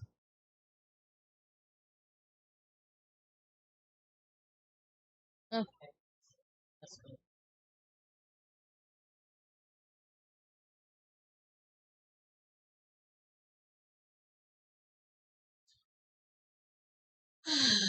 You should say that uh, no drugs. You know, drugs don't do drugs, kids.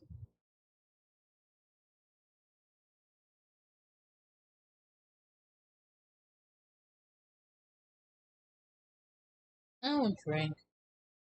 Yeah, it's maybe like once or twice a year I drink, and that's about it. I don't drink. I don't. Cheeks. Oh my.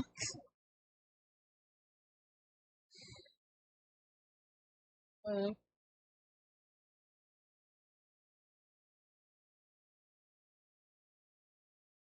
Responsibly and nicely. Don't be a nice guy solely to clap those cheeks. It's not.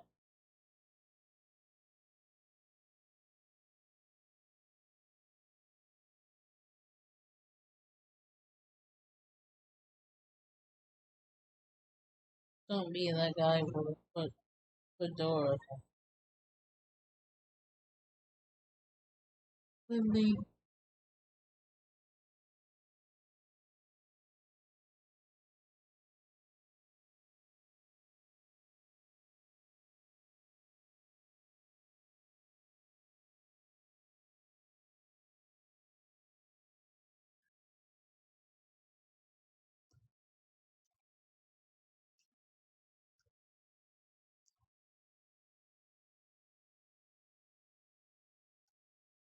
Doing the thing? Oh, you make sex smexy. I might as well be along with you. I'm the same way. Right. Like if you have so in front of me, it will not change my behavior at all. I love watching. Doing is not the thing. Watching and reading the spicy tags and whatnot is the life. Doing it? No. Not sure.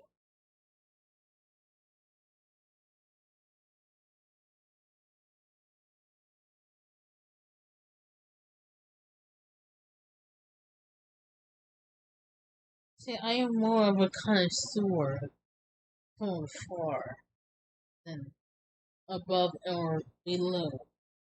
Thus, I am not a bottom. Can't call me as such because I don't do it.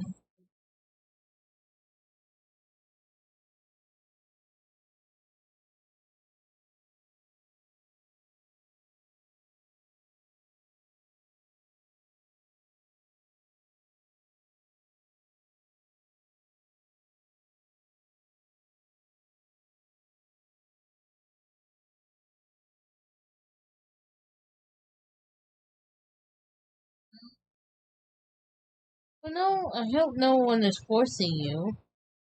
If you do want to go back and get those games, but maybe you just want to take a break. A forever eternal break or whatever. No one should be forcing you to do something you should know what to do. That's messed up.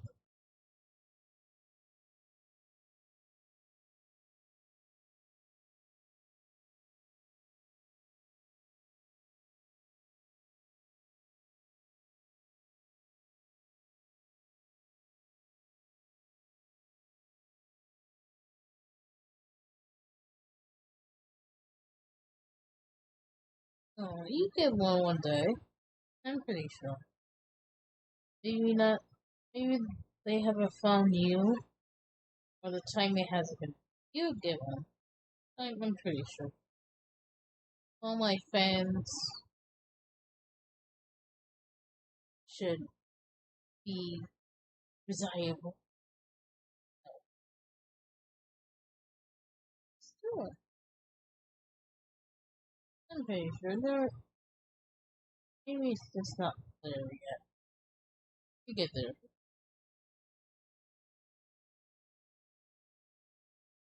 You will be so surprised how many one-time chatters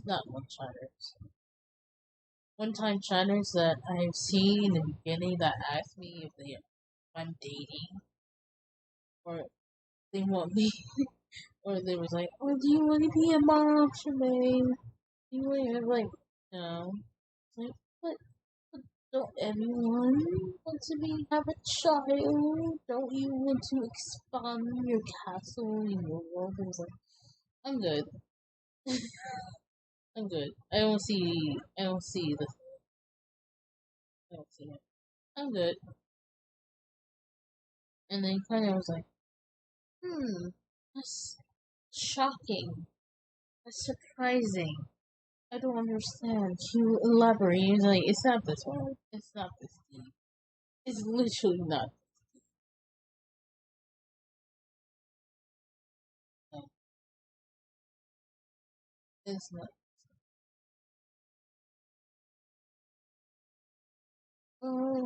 And it's like, I guess for their view, I guess that's what they from, because most of them who ask me that are from, like, the East, like, the Middle East, so, like, the Arab countries, or, like, over there, or something, I guess. I guess that's kind of the mentality they have, or I don't see it.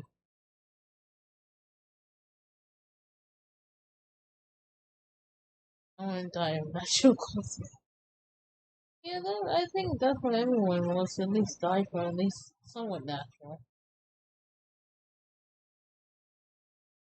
Yeah, like Middle East, sometimes.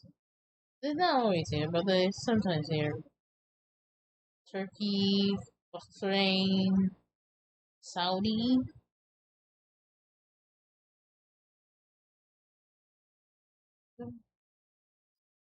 Israel, and over there. Countries like over there. And there's like people in like East, as in like close to like Taiwan, like China. But most of them are just Arabs. Which, I mean, if you look at their culture, I mean, I can see why, but which I don't really care for, and it just ain't my thing. I want to be a single anime girl for the rest of my life. That's my dream. To drive. That's my plan.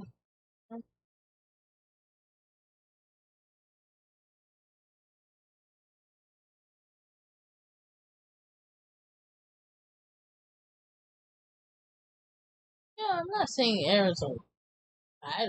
I'm just saying people who like come to my Twitch and asking me about my dating life, mostly Arabs from Arab countries.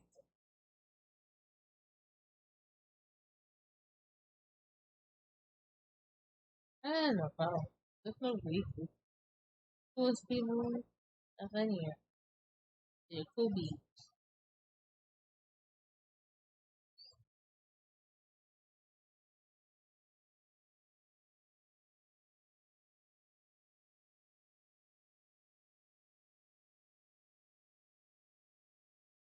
This guy was shot in high school.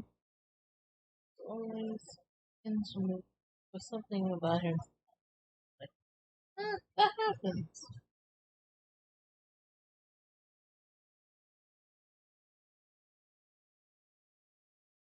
It is, not everyone is meant to click. Even if you were into them, doesn't mean they're click and stick.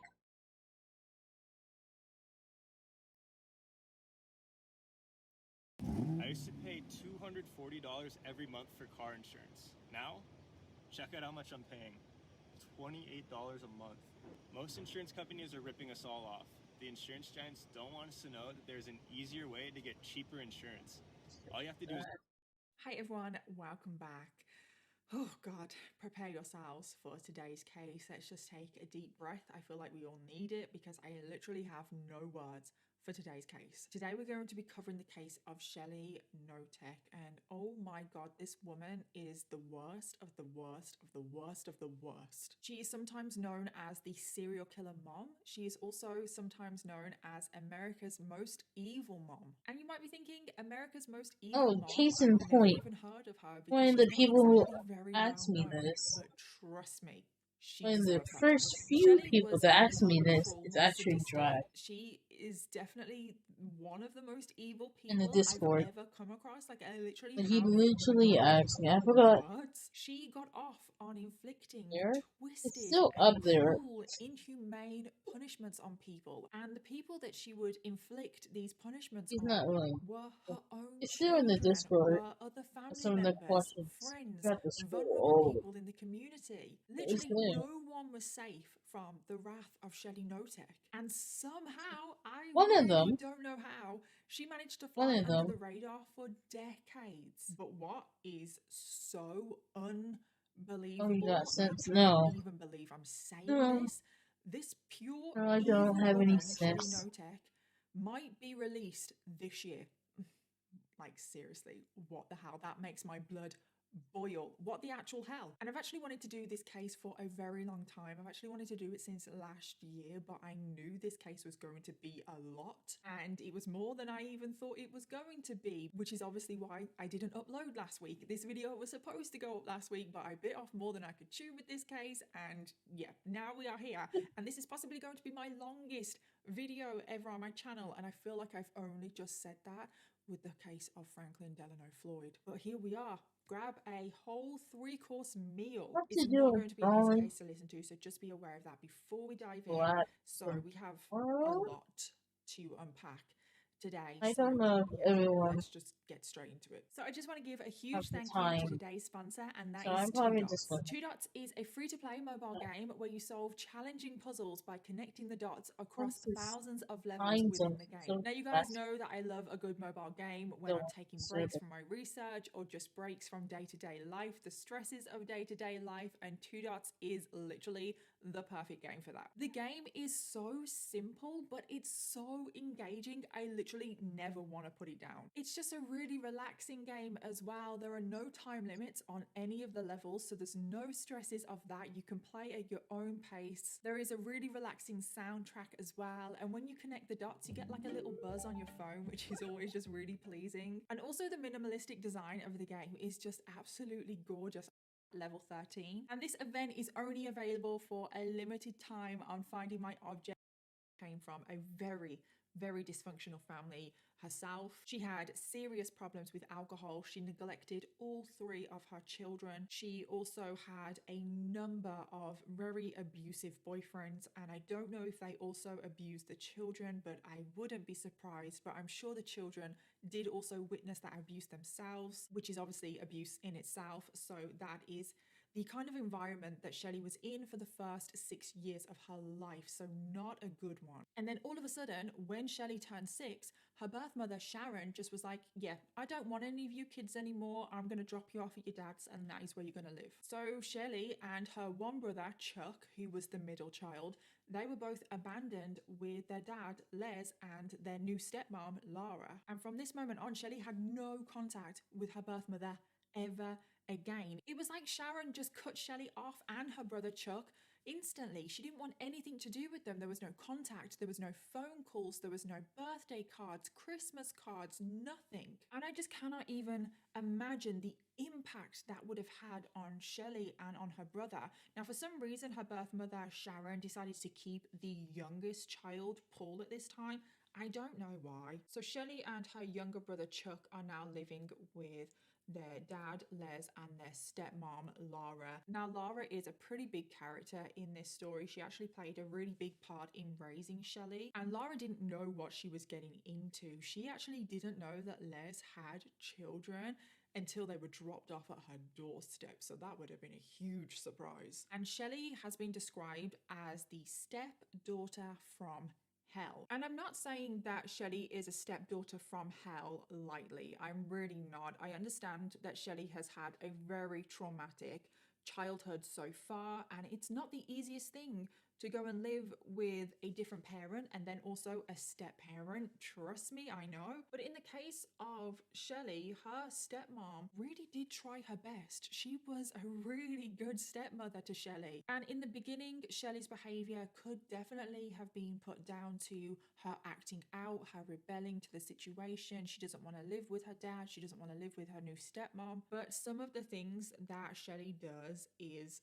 not normal for a child acting out. So pretty much the moment from when Shelley moved in, she told Lara on a daily basis how much she hated her, which is not like the most strange, bizarre thing. But like I said, In the beginning, her behavior could definitely be put down to acting out. Shelley also refused to do anything that she was told to do. Like, she wouldn't go to school, she wouldn't do just regular chores around the house, like tidying her bedroom, for example. And if Shelley didn't get her own way, she would kick and scream that house down. She would let everyone know. She turned everything into a huge drama. But her dad, Les, let her get away with this. Shelley was his little princess. She could do no wrong in his eyes. Shelley even had this strange control over her brother Chuck.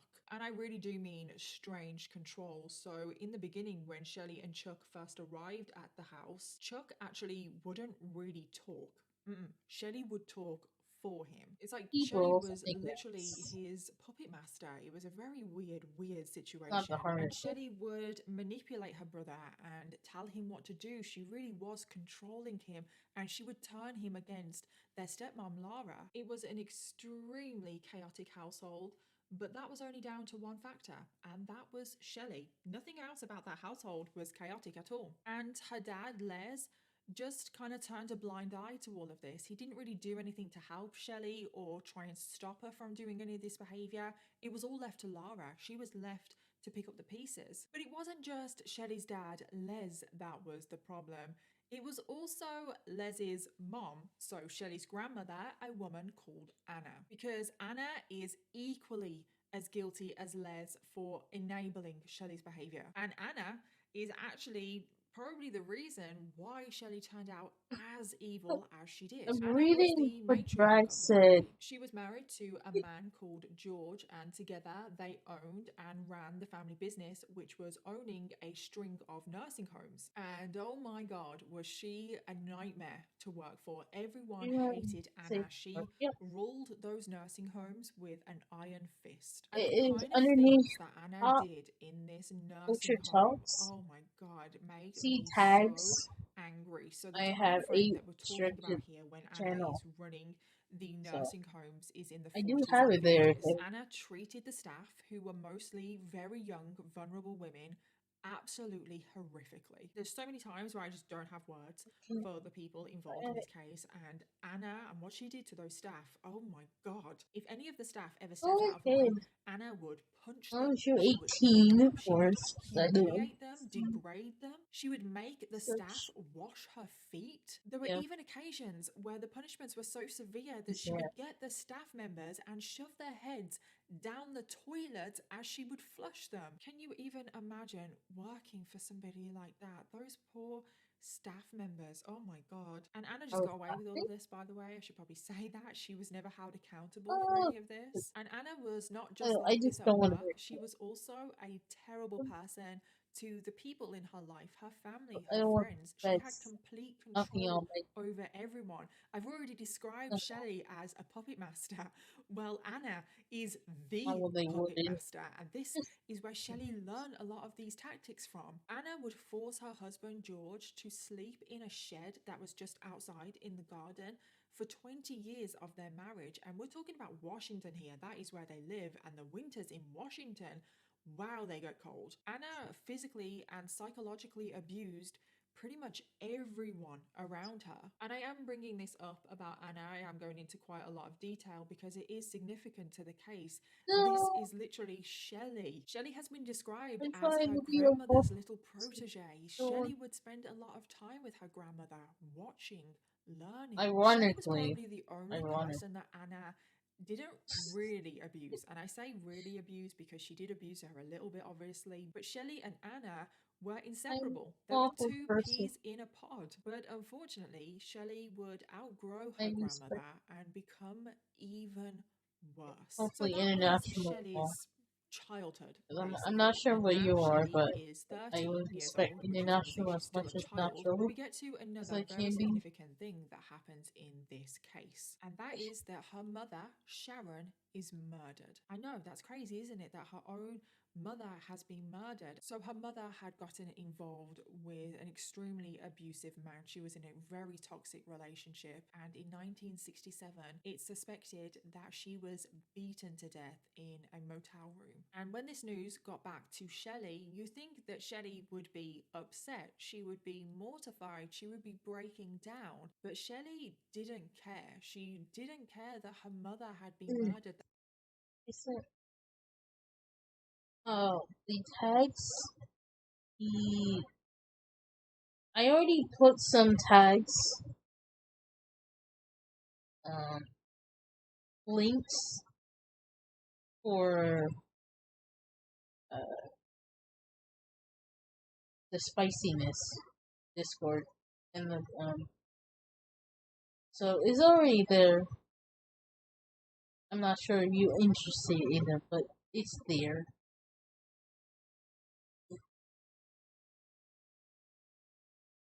Turn this up.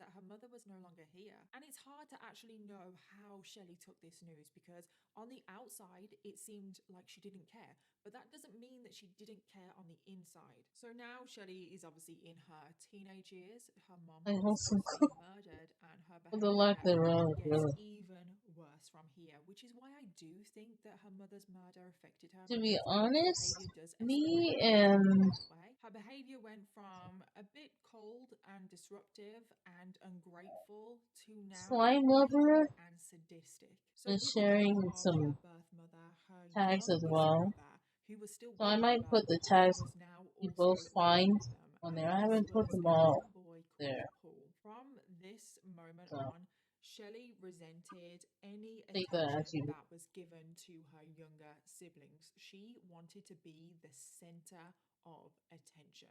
And because her younger siblings obviously did get attention, I mean, they're children, of course they're going to, she would inflict cruel and sadistic punishments on her siblings. And I honestly can't believe what she did. I've actually never heard of anyone doing this. So she would take up broken pieces of glass and insert the glass into her siblings' shoes and literally just wait for her siblings to put their shoes on so she could see the agony that they went through by putting their feet on broken glass. I mean, Shelley's only 13, maybe 14 at this point when she has done this.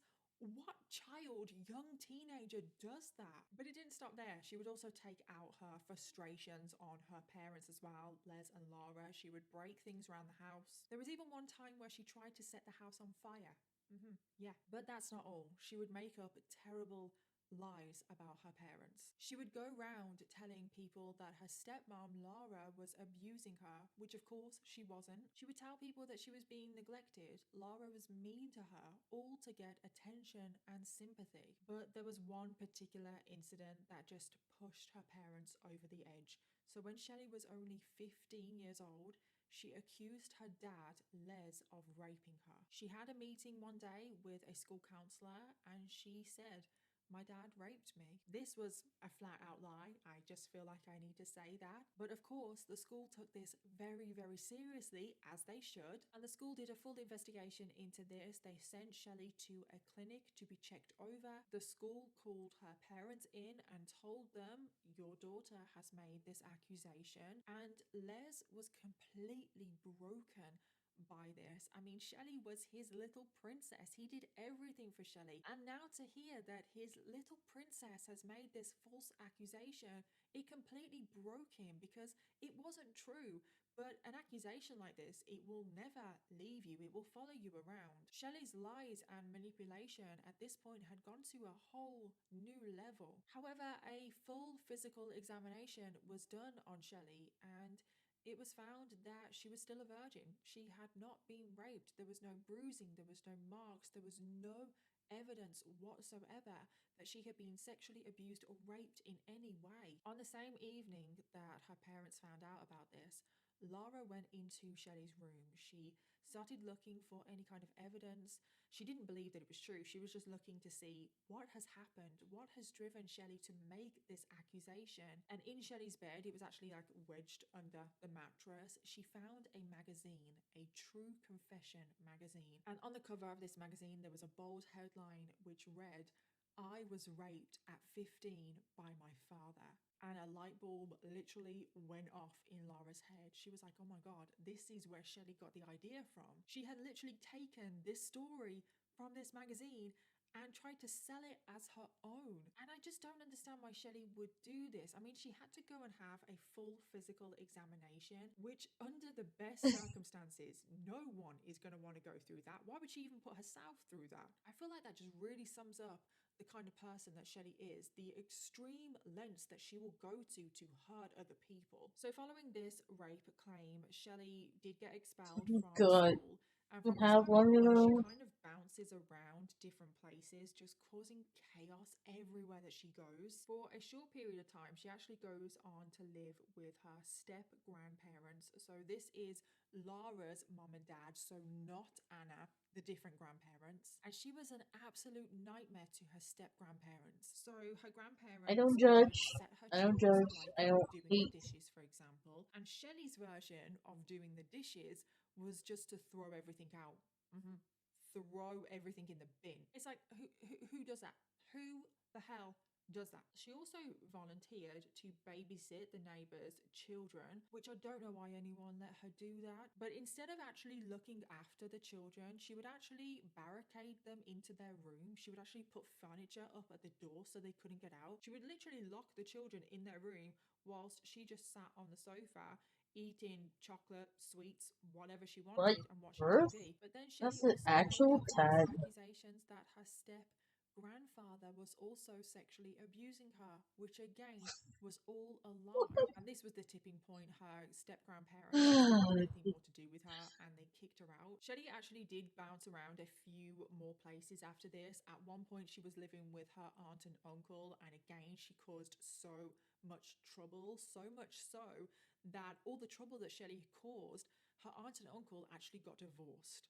Shelley is literally splitting up families here. Shelley even spent some time in a boarding school that was run by, quote, no-nonsense nuns. But in the boarding school, she caused so much trouble. She went back to her old tactics of putting broken glass into the other students' shoes. And the boarding school didn't want her either. They couldn't handle her, so she was kicked out of there. Shelley eventually does move back in with I her don't know parents, Les and Lara, until she whatever I feel that day. turned 18, where she did move out, and her parents, Les and Lara, are probably thinking, thank God. So it's now February For now, 1973. when I Shelley is now 18 introduce years you old, some so she's an adult, and juicy she's about tags to and embark some on juicy another very plots, chaotic might stage change of your her mind. life. Because over But the for next now, you 10 might years, Shelley goes on to vanilla have as a 3 husbands, and they are not cane. healthy relationships, but That's even worse.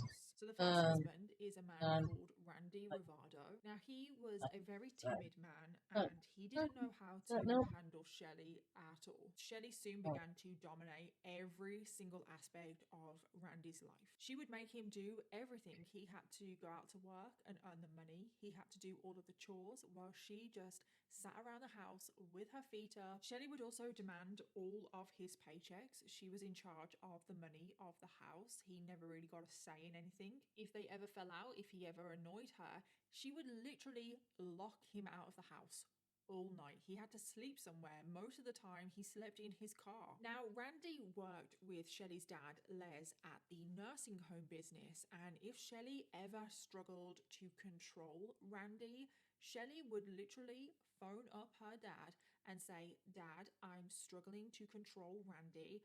I'm gonna need you to send his paychecks directly to me." And unbelievably, her dad agreed. Her dad gave her everything that she ever wanted. Her dad was probably the biggest enabler of her behavior. He allowed her to get away with everything. And this is the part of her life where she is learning that she can get away with everything. Even now, as an adult, her dad is still sending her money to support her financially because she doesn't want to get a job. He would buy her clothes. He even bought her a car.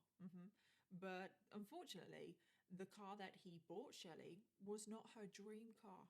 So she had a hissy fit. There was one time where she even pretended to take an overdose on pills, and she went to the hospital and everything. Her stomach was pumped, and it was found that there was only 2 aspirin in her stomach. This was all because of the car situation, because she didn't get the car that she wanted. There was even one time where she asked for a new house. Who does that? Oh, can I have a new house? Her dad said no, because I'm sorry, but that's unreasonable. So Shelley staged a break-in. She even beat herself up and cut herself in various places to make it look like the person that had broken into the house had also attacked her. Then she went to her dad, like, I'm not safe in this house. It's been broken into. This might be me, and I'm not She got sure if the this sounds mean It's crazy. I really or do not, think that this was a defining but point in her life. I'm more shocked that most people who watch me are either from Someone that is figuring Europe out how people work, figuring out how or from Asia, people. So now we get and to another some actually very from the significant States. stage in this story. I mean, there are people who watch me from 1975, my so own she's country. 20 years I can old, see it, and but this is it's when like she gives birth if people actually like in my Discord or like talks or not even American. one of 3 daughters that she will go on to have, and this girl is Fine. called Nikki. And when Nikki was Oh. born, everyone was thinking, oh, maybe this will help Shelley. Maybe this will put her on the right Really? path, make her grow up. But that wasn't the case at all, because literally as soon as she's born, she doesn't want her. She doesn't want Nikki. Not long after Nikki is born, she ends up divorcing Randy, and then she Oh. just disappears. She drops Nikki just- off at Laura's house. I hope that doesn't come off with me. She doesn't want anything to do with her daughter. I'm Now, okay. I do wonder, does this have something to do with her own birth mother? Because obviously her own birth mother abandoned her, just dropped her off and left her. I almost wonder, is there a parallel there? I didn't Literally expect after many that people year, she outside gets of a America job, and she to just picks Nikki up as if nothing has happened. talk to She me. quickly went on to find her second husband. No, I thought you was Filipino. I thought you was from the Filipino. You was from the Philippines. She's married to Danny for Philippines. approximately 5 years, Can't and speak the today. marriage to Danny is very Philippines. similar to the marriage to Randy. She emotionally abuses him, physically abuses him, she breaks him down, she Somewhere controls in him, here. manipulates him, and after 5 years, Danny just I hope that doesn't come off with me. gets up and leaves. So now we get to 1983. Oh, okay. She is currently 29 years old, and this is when she meets her third and final husband, Dave Notek. Now, this is a very significant relationship because Dave, what do I have to say about Dave? So Dave, I don't mind. I thought it was interesting because I didn't expect doubt about that whatsoever. most of my viewers are not even American. To become her partner in crime, he would become a willing participant. I like both. I like in country willing, but and out. most of the time he was a willing. It doesn't matter because it's They fun. would go on together. Like Top. Top is from Italy. Horrific, Top is from Italy. inhumane acts imaginable. Jared, A lot to get 1991 is American. I know that. first meet, Dave falls Drag hard is for from Shelley. She Israel. seemed to have this ability to charm people. People just gravitated towards her. She had this aura that she Frozen. could literally suck people Straight. in. And Dave has been described by people It's as from a quote, late bloomer. Denmark. He had never really had a serious girlfriend up until this point. And when he met Shelley, he met her in a bar, and she started like talking to him, flirting with him. June is from Taiwan. He was like, oh my god, who is this magnificent Dots. woman? And they quickly start dating because Dave Let's go. and not long after they start The dating, dot Shelley with tells Dave that she has cancer. Shoto from Swords Art Online. It's from Spain. Manipulate them, and this is exactly what she did to Dave. She manipulated Noon him is from Noon is from Taiwan. I think Shu is from Hawaii. I think. concerned about her daughters because So that's no one was technically there to look American. after them. So that's She needed 3. to find someone to care for her daughters.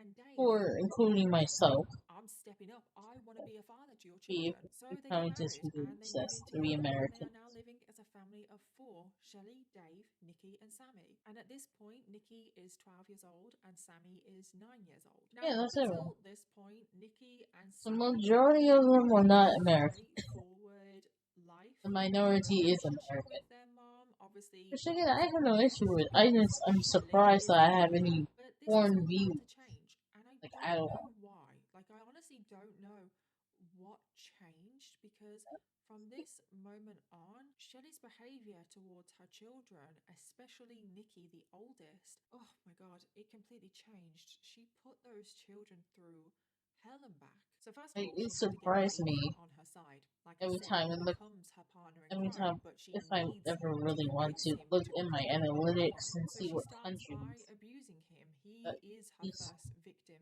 in this household. see She me and starts stuff. to condition him Like, into thinking like that's so her. weird. She isolates him from his friends, his family. She makes him go out to work. She makes him do the chores. It's actually very similar to her first 2 marriages, It's kind but of, she's just but stepped up the I think psychological because it's abuse. the I think that's the internet, only thing that has really changed. And she was also you physically have to, I abusive guess. to Dave. She would physically And, beat him up if she thought he wasn't working hard enough, if the chores weren't done I properly, try if he to. wasn't earning enough Well, I money. usually She was stream at physically around the same abusing time him. every She was stream, but verbally because I'm abusing, still in calling him uni, names, calling him a terrible husband, a terrible I father. have to And stream again, it's later just very typical. on Mondays and Just like Wednesdays, Shelley but was Fridays I verbally usually abusing her stream husband Dave, around she the would show same him time I affection. You stream know, the typical love before bombing, I was saying that she's sorry, taking uni saying that he won't do classes. it again, showering him with love, hugs, Why physical not try affection. different She time zone literally went streams? from a It's nothing. monster to the sweetest Because I person know,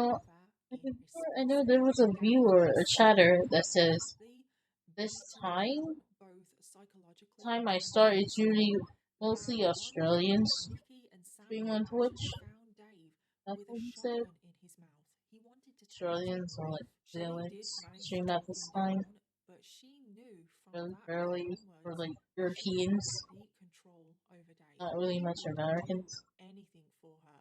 He would do her So, bidding for her. And Dave oh, didn't know how it that's happened, cool. but it happened very slowly over years. It built up over time.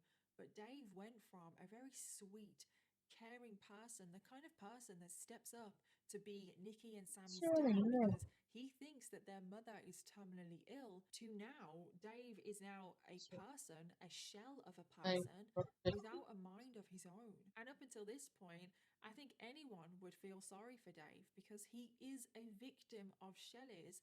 But from this moment forward, he is now a willing participant in the abuse and torture of Shelley's children and others. So from this moment forward, it's hard to actually feel sorry for Dave. So now that Shelley had Dave completely on her side, this is where the extreme abuse of Nikki started. Nikki has just entered into her teenage years. Just like with Dave, Shelley wanted complete control over Nikki. And if Nikki ever did anything that Shelley didn't like, that annoyed Shelley, Nikki would be beaten up. And she would be beaten up in a number of different ways. Everything was a weapon to Shelley, whether it was a spatula from the kitchen drawer, whether it was a book. She would be repeatedly beaten, punched, kicked, whipped for even the smallest things. Most of the time, there wasn't a reason why she was being beaten up. And then other times, it would be for the smallest, stupidest things,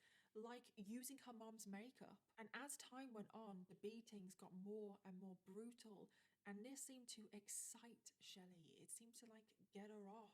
The more brutal it was, the more exhilarated she became. Shelley would jump on top of Nikki, pin her to the ground, repeatedly punch her. She would say things like, "You little bitch, you're worthless, you're a pig." She would punch her and slap her until she drew blood. There was one occasion where Shelley threw Nikki against a wall and her head hit a protruding nail. And obviously, a nail anywhere but a nail in the head. So much blood was pouring from her head. Nikki never went to the hospital for any of her injuries, and some of them would have required her to go to the hospital. And again, just like she did with Dave, after Shelley beat her up and abused her, she would show affection. She would tell her how much she loved her, how much she's sorry, how much it won't happen again. It got to a point where Nikki was having to wear makeup to cover the bruises and the cuts on her skin. She was having to wear opaque tights to cover the bruises on her legs. Nikki never said a word to anyone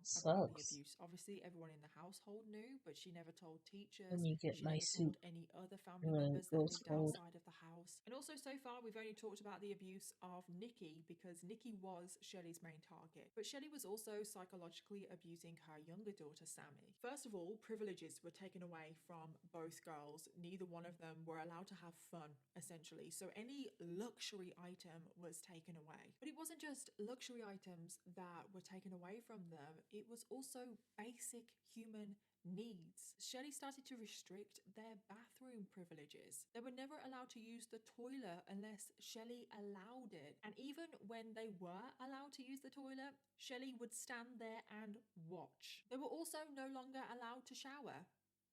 They were not allowed to shower. Let that sink in. The only sort of shower that they got was being hosed down naked in the back garden. They weren't allowed any form of washing. It's absolutely crazy. They had to go to school smelly. They weren't allowed clean clothes either. They had to go to school in dirty clothes. Can you even imagine how traumatic that would be for anyone? But it gets even worse than that.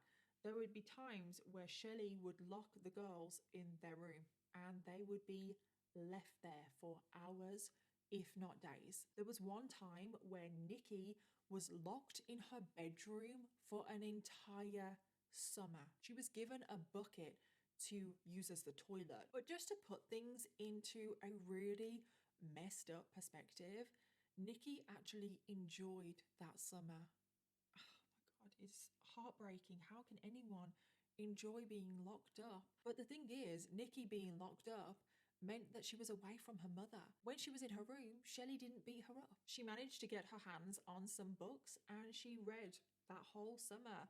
And she was quite happy to be locked up in her room rather than be in her mother's presence. And Shelley would also constantly tell her two daughters that they were worthless, that they were stupid, that they were no good at anything, that they're pigs, that they make her sick. And then once again, after all of this is done, she would love bomb them. And she was especially sadistic around the holidays. At Christmas, she would buy her girls lots of gifts, shower them with affection, love bomb them. The girls would be really excited to open their presents on Christmas morning, and then pretty much instantly, Shelley would take their gifts away. So she would give them that split second of happiness, of joy with their gifts, and then she snatched it away. She would take their gifts, such as Cabbage Patch dolls, and she would hide them in a closet, and then she would put masking tape on the closet so she would know if the girls had tried to get at their gifts. Everything was a game for Shelley. I can literally imagine her every single day waking up and thinking,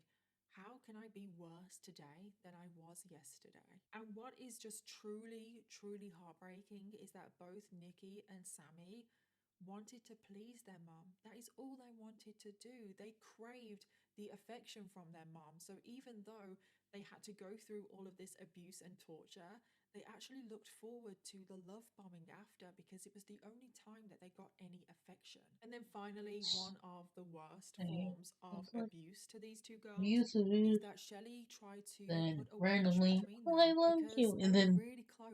They were just best friends. They grab a were in this circle. That together. They were sounds all they had, really. And Shelley didn't want them to get too close It's because not if worth they it. got too close, they could join together, join forces and go up against her. So Shelley always favoured Sammy over Nikki. She would try to play them against each other. She would try to make the girls resent each other. She would always try to make Sammy feel more special, more loved. She would always be more sadistic towards Nikki. She would always beat Nikki up. Her punishments were always harsher. Sammy never understood why she was favoured and why Nikki was treated so badly. She felt powerless. She wanted to help her sister, But if Sammy ever helped Nikki, the punishments of Nikki would be even worse. And in the end, Sammy realized that there was nothing that she could do. There was nothing that she could do to help her sister.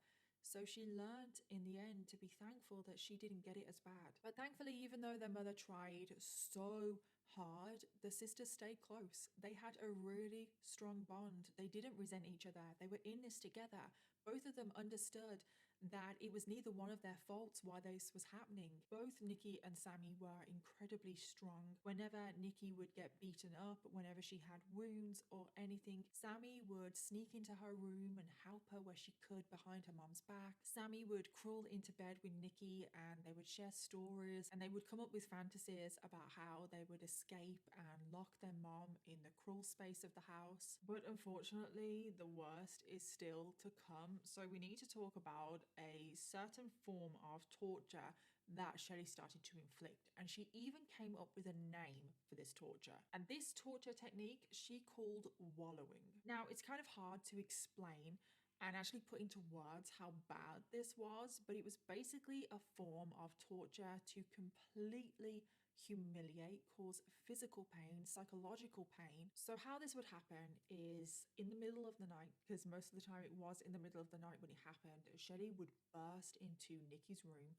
while she was asleep, while it was dark. She would flip on the lights and scream at Nikki, get up right now, clothes off, get the fuck downstairs, get outside, and screaming at Nikki that she is a worthless piece of shit. So Nikki was forced in the middle of the night to get up, strip naked, and go outside in the freezing cold. She would be forced naked to roll around in dirt and just like be in the ground and basically acts like an animal, like a pig. Shelley would actually repeatedly shout at her, "You're a pig." And the whole time when Nikki is doing this, Dave, willing participant, is spraying her down with a hose with freezing cold water. And Shelley would be shouting things from the sidelines. Make her wallow, Dave. Make her. She's a pig. Teach her a lesson. She's a dirty pig. And I just don't have any words. Why would someone do that?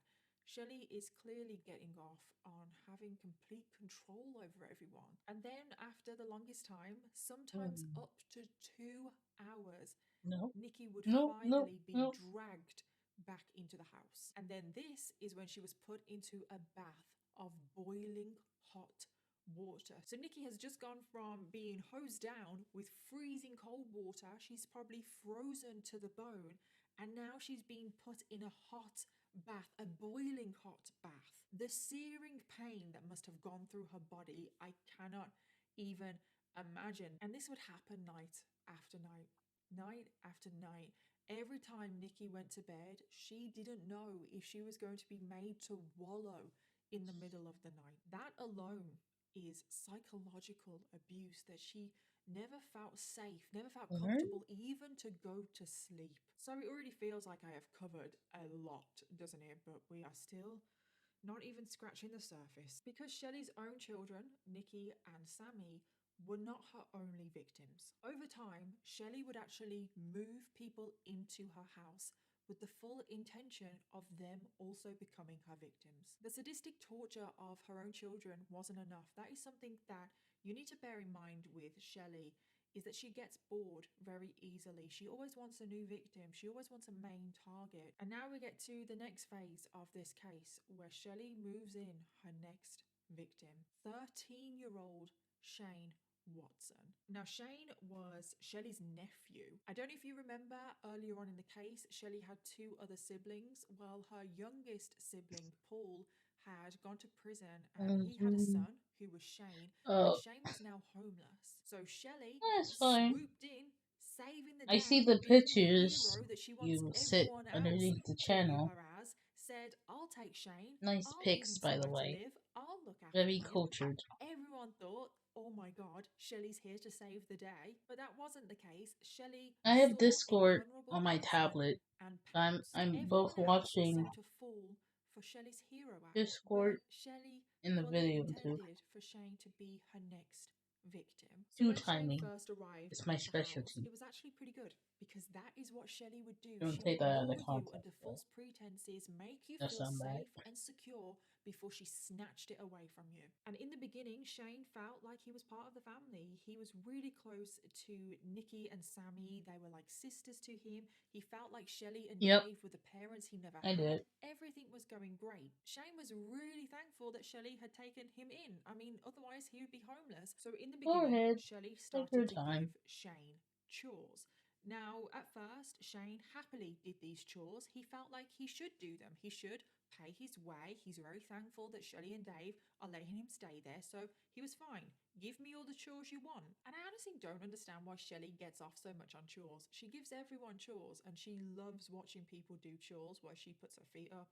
So she gives Shane a pretty long list of chores, but he does them willingly. He thinks it's only fair. But the list of chores was never ending, and they got more and more ridiculous. They weren't like regular chores. If Shane ever said no to any of these chores, if he ever did them not up to Shelley's standard, or if he took too long, Shelley would beat and whip him. Now, it didn't start like this. When he first started doing chores, she never did this, because this is what Shelley does. She slowly bides her time. She slowly breaks people down. So at Oh first, there was no. no Take beatings. your sleep. Then Take your nap. it was the odd punch. Everyone the odd needs hit, some the sleep. odd push. Then it got to every single time he didn't do something right, he would be punched, kicked, whipped. The next time, the punches, the kicks would be harder. Then weapons would be involved. Do you see what I mean? It was a slow progression, a slow build up. The next thing is that his shower privileges were also taken away. He wasn't allowed to shower. He was hosed down in the garden naked, just like Nikki and Sammy. He was forced to go to school in dirty clothes, smelly. He went from the cool new guy at school to the smelly weird guy. Then his personal belongings were taken away, one by one, slowly over time, slowly stripping him of any identity. Then he was forced to sleep in the basement. Then his blanket and pillow was taken away, so he just had to sleep on the cold, hard floor of the basement. And then finally, Shane was also made to wallow. Just like Nikki, he was forced outside in the middle of the night, forced to strip, forced to roll around in the mud, all whilst being soaked with a hose with freezing cold water. He then started to question, is this normal? Do I deserve this? Shelley would mess with people's minds so much that they truly thought that they deserved all of this abuse. And he didn't really even get a chance to fully process what was happening to him. He was so young. He was only 13 when he first arrived at Shelley's. And before he knew it, he had become another prisoner of Shelley's. Shane was also subjected to the love bombing as well. So whenever the abuse started, it would stop. Shelley would shower him with love and affection. And Shane as well learned to crave that attention, that love that he got from Shelley in those split seconds. Amazingly, even though all of the children were being subjected to this abuse and torture, the children actually had a very close bond. Shane grew very close to Nikki and Sammy, and they all helped each other through this. They would spend hours being co-conspirators, talking about how messed up Shelley was, what they would do if they could run away, their hopes, their dreams. Nikki and Shane especially grew very close because those two were the main victims at this current time. Shelley hated the bond between Nikki and Shane. She would always be looking for different ways to break them down, to humiliate them. And Shelley came up with the most, I don't even know how I would describe it. She forced both Shane and Nikki, who were both teenagers at this point, they're also cousins, to strip naked in the living room and slow dance with each other, with the rest of the family watching. And Shelley is just laughing at them the whole time. Shane and Nikki are crying the whole time they are dancing. This is all just for Shelley's amusement. It's said that there was nothing sexual about this. Shelley didn't get off on this sexually. And there is actually a lot of nudity in this case. Shelley does make people strip naked and she does more stuff, which we're obviously going to get to. But stripping somebody naked is such a sadistic torture tactic to completely make that person vulnerable, to strip them of everything, pure humiliation, pure embarrassment. But if that is not horrifying enough, we now have to move on to the next victim. You heard that right, the next victim. This new victim was a woman called Kathy Loreno. She was currently 30 years old. Now, she was a really good friend of Shelley's. She was also Shelley's hairdresser, and she had recently fallen on bad times and she found herself needing a place to live. And Shelley swoops in to save the day and she gives Kathy a place to live in her home. Now, Kathy was described as such a kind-hearted, sweet person, would do anything for anyone. So Kathy is about to move in, but just before she moves in, we do have a few other things that happen because there is so much that goes on in this case. So Shelley is currently 34 years old and she falls pregnant with Dave's first child. She would soon give birth to a baby girl that they would call Tori. Now, Dave was really excited about the pregnancy, about the baby, and he was amazed that Shelley was even able to get pregnant with all of the chemo that she was on. Bet you forgot about that, didn't you? Don't forget, all of this time, from the moment she met Dave, she's been pretending to have cancer. She has been pretending to go to appointments. She has been pretending to get chemo. Dave has been thinking that Shelley has cancer for years. She even shaved her eyebrows and her head like Dave truly believes. I mean, I don't know if he does. He claims to have truly believed that she had cancer. So then the baby is born, Tori is born, and Shelley basically went through a whole phase of Munchausen by proxy, which unfortunately I do not have time to get into because there is so much that happens in this case. But there were numerous times where Shelley would fake illnesses of Tori. She would tell people Tori's really ill, she's really sick, to gain attention and sympathy. She even tried to suffocate baby Tori with a pillow at one point as well. So all of that was going on, and this is when Kathy moves in. Now, Dave at first wasn't too pleased. He didn't want Kathy to live with them, but Shelley said to him, I need someone to help me look after the baby, so Kathy has to move in. So currently in this house right now, we have Shelley, Dave, Nikki, Sammy, Shane, now baby Tori, and now Kathy. And Kathy worshipped the ground that Shelley walked on. I mean, she was so thankful that Shelley had given her somewhere to live, very much like Shane. Kathy wanted to do anything she could to repay Shelley for letting her stay there, but unfortunately she didn't have any idea what Shelley had in store for her. As well as the abuse towards Nikki, Sammy, Shane, Kathy would now also be abused and tortured. But with Kathy, Shelley took it to a whole nother level, if that is even possible. So first of all, Kathy was given a long list of chores. I just want to point out here that Shelley is literally the laziest person in the world. She does not lift a finger in that house. Dirty dishes, dirty washing would just pile up everywhere. She would sit on the sofa all day watching TV, eating chocolate and shoving the wrappers down the side of the sofa. And at first, just like Shane, Kathy was more than happy to help. But no matter how hard Kathy worked, nothing was ever good enough. Shelley would make Kathy feel worthless, like she was no good. First of all, Shelley wanted to isolate Kathy, make Kathy feel like she had no one else but Shelley. Whenever Kathy's family called Shelley's home, Shelley would be the one to answer, and she would spill loads of lies about Kathy to her family. She would say, Kathy no longer wants anything to do with you. Kathy ran away. She doesn't want to see you. She doesn't want to talk to you. And Shelley spun so many lies about Kathy that Kathy's own family actually disowned her, which breaks my heart. And Shelley also came up with another strategy to completely control Kathy, and that was to completely gaslight her. First of all, it started with Shelley pumping Kathy with a load of sleeping pills. And then, because Kathy was so drugged up, Shelley started to warp her reality around her. Shelley started making up stories saying that Kathy was sleepwalking. She was sleepwalking to the fridge. She was eating all the food. Shelley would literally sprinkle crumbs on Kathy's bed to make Kathy think that she actually was sleepwalking and going to the fridge and then bringing food back to her bed and eating it. And of course, none of this is true, but Kathy would believe it, and she would say, "Oh, I'm so sorry. I don't remember that. I'm so sorry for eating all of the food in the fridge." But then there was one more thing that Shelley did to warp her reality and to make Kathy believe that she was doing these things whilst she was asleep. Shelley told Kathy that she had been sleepwalking naked and had gotten into bed with Shane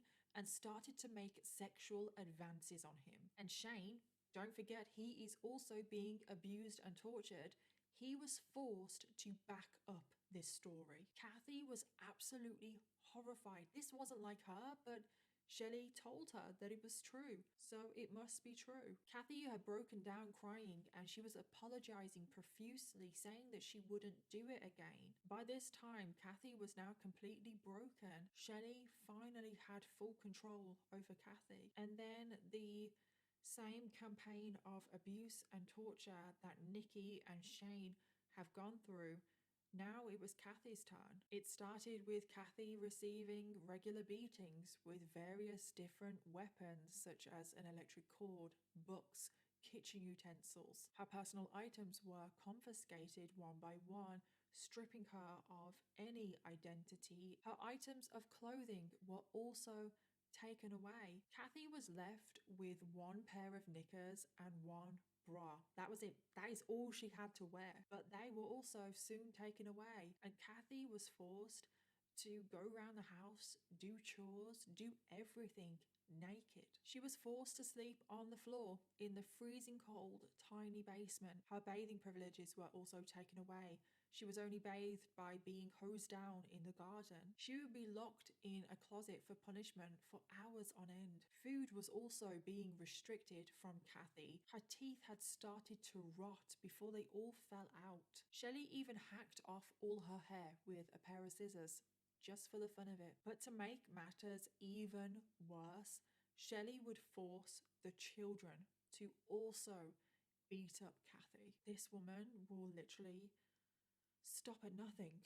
Nikki and Sammy were forced to follow Kathy around the house, and if she wasn't working hard enough, they would snap rubber bands at her. Shane was forced to do the most to Kathy. He was forced into beating her up physically, punching her, kicking her, using weapons. Shane did this because he knew that if he didn't, he would be tortured and abused himself 10 times worse. But then when Shane would beat up Kathy, Shelley would pretend to be the hero all over again. She would jump in the middle and say, "Kathy, I'll stop this. I'll protect you." There was one time where Shane actually was instructed to take Kathy into another room, beat her up, and then Shelley came bursting into the room like she is the hero to protect Kathy. Even though it was her idea to begin with, the mind games that she is playing with everyone are on another level. And Dave would join in too. I know we haven't really mentioned him much because he actually worked away Monday to Friday, so he wasn't at the house, so he was only ever there on the weekends. But whenever he was there,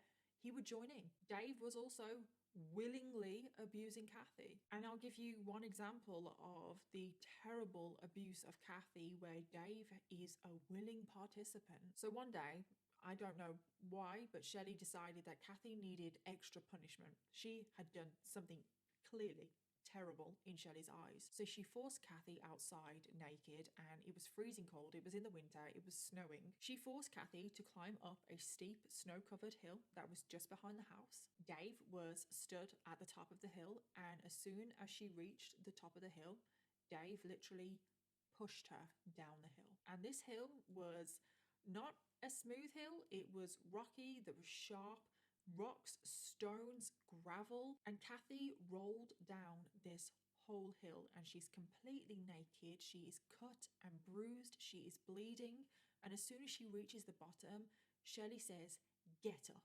Get up right now. Go back up to the top of the hill." So Kathy crawls her way back up to the top of the hill, and as soon as she reaches the top, Dave pushes her again, and this goes on and on. Kathy is forced to go back up the hill.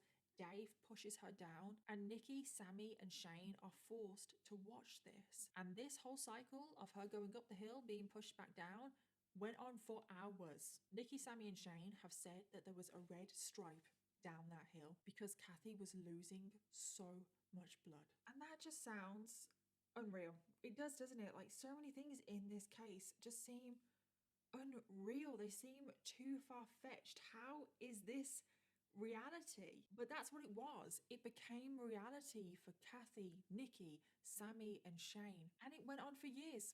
This was their reality for years. And I think we just need to take a moment right now to pause and actually look at Shelley's messed up world and how it functioned. So Dave worked away from home. He worked Monday to Friday away, and then he would be back at the weekends. And during the week, when he was at work, Dave lived in a tent. He pretty much was surviving on no money, essentially, and he was sending all of his money back to Shelley. Shelley would lounge around the house, unemployed, barking orders at everybody else, getting everybody else to do everything for her. She would be ruling the house, ruling Nikki, Sammy, Shane, and Kathy with an iron fist. And it was normal for the family to be watching TV, and Kathy would just be crawling around naked, doing chores around them. And no one was even allowed to look at Kathy, acknowledge that she was there. And tragically, the mindset of Nikki, Sammy, and Shane was, well, if mom is punishing Kathy, she's not punishing us. Because that's the thing with Shelley. It doesn't mean that Nikki, Sammy, and Shane were not being abused, but she always had one main victim, one person that she would focus on. It started off as Nikki. She was the main victim over Sammy. Then Shane moved in. Shane was then the new main victim, and Nikki did get it a little bit easier. Now Kathy has moved in, and Kathy is the main victim, and Shane is getting it a little bit easier. But they're all still being abused. I just want to make that very clear. What just breaks my heart, though, is that Kathy willingly took the abuse, the beatings, because she knew that if she wasn't being abused, the kids would be. She rather it was her that was being abused, not the kids. And Kathy, she's so incredibly strong. The kids would regularly reach out to Kathy, try and comfort her, help her in any way, but every single time, Kathy would push them away. She would say, "No, you can't help me. Your mom will find out and then punish you." She wanted to protect the children. She had their best interests in her heart, which is more than Shelley has ever had. And unbelievably, Nikki, Sammy, and Shane were all going to school. Whilst this was all happening, they were attempting to live a somewhat normal life outside of that house. Nikki and Shane did struggle a lot in school, but Sammy actually had a pretty regular, normal school life. She had a lot of friends. She had a boyfriend, and her friends and her boyfriend would actually come over and visit her at the house. And when I found out that guests were allowed in this house, I was like, what the hell? How is no one noticing anything that is going on? Every time that guests came around to the house, Kathy was locked in a closet or the shed outside. She was locked in there for hours, and she was only allowed out when guests left. And Shelley played the perfect host to any guests that she had. Apparently, appearances are very important to Shelley. The family even went on vacations, which is just crazy. And Kathy would tag along as essentially the family servant. And the treatment of Kathy when they went away is absolutely disgusting. They forced Kathy to ride in the trunk. She wasn't allowed in the car. She wasn't allowed a seat. She had to be in the trunk, where she was locked in there for hours on end. It was incredibly hot, stuffy. I'm sure we can all imagine that it was hard to breathe in there. And then once they were on vacation, Kathy was made to sleep under the car. Everybody else had sleeping bags. They were in tents. Kathy wasn't even allowed a tent, not even a sleeping bag. And at various times, Nikki, Sammy, Shane, and Kathy all did try to escape. It was never together, it was always separately, and it was various times over the years, but every single time one of them made a run for it, Shelley would always find them. She would always hunt them down. She has actually been described as a master hunter. Sometimes it would take days to find whoever had ran away, but Shelley did not stop until she found them, and she always did. And when they returned back to the house, Shelley would shower them in affection with love because she didn't want them to escape again. She made everyone feel helpless, like they only had her. And right now, there are two huge questions that I had in my mind. One being, why the hell is Shelley doing this? And two, why are people not escaping? Why are people putting up with this? I mean, the children, Nikki, Sammy, and Shane, I feel like it's pretty obvious. They are children. They are very vulnerable. They do feel like they have nowhere to go. But Dave, he is still kind of a victim, so we will include him in this. Dave and Kathy are adults. Dave, especially, goes away. He travels quite far to go to work Monday and Friday. At any point, he could run. And then Kathy obviously knows that what is happening to her isn't right. She has grown up her whole life. She is an adult, and now as an adult, she's being subjected to this. Whereas the children, this is kind of all they've known. It's really hard to wrap your head around. Why is nobody escaping successfully? Why are they possibly not trying harder? But we have to remember that Shelley is a master manipulator. I have looked into a lot of cases now, and people being manipulative is a very common thing in these cases, but Shelley has to be up there with one of the best or worst, however you want to put it. She has beat her victims into submission. She has also isolated both Dave and Kathy from everyone. I truly believe, especially with Kathy, that they felt like they had nowhere to go. They had nowhere else. And then when it comes to answering the question of why the hell is Shelley doing this, I honestly don't know. I try to analyze these people. I try to research these things and topics.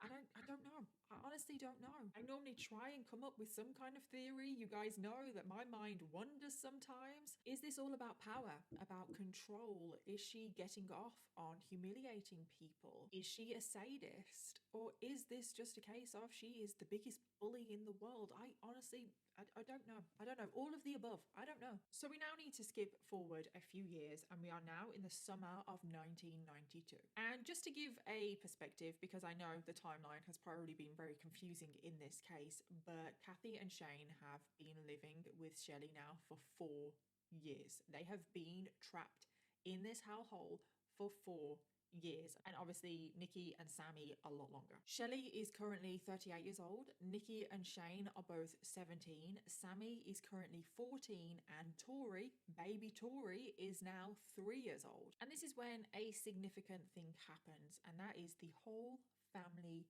move. They move into a new home on Monahan Landing Road in Raymond, Washington. And this is significant because it is this house that is known as Shelley Notek's House of Horrors. I know, the last one was bad, but this one's even worse. She made everyone renovate the house, apart from herself, obviously. She made them work grueling hours. She made them do ridiculous tasks as well. Like Nikki had to paint this whole outer building situation with a 1-inch brush.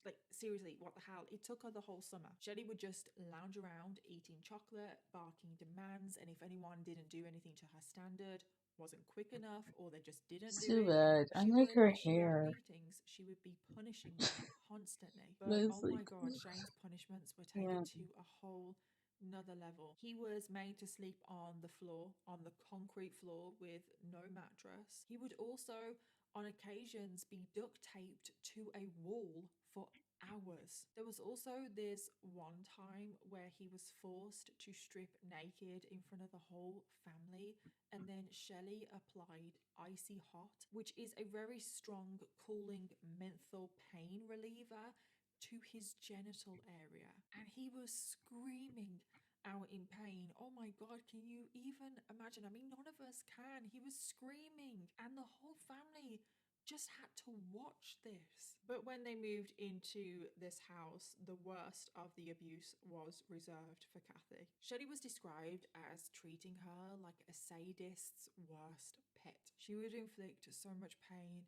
and torture on Kathy, even more than before. Kathy had now started to lose the will to live, and it would soon all end in absolute tragedy. Kathy once again was forced to only bathe by hose outside, but this time she wasn't even allowed to use soap. Shelley would pour bleach over her, shouting things, "You're a filthy pig, Kathy. This will clean you up." And Kathy, she's being abused pretty much every single hour of every day. She is covered in cuts, some of them open wounds, and Shelley is pouring bleach over her, and the bleach is going into her cuts, her wounds. She would scream out in pain, but then Dave would duct tape her mouth shut so none of the neighbours heard. Kathy would also only be fed rotten food. Yeah, it's why. She had to eat spoiled meat and moldy vegetables, and Shelley would put all of this into a blender, obviously blend it all up, and then she gave this to Kathy to drink. Shelley would also force Kathy to eat a cup of salt. She was forced to eat every last bit of a cup of salt. How can anyone even do that? I just can't. She would be physically choking on the salt, but Shelley would not let her stop until she finished. There were many times where Kathy would just pass out because of the abuse, like her body could not take it anymore, but Shelley would wake her back up because she wanted Kathy awake. Shelley even went as far as to waterboard Kathy. She made Dave build a homemade device. And Shelley and Dave would both be the ones to waterboard Kathy. I just really don't understand Dave. Like, why is he doing this? Apparently, he justified the abuse to the children as sometimes children do need a tough hand. They do need to be punished, and they do need to learn the ways of the world, which is obviously a load of crap. But how is he justifying this abuse of Kathy? And if that wasn't bad enough, Kathy had to sleep outside. She was forced to sleep in this really small outer house that was very dark, it was cramped, it was smelly, it was damp, and she would be locked in there for days, sometimes months. She eventually lost so much weight. She actually lost over 100 pounds, and she was so weak that she had to be dragged from this little outer house back into the main house. There was one time where they dragged Kathy in from that outer house and they put her in the shower to clean her up, but she couldn't stand up. She was just too weak, and she fell through the glass panel on the shower. Glass shattered everywhere, and she was on the floor. She fell on the glass, and there was cuts all over her body, and these were serious cuts. Like, she needed to go to hospital. These cuts were deep. But of course, Shelley never let her go to the hospital. She never let anyone go to the hospital. Shelley just bandaged Kathy up as best as she could, which was not very good. And after this incident of Kathy falling through the shower, Kathy one time was just sat on the sofa, a rare privilege, and she had one of baby Tori's little games. Think of like a puzzle game, like a really easy puzzle game, but for a 3-year-old, so it's obviously a little bit challenging for a 3-year-old. Kathy was sat there with this puzzle in her hand, and she couldn't figure it out. Like, her brain was not processing what the toy was, what she had to do. After 5 years of torture, and I don't know if that shower incident did cause some sort of brain injury, damage, I don't know. But after 5 years of torture, her brain was now failing to function. She's literally wasting away. This was so drawn out and so slow and so sadistic. Her hair had completely fallen out. All of her teeth had fallen out by this point. She didn't have any balance. She couldn't walk properly. I honestly don't know how she managed to fight for as long as she did.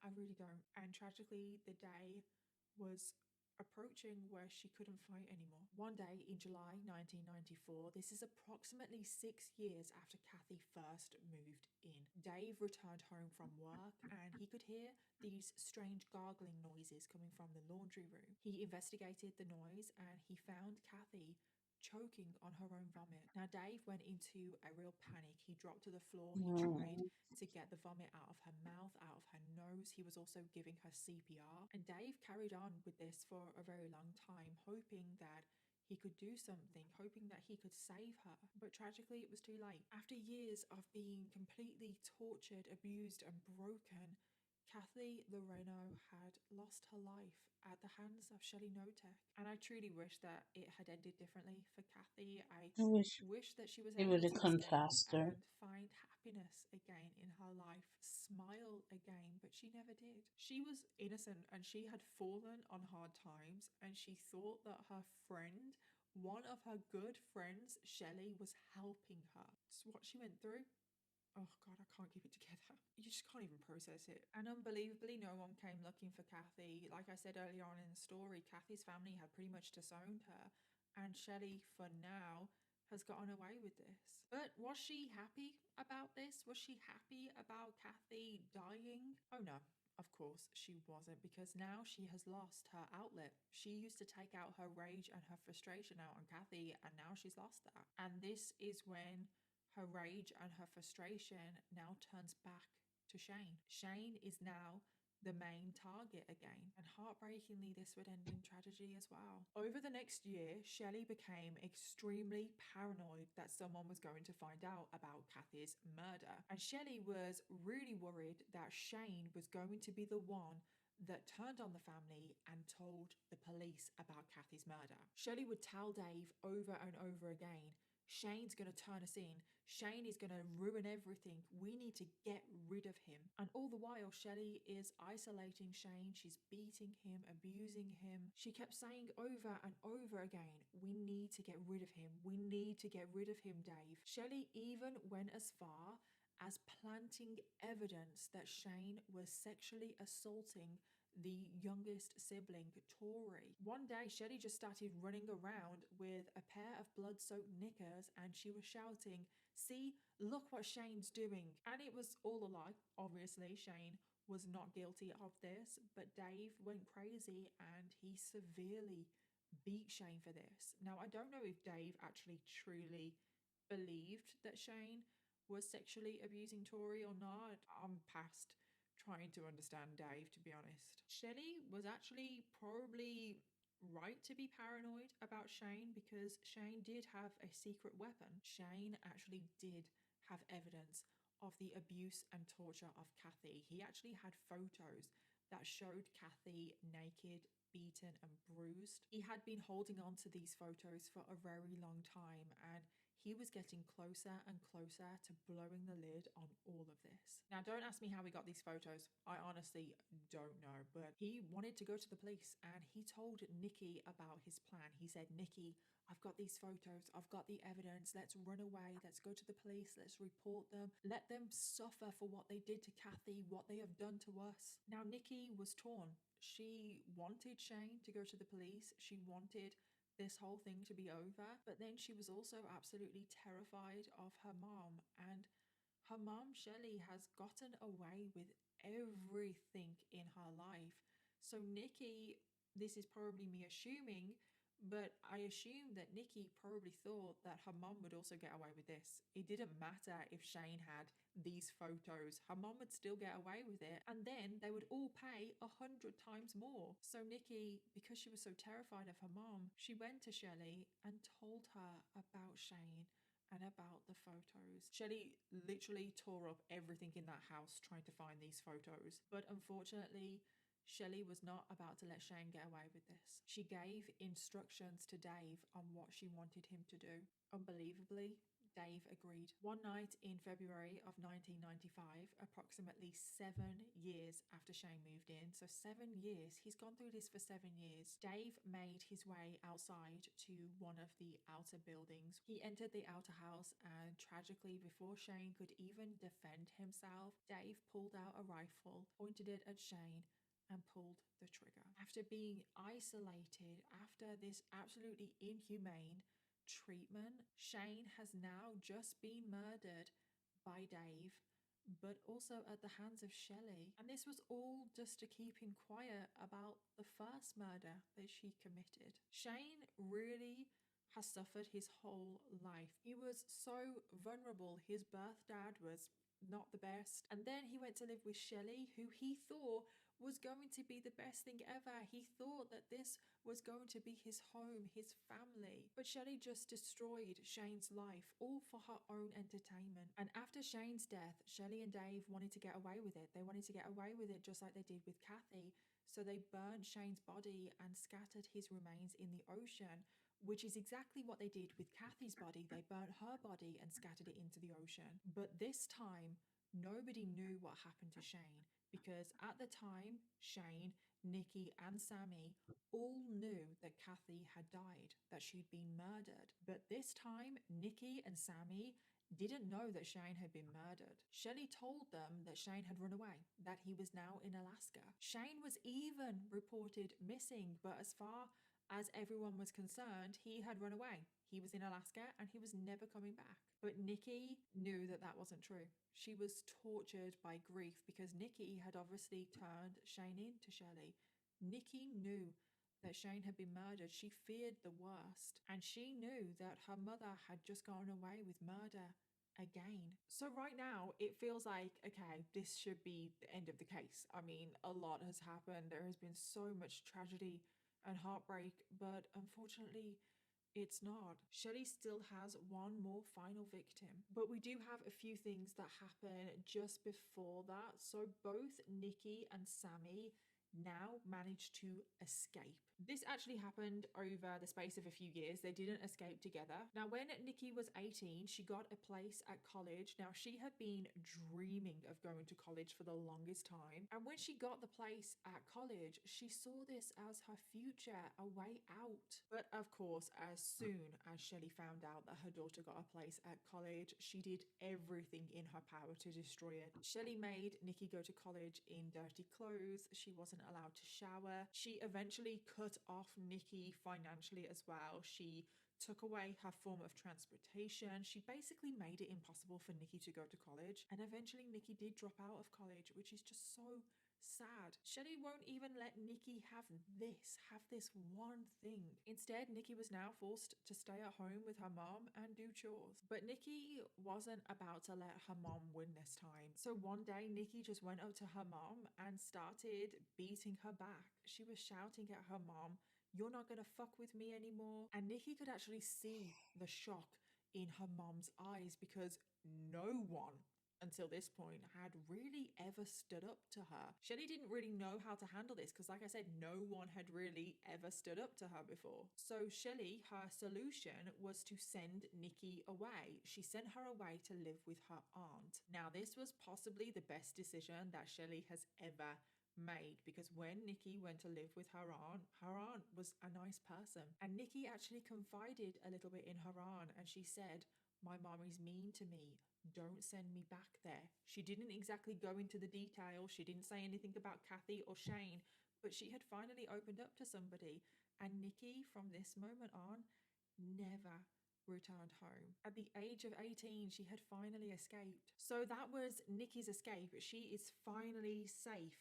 But now we have to move on to Sammy, because now that Nikki has left, Sammy has now become the main target for Shelley's abuse. Sammy had always been favoured. Out of all of them, she had always suffered the least. She had still suffered, like we have covered, but thankfully Sammy did have a support system around her. She had really good friends at school. She also had a boyfriend. She did also stay in contact with Nikki, and she managed to hold on. She managed to pull through, and in her senior year of high school, she plotted her escape. So one night, Sammy snuck out of her house. She managed to hide at her boyfriend's house for a few days before she hitched a ride to her grandmother Lara's house. So Lara, if you remember, is Shelley's stepmom, and Lara had stayed in contact with the children all this time. At a distance though, Shelley always kind of kept her quite far away, and Sammy had finally escaped to her grandmother Lara's house, and Lara kept her safe. Now Shelley did try and lure Sammy back to the house. She was not happy at all that Sammy left, and there were some occasions where Sammy did go back to the house to visit her sister. Apart from that, Sammy had now also managed to successfully escape that house. So now it's just Shelley, Dave, and Tori left in the house. And with Dave away Monday to Friday, it was pretty much just Shelley and Tori in the house. And two guesses for what happened next. This case really is just never ending, isn't it? For years, Tori had managed to escape her mother's abuse. She had even somewhat enjoyed her life. She had had probably the most normal life. She was too young to remember or be aware of what happened to Kathy, what happened to Shane. She was now currently 10 years old. And this is when the abuse started. It started off the same as it did with everybody else. It was just the odd punch, slap, kick now and again. Then it would graduate to using weapons. Then the beatings would get even worse and it would escalate over time. There was also shower restrictions. She was forced to go to school without showering, with dirty clothes on. But on top of all of this, Shelley also found some new punishments for Tori, punishments that she had never inflicted on anyone else. Because Tori had just started to hit puberty and Shelley was thinking up new ways of humiliation. She implemented what she called progress checks. Tori would have to strip naked in the living room so Shelley could examine her developing body. Tori would stand there embarrassed, humiliated. She would say to her mom, "The other moms don't do this. Why are you doing this?" Shelley even bullied Tori into cutting off some of her pubic hair for her baby book. And it was around this time that Shelley met her third and final victim, a man named Ron Woodworth. Now, Ron was in his mid-50s and he was such a kind, sweet-hearted man. He was currently working in the care system, and this is when he met Shelley. He had recently fallen on hard times. He had recently gone through a breakup with his long-term boyfriend. His dad had also recently passed away, and he was looking after his elderly mother. He had also recently been evicted, and when Shelley found out this, she swooped in, played the hero, and gave Ron somewhere to live. So Ron moved in, and I feel like a broken record because the exact same thing happens all over again. At first, it's really good. Ron is really appreciative that he now has somewhere to live, and he would do anything for Shelley. It first started off with chores, then the chores got more extreme, then the beatings would start. They would escalate, then shower and bathroom privileges were taken away. She isolated him, restricted his food, he was made to sleep outside, he had to be naked while doing chores as well. Just the usual routine, like it's the same for everybody, and this went on for 3 years.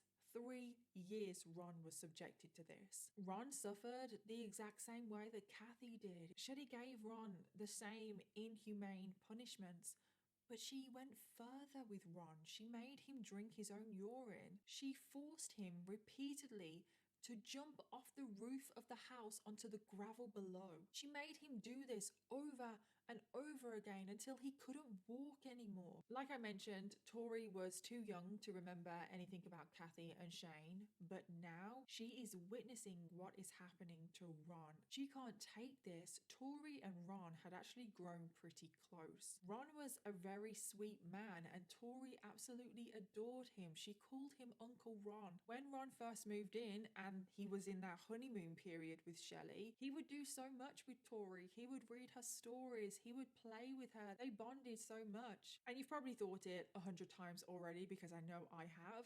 But how is Shelley getting away with all of this? Well, it turns out that when Nikki escaped, she actually did go to the police, but the police couldn't back up Nikki's story. There was no evidence, and unbelievably, the police didn't investigate any further.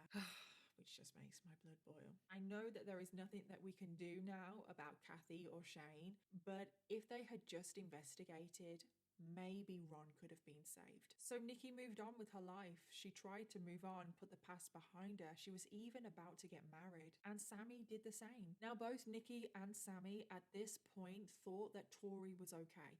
They didn't know at this point that she was also being abused. So Shelley just keeps on going, getting away with everything. And I know that I said that Ron was the last victim of Shelley's, but there is actually one more suspicious death that is linked to Shelley. Now, at some point, Shelley had managed to insert herself into the life of an elderly war veteran named James McClintock, who goes by the name Mac. Somehow, Shelley became his registered caregiver and she manipulated him into changing his will. In the will, he was to leave his entire estate to Shelley. And then, tragically, not long after the will was changed, Mac was rushed to hospital and pronounced dead. It was found that he died from blunt force trauma to the head, but his death was ruled an accident and no investigation was made. Shelley then inherited his $145,000 estate, and even though it has never been proven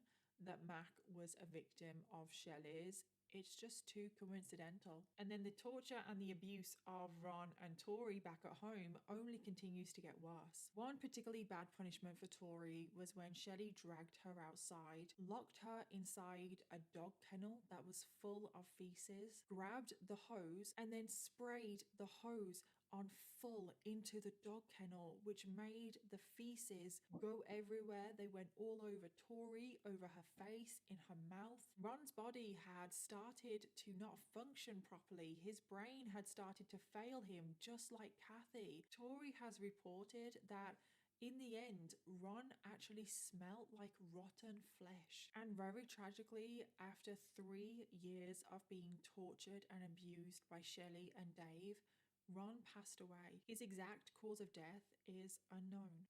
And it's just another life, another completely innocent life that they've just taken away. It's just unbelievable. There's just so much heartbreak in this case. So you're probably thinking, does this case ever end? Because it feels never ending, but thankfully we are going to finally start to see the downfall of Shelley Notek. So one day Shelley phones up Dave. He's clearly at work and she says to him that she's just found Ron's body, he is dead, and he needs to come home and help her with the body. Now, right now, Tori doesn't know that Ron is dead. She actually just thinks that Ron is missing. She probably thinks that Ron has tried to escape. So Shelley wants Tori out of the way. So Shelley sends Tori to stay with her sister, Sammy. She basically wants her out the way so they can deal with Ron's body. But what Shelley didn't know is that the three sisters, Nikki, Sammy, and Tori, would reunite, join forces, and take her down. Now, when the three sisters got together, they didn't initially plan to take their mother down, but they were talking and certain things came up. And this is when it was revealed to Nikki and Sammy that Tori was now being abused. Upon hearing this, their hearts just broke. They couldn't believe it. They did truly believe that Tori would be safe. They couldn't let this go on. They couldn't let their little baby sister go back to their house and suffer at the hands of Shelley. Something needed to be done. So they first went to the police station and all three of them refused to leave until they were heard. Thankfully, unlike Nikki a few years earlier, they were taken seriously. All three sisters gave harrowing accounts to the police of their experience with Shelley, what they had seen, Kathy, Shane, now Ron. And the police immediately contacted Shelley and Dave and informed them that CPS were taking Tori away and that an investigation was being opened. And when Shelley found out about this, she was in shock. She could not believe that her three daughters that she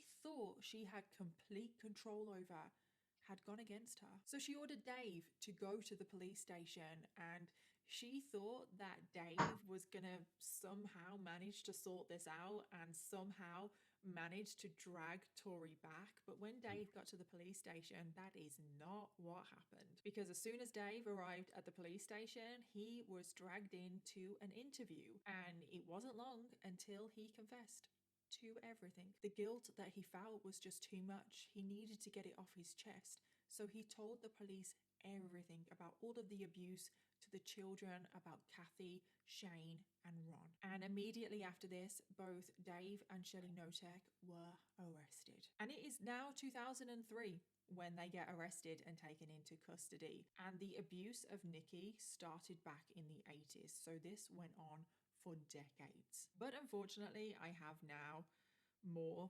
infuriating information to share with all of you. It was found that there was going to be a struggle to get enough evidence to convict Shelley. There was no bodies. There was no body of Kathy. There was no body of Shane. They did have Ron's body, but they couldn't prove what had caused his death. All the police had were the testimonies of Dave and the kids. And now Dave doesn't actually want to assist the Welcome back investigation anymore, up. so the police Hope your don't food even was have good. that. So the prosecution panicked. They thought that they were not going to have enough evidence, they were not going to be able to build a case, and both Dave She and looks Shelley would such walk a free. bitter So they person. made a plea deal. So Dave pleaded guilty to second-degree murder of Shane, and Shelley pleaded guilty to second-degree murder of Kathy and manslaughter for Ron. In return, Dave Notek only got 15 years in prison, and Shelley Notek only got 22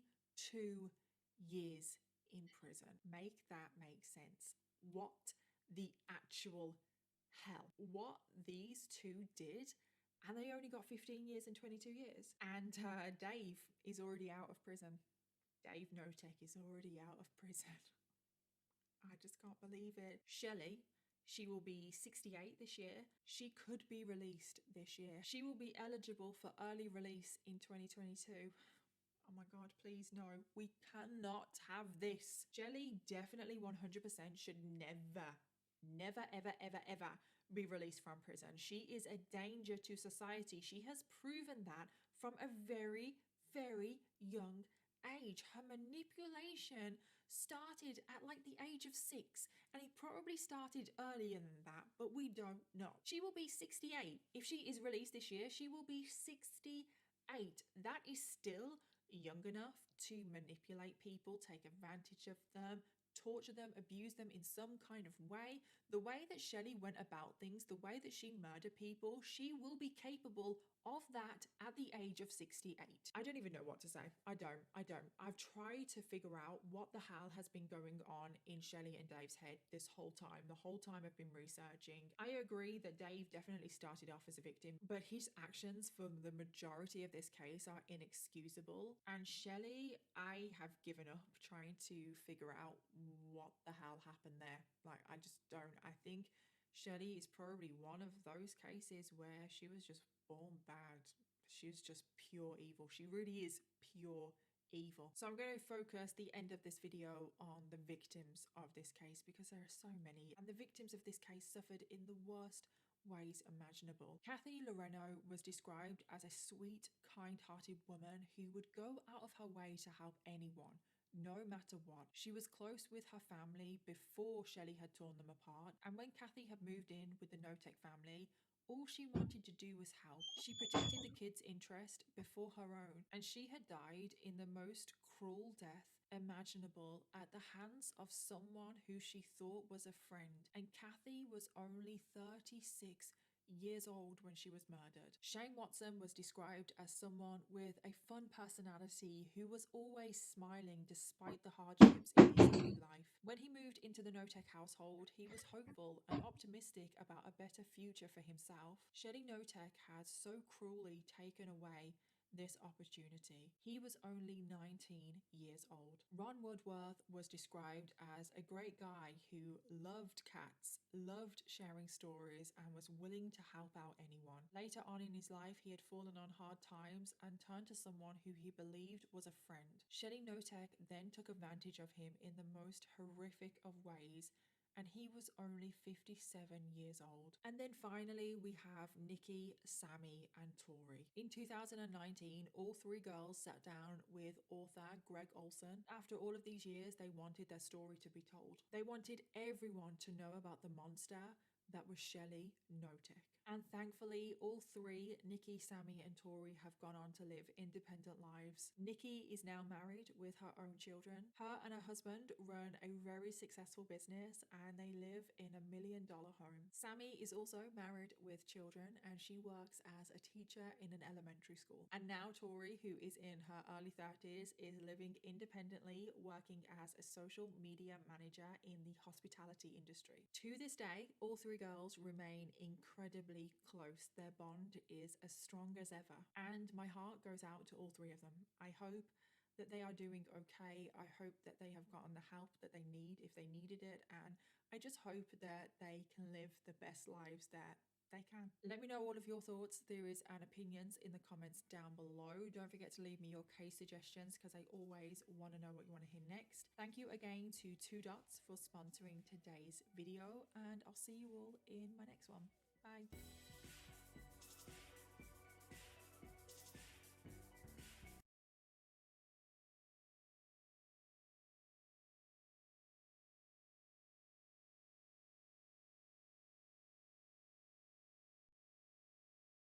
That is horrible. And that started since the 80s. The 80s. And they got arrested in 03. Sometimes, just sometimes, I wish the law would actually go harder. And be more forceful. But you know, they would never really do that, because that's too much effort. Apparently. Maybe one more crime. Vid.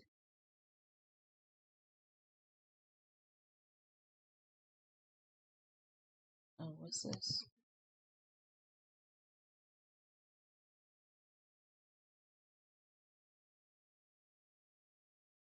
Icebergs. You love them, I love them, everybody loves them.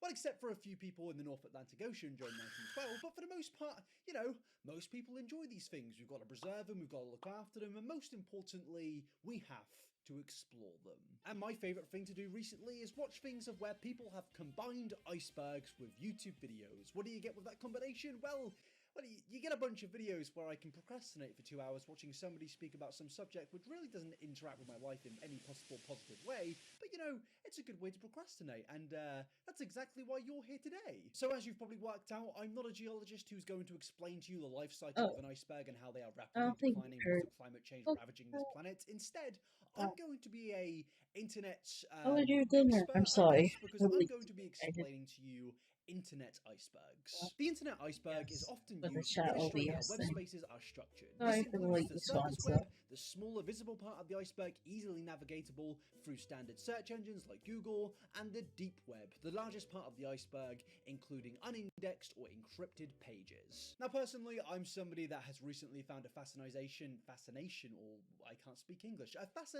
in watching iceberg videos. I really just don't know why, I just find a lot of interest in them, and I was sat down the other day, meant to be doing work, but I decided to watch a video about an iceberg breakdown of some topic which really doesn't impact my life in any way, but it was enjoyable, and I sat there and I thought to myself, hold on a second, I could make videos like this, but based on the videos that I currently make, i.e. making icebergs on people on the internet and people that we speak about here. Why? Well, because I'm an internet bully.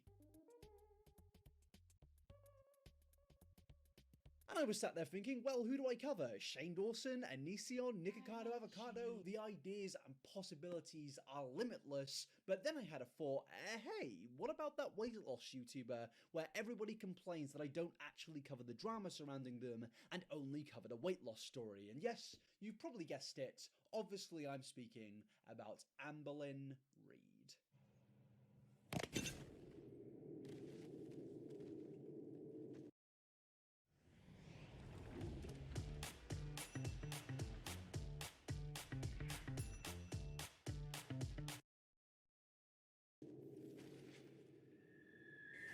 Amberlynn is a weight loss YouTuber that I've covered multiple times on this channel, but mainly only focused around the whole diet aspect of the drama sphere that she's kind of involved in. I like to call this the Amberlynn-verse. This is a place where so many things seem to happen to the point of where I genuinely can't keep up with it. So I think the best way to do this is to break down an iceberg which goes through every single scenario that Amberlynn has been involved in. And I actually did a little Google search and I did find an extremely detailed iceberg to do with Amberlynn's life cycle on the internet. Looking at this right now, there is a lot of things on here which I've never seen before, a lot of things on here which could be considered incredibly offensive, and some things which may not even be true. So I do just want to put a little warning here saying that I did not make this iceberg. I did find it on the godforsaken place which is Reddit. So please do not get mad if there are some things on here which aren't fake. Basically, what I'm going to do is go through this entire thing and give little explanations of what was going on at that period of time and how it impacted Amberlin in some form of way and how it impacted the internet. So yes, this is the deep dive in to the Amberlin Reid iceberg. But before we do that, I do just have to be incredibly annoying for a second and say, hey, please subscribe to the YouTube channel. I know, you're getting annoyed at me asking for subs and you're going to say you don't need to do it. Guys, I need to do it because it does actually work. And, you know, it's my job. It is my job. Please don't get mad at me for interrupting an hour-long video for 30 seconds. I'm just asking you to subscribe. Please, I'm on my knees. I'm trying to hit 1 million subs. If you could do so, that'd be amazing. Please turn on notifications. And also, please comment down below who you would want me to cover in another iceberg video. I would be fascinated to know. Just comment anything or anyone you want down below. But without further ado, let's get into it.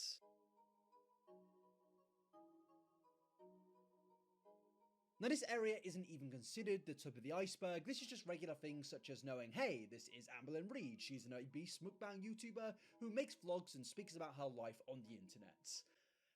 Great. I don't necessarily think that we need to go through this. This is pretty self-explanatory to what this actually is. And as I said, it's not even the tip of the iceberg. There isn't anything here that nobody knows. And I think this is designed to be, well, everybody kind of knows who Amberlin is, but you may not know absolutely everything about her. So now we're past that, we are going to move into the tip of the iceberg. And the first part is, Amberlin Reid loves the Cheesecake Factory. And no, I will not be making any jokes about this statement, but yes, Amberlin Reid supposedly loving the Cheesecake Factory, which seems to be some form of fast food or restaurant in America, maybe even Britain, I'm not exactly too sure. I've never been there myself, but I'm a big connoisseur of cheesecake. In fact, I had a little weight issue one time, and it may come down to the fact that I really like cheesecake. Cheesecake is so good, please just keep it away from me, because I also don't want to go on an arc of starting and restarting a diet 6,000 times. We are going to the Cheesecake Factory. I have not been there in forever. So I ordered the Cheesecake Factory, which I haven't done in a while. I love the Cheesecake Factory. Now, to be honest with you, I'm not exactly sure why this is in the tip of the iceberg section of the Amberlin verse. My only guess can be is that when I went to a few of the comment sections, a lot of people were basically complaining or just stating the fact that apparently in a lot of these videos of where Amberlin goes to the Cheesecake Factory or any restaurant, Amberlin seemingly orders her food whilst vlogging, but then mysteriously throughout the video, random pieces of food turn up which wasn't ordered throughout the vlog, and people are basically saying this is why Amberlin puts on weight, because she secretly snacks without even mentioning it throughout her videos. But to be honest with you, I don't necessarily care about this point. I think I'm more just upset about the fact that in 2022, Amberlin seems to have lost her love for the Cheesecake Factory, and yeah, I'm sorry for breaking that devastating news to you all. But moving on to the Becky era. I don't know why I was so loud with that, but yeah, the Becky era. This references to Amberlin's girlfriend between 2017 and 2021, and as you can now imagine, they have sadly broken up. I guess I'm gonna go ahead and just say it. We have broke up. The fact that you guys have made me watch this relive some of my favourite influencers breaking up. I can't believe I managed to put this out of my mind, but now all the memory, I just miss Becky and Amberlin. Sorry. Yeah, they broke up. In this video, they basically say that this was a mutual breakup with no issues. Seemingly, everything was fine, but then eventually, a lot of texts were leaked suggesting, well, not exactly the worst things in the world, but things such as Amberlin allegedly not showering for 3 months. Now, to be honest with you, a lot of you may see this as a big deal, you know, not showering for 3 months is a little bit stinky, you know, but personally for me, I've not showered for 6 months, so, you know, maybe me and Amberlin are stinky brothers and sisters, who knows? Yeah, it's not really the end of the world, and that's probably why this is at the tip of the iceberg. Torrid hauls. Now, this is just a reference to the amount of clothing hauls that Amberlin does from a retail store called Torrid, which sells plus-size clothing. Now, again, this is nothing major, this is nothing massive, this is, well, it is plus-size clothing. It's nothing, like, significant, but I did find a little funny clip after browsing some comments of where Amberlin is seemingly wearing a dress backwards, and she doesn't really notice this. So here is the dress that I had on. Again, size 6. Hello. Now, I'm not a fashion expert, but the dress does back to front. And it's not like the most dramatic thing in the world, but it's just it's funny, right? It's funny. God, stop getting critical of me. I just found it a little bit funny. And moving on to Twinkie, Rarity, and Wasabi. These are Amberlyn's 3 pets, her dog, and 2 cats, all of which she's been accused of abusing. It's getting a bit dark now, I know. He doesn't have arthritis, which beagles get really easily. No Crohn's disease. He's completely normal, just obese, and that is mainly from him getting fixed, because that happens to a lot of beagles. And for you guys all just to know, Monkey is only 11 pounds overweight. So it's not like he is 30 pounds overweight. He is not abused in any way. And I'm going to be putting this video up, not part of my vlog, because now I'm rambling. My animals are my pride and joy, and I love them with, like, they're my children. I love them more than anything besides Crystal, of course. And I can't imagine someone ever commenting on someone's video saying you abuse your children because they're 10 pounds overweight. I don't know if these allegations are exactly true. There's a lot of compilation videos going.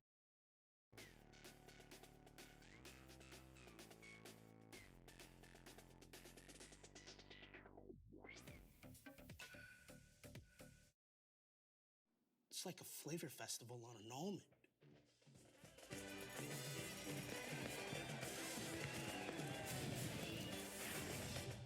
Zest Fest.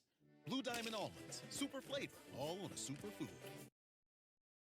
Going around on the internet, and some of them do seem a little bit suspicious, but I am gonna remain and say that these are indeed allegations. Like most of the things in this video, I will say are allegations, but you know, it's a bit peculiar that there are actual compilations alleging that she abuses her animals. I mean, there's certainly not that with me, and there is hopefully not that with any of you guys watching this right now. Then we move on to the Destiny era, and Destiny is another ex-girlfriend of Amberlyn, and I am starting to notice a reoccurring trend throughout this of where Amberlyn has had a lot of relationships. And now I'm not being critical, you do you, but one thing I am being critical of is everybody watching this video right now, because Amberlyn Reed has had more relationships than all of us. And that's, again, not me criticizing Amberlyn, that's more me showing how lonely you are and how lonely I am. Wait, no, actually, I've got a girlfriend. You guys are the lonely sacks of shits watching this, actually. I'm perfectly fine. We're going to go out to eat. We've never been to this restaurant before. She's been begging to go to it for a little while now. Now, it has been speculated over the fact that Destiny possibly cheated on Amberlyn. I, again, don't really know how deep that goes. I'm sure it goes very, very deep. It's a thing with Amberlyn Reed of where there could be the most minute form of thing, and then it will gradually expand into some form of massive thing. And again, as I said earlier, I'm only going to briefly go through every single bit on here because there is indeed a lot of things to go through. But yeah, she was accused of cheating, and Destiny does repetitively turn up in this iceberg, which I will continue to go through when we actually get to that point. But then we move on to the topic of weight loss. Amberlyn's highest weight, 572 pounds. Just want to remind people, because I do have a lot of new subscribers, a couple of years ago I actually reached my highest weight at 572.4. So I was like very close to the 600s, which is like so crazy to wrap my head around. It's very scary. Now, I imagine the reason for this being on here is because naturally the biggest topic of discussion surrounding Amberlyn Reed during her time on the internet is obviously her experiences with diets, thousands and thousands and thousands of diets, and also her, I guess, unique ability to lose 100 pounds and then gain 100 pounds and then lose 100 pounds. It's genuinely quite a fascinating thing, and also a rather tragic and sad thing to witness. So Amberlyn's stating that her highest weight of 572 pounds is obviously going to be on here, but also there are some other things to do with highest record weights, which we will get into. As you can see, they are also on the deeper parts of this iceberg, which I will eventually explain. insane. But yeah, the next part of this iceberg is more surface level information, finishing it off with things like Amberlynn having a binge eating disorder, and how she went through a period of live streaming on her channel, which she admitted damaged her channel. Again, you may think, why is this on here? It doesn't really seem that significant. And I agree with you, it's not exactly the most dramatic thing, you know, she live streamed for a while, but I guess it was a chapter in her channel, which some of the people in the Amberlynn verse seem to remember. Do you think the live streams hurt your channel because you're getting a lot less views? Someone replied and said, I think it boils down to her being boring on her own. She doesn't have the creativity or personality to carry videos on her own. Yes, live streams completely hurt my channel. Amberlynn, to be honest with you, I feel like what actually affects your channel is being involved in a controversy every single day. It seems at this point, I could go onto YouTube and search your name and there will be another video made about how you've lied, gaslit, or manipulated somebody in some form of scenario. This is the thing which is a rather reoccurring pattern. You lie, you get exposed, you gaslight, you girl boss, and you manipulate. That's probably why your channel's in a bad state, not necessarily because of the live streams, probably because you come off of as somewhat of a bad person. But everybody, we've made it. We've got past the tip of the iceberg, so I want everybody to go to the comment section and comment a clap emoji down below, because you should be proud of yourselves. We've done it. We've got through the first segment, and I feel like we did it pretty quickly, and I am very impressed with all of us for sitting back and enjoying. Now, I do just want to say, it's a hydration check. Please make sure to pick up a liquid that you are consuming right now, preferably not a Pepsi Max, because I don't think this is the most healthy thing to be drinking right now. Instead, you should be drinking water, green tea, coffee, whatever you want to do. Just have a drink, hydrate, and let's get into it, because we have a lot to get through, ladies and gentlemen, and MDs.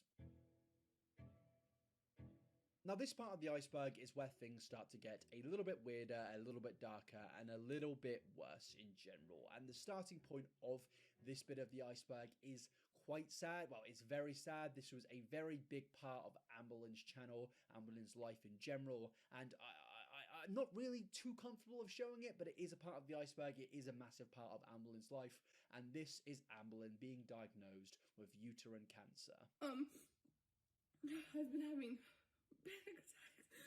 Oh god.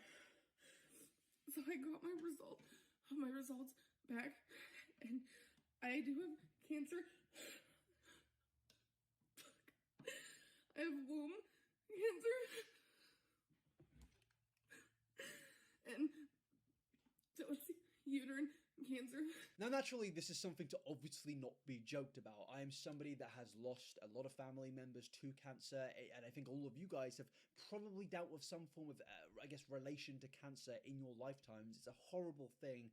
And whilst, you know, I've made jokes about, you know, illness and stuff like that before, never at the expense of somebody who truly is going through it or dealing with cancer or any form of relation to it, I'm not going to make a joke about it. And I think if you go to the comment section and make a joke about it, please just don't. It's just not a thing that I'm comfortable with, and I just feel like morally, it's just a messed up thing to do. Now, funnily enough, because I guess of Amberlynn's history on the internet, there was a lot of speculation over whether Amberlynn actually lied about this cancer diagnosis, but Amberlynn actually made a video where she came out and showed evidence showing I play for fun. I play for real. This is a new age of play.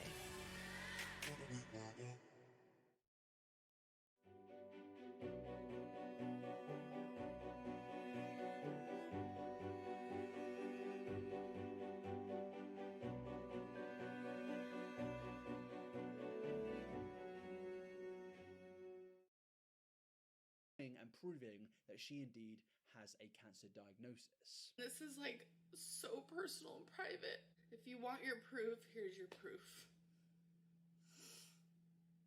Here's an actual medical record. And you know, obviously, I'm very glad that Amberlynn didn't lie about having cancer. Lying about a diagnosis like that is genuinely one of the most disgusting things that any human being could do. Personally, I don't know anyone that's lied about having cancer, but if you did do it, you're probably a shitty person, a terrible person in fact, because cancer is a terrible thing which ruins the lives of a lot of people around the globe. But yeah, I would like to happily say there is a positive end to this part of the iceberg of Amberlynn actually did upload a video stating that she has indeed beaten cancer. But as of right now, I am cancer free. I started actually bawling my eyes out and I was like thanking her, and I could tell she probably gets that kind of praise every single day. I was literally bawling. I was just like, oh my god, so thank you so much. So yeah, I guess I could just end this part of the iceberg here by saying, great, I don't really know what to say here like, without sounding like a dick. Like, yeah, this is fantastic news. Can we move on now? Because I'm kind of uncomfortable.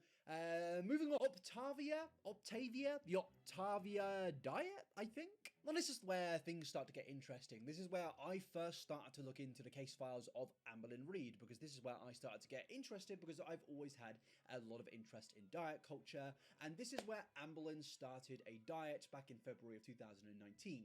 Hey guys, so we have a very large unboxing. Today is my first day on Optavia, and I am super excited, and I wanted to unbox. It's a lot. I wanted to unbox all this with you guys, so. Strangely enough, 9 days later, Amberlynn quit. Also, a lot of people are probably going to be like, hey, I told you so, but a few days ago, I have officially decided not to do Optavia. I have decided this through talking with my health coach, with my girlfriend, with tons of people who are close to me. Now, I'm not going to lie, guys, back in 2019, this was seen as a very controversial thing, a very bad thing. You quit a diet after 9 days, but it's been 3 years now, and it's 2022, and if Amberlynn started a diet now and went for 9 days straight, I would actually applaud her, because that would be like a record time for her. So I don't know if I could even be mad at her. 9 days is a long time for Amberlynn Reid. She has now, I think, broken a diet within a day or even 2 days, something like that. Definitely shorter than 9 days. So, yeah, I'm not exactly that mad at that because of how crazy her diet schedule has actually gotten in more recent times. Amberlynn quitting diets is a very big trend on the internet. It's something which she is basically known for more than anything else, and hence this is quite high up on the iceberg. But then we move on to something which I guess I can understand being this low on the iceberg or not too high on the iceberg. It's Amberlynn's love for Lego. This is something that I didn't realize was a thing, but apparently, well, it's a thing. I've been putting together expert Legos. Okay, we need to stop this, and we just need to pause and say, guys, can we stop? Can we just stop doing this, Americans? Can we stop calling it Legos? It's Lego. It's Lego, all right? It's Lego, not Legos. Is Lego. I don't care what anybody says. I'm just frustrated at even hearing it. So please, can everybody go to the comment section and comment Lego? Thank you very much. But yeah, that's basically it. She likes Lego. The Christie era. This is another girlfriend of Amberlynn who featured on the Amberlynn Reid channel between the years of 2013 and 2015. The year I started university and the year I lost my mental health. Oh God, that got a bit dark. Yeah. A lot of people guessed what I was going through. I'm not sure how. Lucky guessed. About a month ago, I was having some troubles in my relationship. I keep about 99% of my life private, and the other 1% I do end up telling you. Crystal and I were having like a little issue. We were trying to work it out for about 2 weeks. We didn't tell anybody. We just kept everything private completely. And on April 1st, everything kind of blew up into smoke. We decided to break up. Oh, sorry, I was just writing down some notes about how Amberlynn Reid has got a better romantic history than you or me or anybody else watching this video right now. God.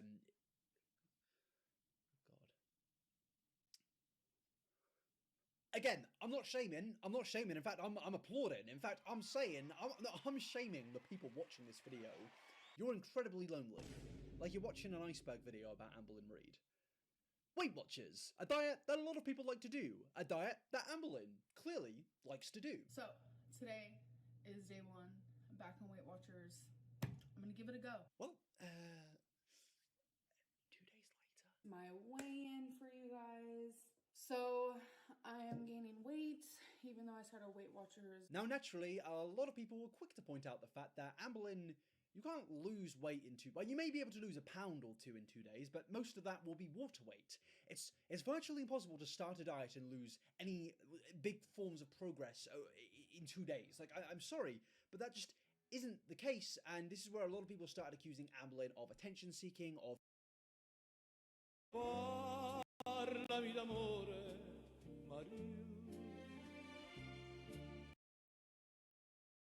using diet culture as a way to profit on her channel, because naturally by doing a lot of diet videos, people will have their interest because they are personally interested in that diet as well, and it will bring in viewers to Amberlynn's channel. And this is why a lot of these diets appear on this iceberg, because Amberlynn has regularly been accused of faking these videos, or faking these diets in general, just in the pursuit of monetary gain. And to be honest with you, I do completely agree with that. Whilst I do think that Amberlynn's weight loss journey did start off with a very genuine intent at the beginning, I do believe that she truly did want to lose weight, and probably still does, but now she knows that doing diet videos is obviously going to make her a lot of money, and if she lost all the weight and didn't have that big weight loss journey in the future, she would not have, I guess, the views that she thinks that she is getting now in the future, which I actually don't agree with. I think if Amberlynn just did healthy lifestyle videos, it would probably do very well. There's actual compilation videos on the internet between 2014 and 2020 of Amberlynn starting and restarting Weight Watchers diets,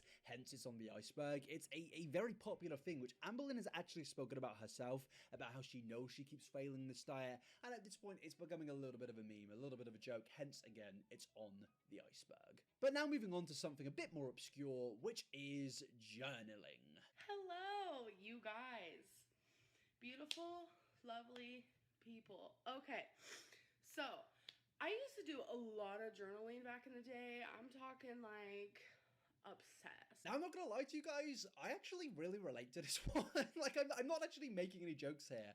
Journals are something that I really like to collect, and I genuinely don't know why. I will like see a nice looking journal and I'll buy it and I'll never use it. Maybe I'll write one page, but I will never use it. I've got journals lying around from 3 years ago just because I thought it looked nice and I thought I'd buy it. And I feel like this is something a lot of people actually have, and I'm kind of glad, even though it was a bit obscure, I'm glad it's on this list because it's made me feel a little less insane. Now, the next part of this iceberg, I'm not really going to go into specifics about because one, it would make me a little bit uncomfortable to speak about it because it is extremely personal, and I also think it's extremely obvious. It is Amberlynn's parents were drug abusers. That's not my place to speak, and as I said, there are going to be fairly deep topics on here, and I just want to avoid that one. But the next part of this I am more than happy to speak about because I've spoken about it quite a few times, and that is Amberlynn's gaslighting. The first and foremost thing that I want to say is being in denial and lying are two completely different things. Now, if there's a big criticism to have of Amberlynn Reid, other than all the horrendous things that she's allegedly done, it's the gaslighting, it's the lying, the very simple things, but the very common recurring patterns throughout her whole history of YouTube. Now, in that video, as you saw, Amberlynn was caught lying and seemingly tried to convince her audience that she actually wasn't lying. No.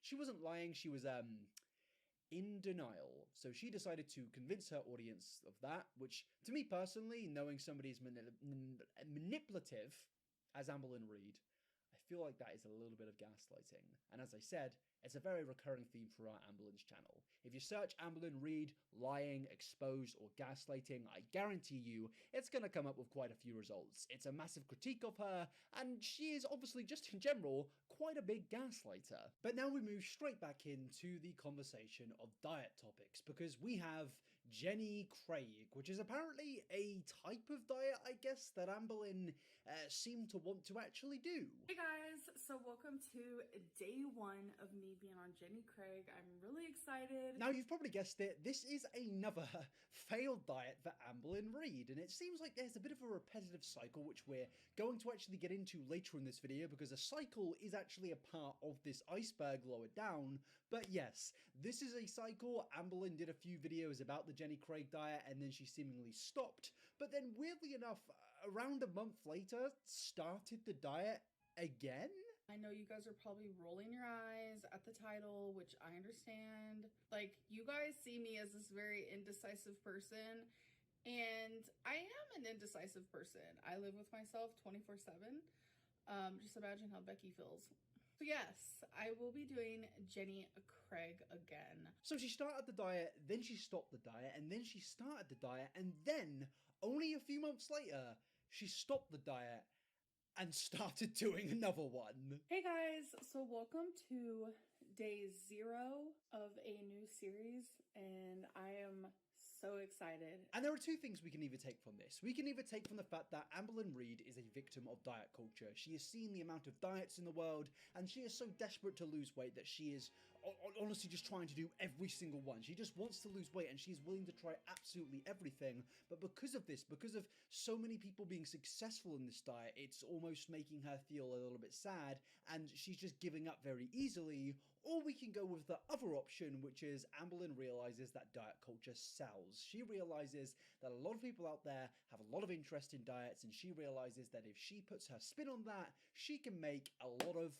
moolah, a lot of money. And to be honest with you, I think it's a bit of both, but mainly nowadays I think it's to do with the monetary gain aspect of things. I think that Amberlynn fully knows how to lose weight. I think she fully understands that if she wants to, she could probably just quite easily lose weight by being in a calorific deficit.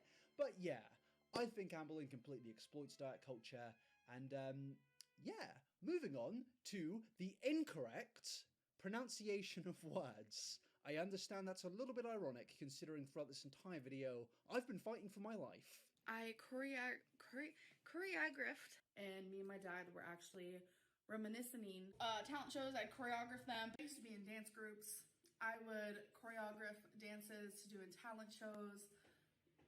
Choreograph. That is channel called Dainty basically does a lot of compilations about Amberlynn and I guess worst moments, her funniest moments, her cringiest moments, and in this one here it's become a little bit of a meme in Amberlynn verse that Amberlynn mispronounces words, and it even plays into the hater section that I mentioned earlier because Amberlynn seemingly mispronounces the word hater every time she says it. Right along with the trolls and the haters. And to be honest with you, I relate to this. I can't speak the English language perfectly myself, and I don't really see this to be a bad thing. It's more just a little meme in the Amberlynn verse, and that's absolutely fine. But moving on to Drunklyn, which I guess is just supposedly a nickname. I just can't speak today. It's supposedly a nickname for Amberlynn when she's drunk. So yeah, this is Caribbean rum with coconut liquor. I don't know. I like it.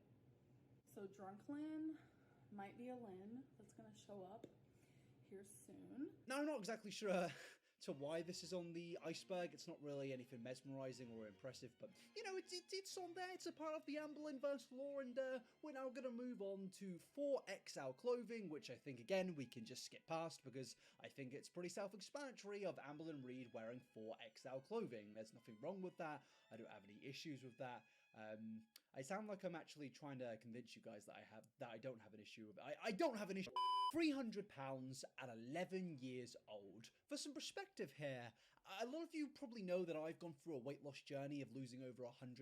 At my heaviest at age 24, so at 6'2", I was £315. So Amberlynn Reid being around, I think, 5'3" and £300 at the age of 11, where she's probably going to be like 4 foot, is absolutely insane, almost to a point of where I'm not sure if I actually believe that. I weighed 290 pounds when I was 10, 11 years old. That is the lowest weight I remember ever being, and I was only just 10 and 11 years old. Now, if there's one thing to take from this clip, is the fact that there was a sign of innocence at the beginning of this. An innocent want to actually lose weight. It's very clear in my mind that Amberlynn is somebody that has struggled with weight throughout her entire life, and she has always wanted to lose weight. And I believe at the beginning of her YouTube journey, as I've said in this video, she had genuine intentions, which has now spurred into the intentions of gaining a lot of money. But ladies and gentlemen, can we just get another round of applause in the comment section, because I'm getting a little bit tired. We're not even halfway through this video, I'm pretty sure, but we finally got through this part of the segment, and now we are on to a deeper part of the iceberg, which involves things becoming a little bit more obscure.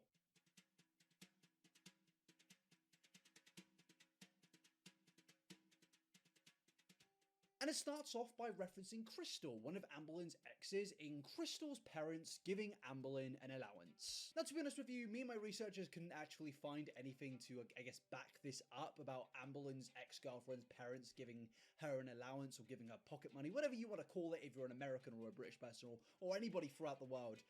An allowance means, I guess, pocket money, and apparently Amberlyn was given pocket money from her ex-girlfriend's parents. I don't really think this is a deep thing, but a lot of people have said that, I guess, Amberlyn was mooching off Crystal, living at Crystal's parents' house, and was basically just not doing anything there. Again, I don't really think this is anything that deep, and I don't personally care, but, you know, it's a part of the Amberverse lore. Expert Legos. Now, I realise I've kind of messed up halfway through this. Now, whilst Amberlyn does have a little bit of a peculiar love for Lego, the reason it's actually in this iceberg isn't because of her fascination for the old bricky game, it's actually to do with the fact that, well, she mispronounces the word Legos. Been putting together expert Legos.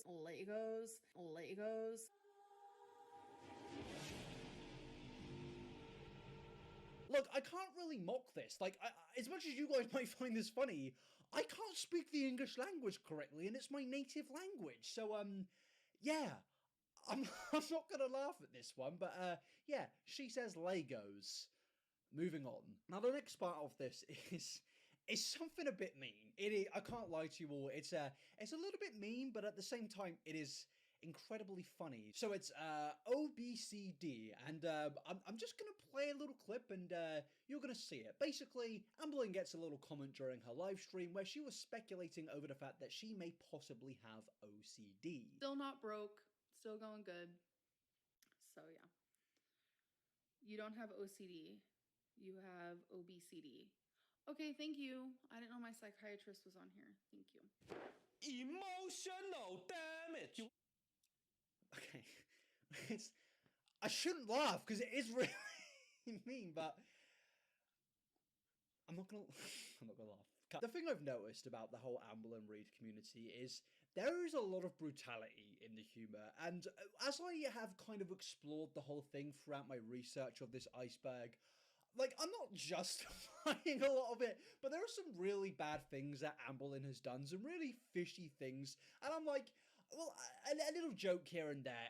I don't think it's the worst thing. So I'm just gonna move on to the next part, which is Wifey. Now, Wifey is one of the biggest parts of the Amberlyn story. If you know about Amberlyn Reid, you've probably heard of the person Wifey.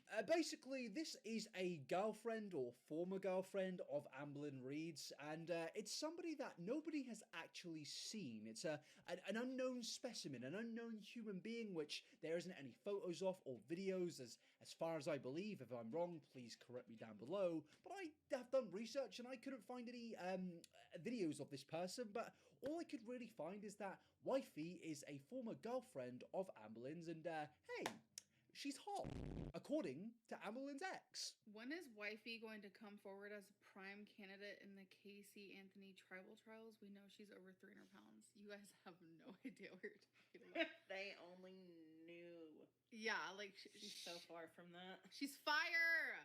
Oh my god. I constantly am like, why do you like me? I don't understand. But you're wrong. Love that for you.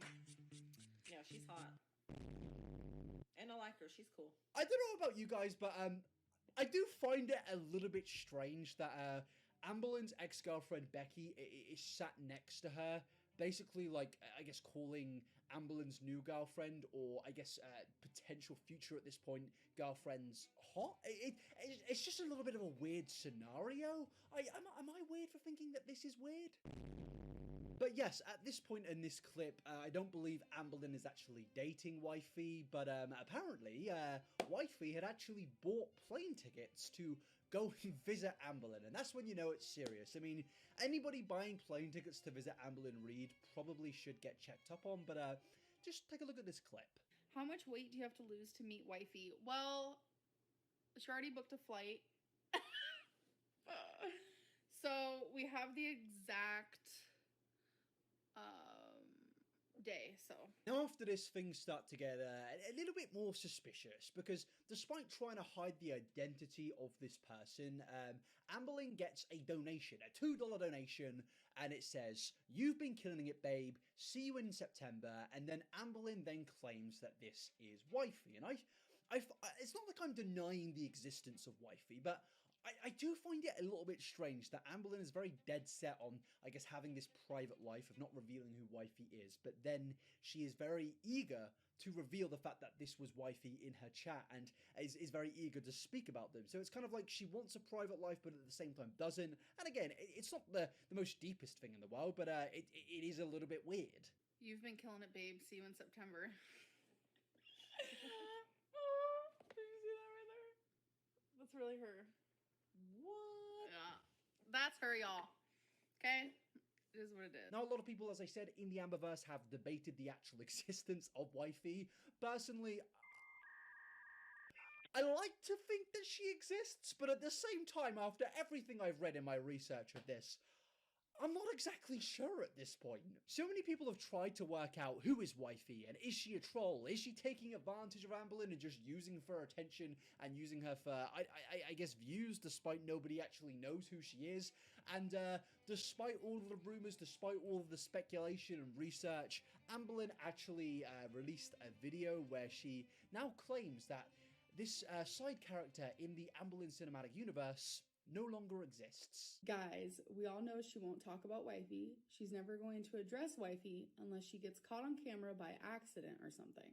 Until then, it's just the cat, changing the fire alarm battery, and a friend driving her around. Okay, Wifey no longer exists. Wifey is a thing in the past. We do still talk. I am dating someone. I remember I told you guys that I was talking to someone.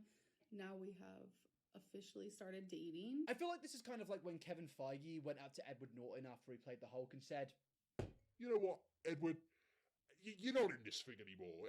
We've got Mark and we don't need you. You no longer exist in this cinematic universe. We've got somebody else." Because, yeah, she no longer exists, and that's my brief explanation of Wifey. She's this mysterious hot figure who, I guess Amberlynn dated for a while. Who is Wifey? Well, I guess we'll never know. But actually, no, that's kind of not true, because apparently Amberlynn is still dating Wifey, according to a expose video, and I am a little bit confused, because apparently Amberlynn Reid said she has a new girlfriend, and she said that Amberlynn's new girlfriend's favourite film is Willy Wonka, but also Wifey's favourite film is also Willy Wonka.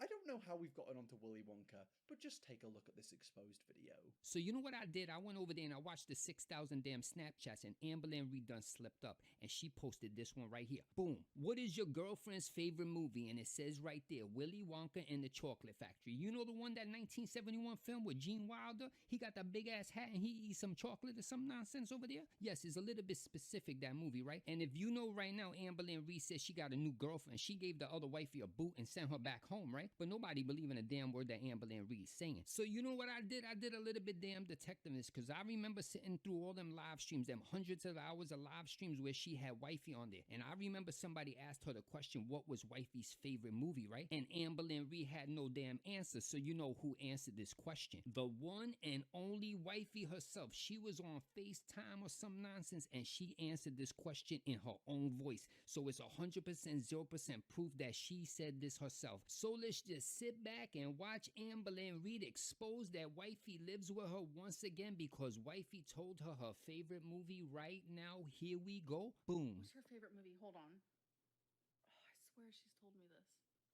Favorite movie. Damn. Babe, come on.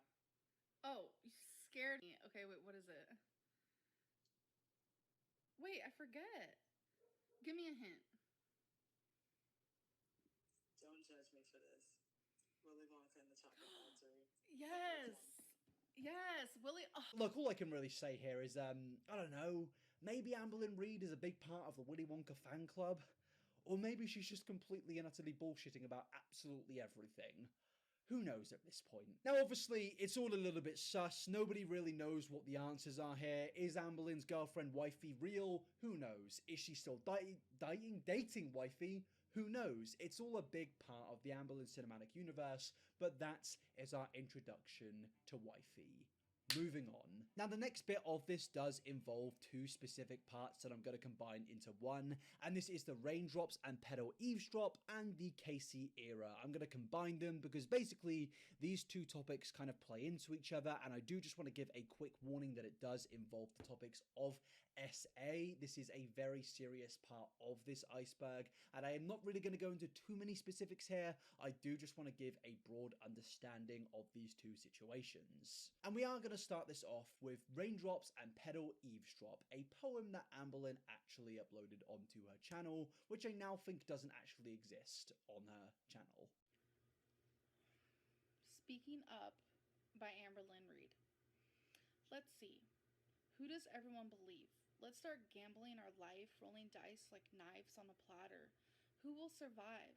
Will it be the false nightmare you spit, or the reality I have tied to a place of sadness, and now revealed and altered into madness? Why are you going to break the tide and just leave it there? Break the ice and throw the stone and not think twice? Now, a lot of people were kind of confused to what this poem was relating to. A lot of people kind of speculated over whether it kind of refers to some deeper themes, but a lot of people also know that it did. Constantly cleaning up pet hair is exhausting. So get your paws on a Swiffer Sweeper. Sweeper makes cleaning easy. The heavy-duty dry cloths pick up crazy amounts of hair. Stop cleaning. Start Swiffering.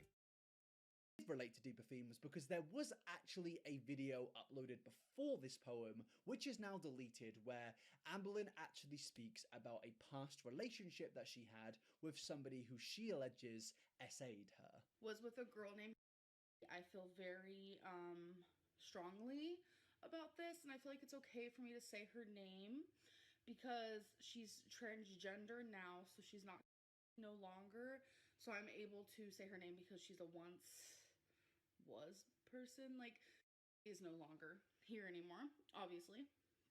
I'm not gonna say his new name because we're talking about her. Transgender talk is too confusing, so we're just gonna leave it as that. So her name was she was helping me carry, I guess, laundry to the laundry room. I don't remember really what we were arguing about, but I know it must have been something really stupid, probably about the laundry, blah blah blah. And she was carrying her clothes, I'm pretty sure I remember, and I was like carrying mine. And then I want to say this happened, it's been like 6-7 years, so memories are kind of like fading here and there. But I do remember us being on the sidewalk, and I remember her dropping what was in her hands, and she took me by the throat and she started yelling at me. When you say no to someone, whether you've been with them for like a month or whether you've been with them for like 6 years, if you say no to a simple act, your partner should accept that. That is where I firmly stand. But she didn't.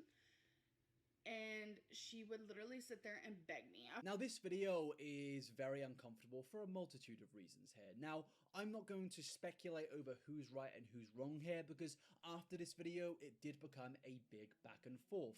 The person in this situation, Casey, actually did respond, calling out Amberlynn and actually alleging that Amberlynn was the one that abused them rather than he abusing her. She grabbed my arm with her nails.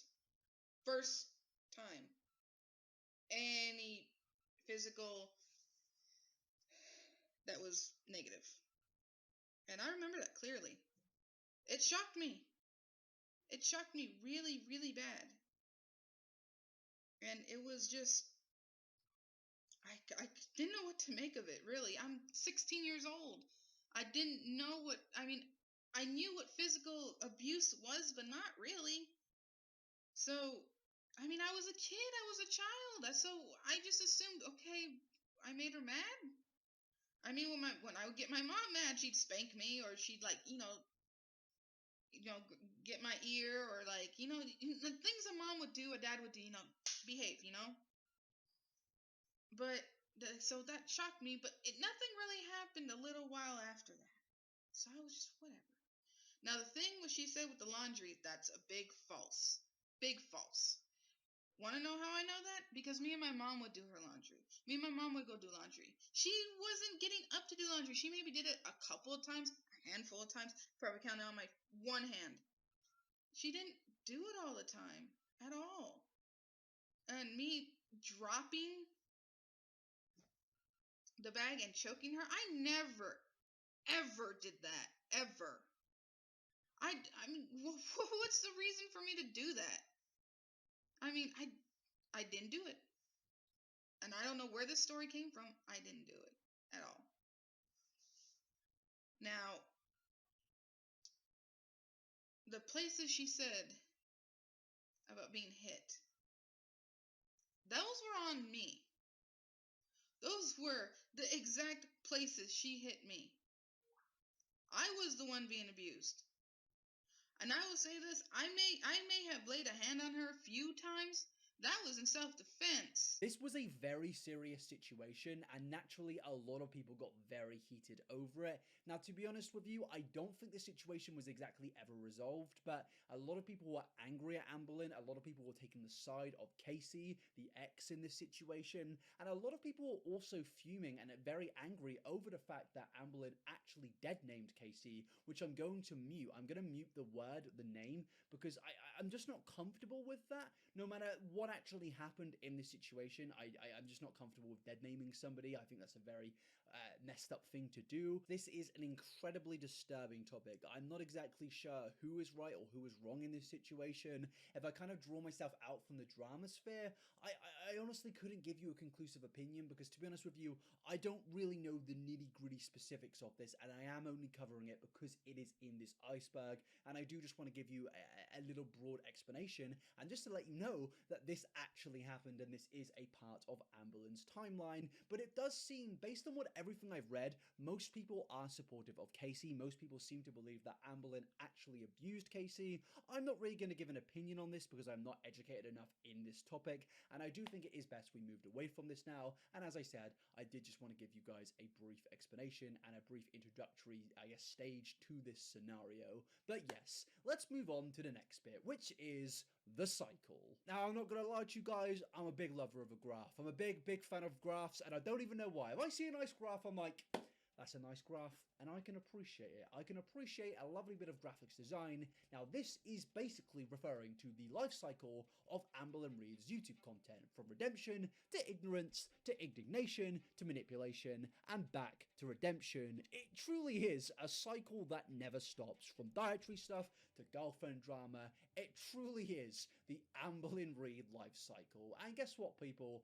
It is never going to end. I promise you now, in 2 years' time, I could probably do a part 2 to this because there are going to be so many new situations just in the next month involving Amberlynn. Now, the next part says the Queen of Moderation, and I think this is just a meme in Amberlynn's community to do with her, I guess, saying that she's moderate with food. I may be wrong here, but I did find this clip of Amberlynn making a statement to do with her moderation with food. Amberlynn, why are you eating a whole bag of hot Cheetos and thinking you can lose weight? So that's what I want to talk about. I have said before, I'm the queen of moderation. So there's nothing really more than I can say that this is a little meme-weemy in the Amberlynn community of her being extremely moderate with her food, and I'm just going to politely say that I agree with that statement. But we are now going to move on to one of my personal favourite parts of this iceberg. This is the Damon White situation. Now, this is genuinely, like one of the most batshit things I've heard in this whole Amberlynn. And I don't know if it's like crazy to some things actually in this, but to me personally, I see this and I see this as a very good representation of Amberlynn's character. So basically there was a Facebook group which liked to discuss Amberlynn, and she was banned from this Facebook group because they didn't really want to allow her to see what they were saying, because, you know, it's a private group and public discussion and discourse is a thing that is allowed. Free speech, you know, my good old Americans, am I right? But yeah, she wasn't allowed in this Facebook group, so Amberlynn decided to reach out to somebody who had a fake Facebook account posing as a gay man so she could infiltrate this Facebook group. And she got access to this account on her fake gay man account, and she basically started commenting on a few posts in this, and it started off with, you know, her being a relatively nuanced. She wasn't exactly defending herself, but as she got, I guess, progressed in this group, it started to get worse and worse, of where she just progressively defended her own actions on the fake account, and eventually people started to get a little bit suspicious, and then the person who, I guess, created the fake account then reported Amberlynn and said, hey, Amberlynn's using this account and this is Amberlynn defending herself in this group. Now, morally, this isn't exactly the most crazy thing to be done, but personally, I just see this as like, holy shit, do you care that much what people think about you that you are willing to pose as a gay man? I mean, fair enough, you do you, but it is... it's a little bit entertaining to me. Also, I don't know why I just said that in like a negative connotation. I'm a bisexual man myself. If Amberlynn wants to pose as a bi man, I mean, it's a little bit bad, but I'm not saying it's bad that she... Let's internet better. Did you just read about a celebrity clone? Interesting. Let's fact check this. No clones here. Nice interneting.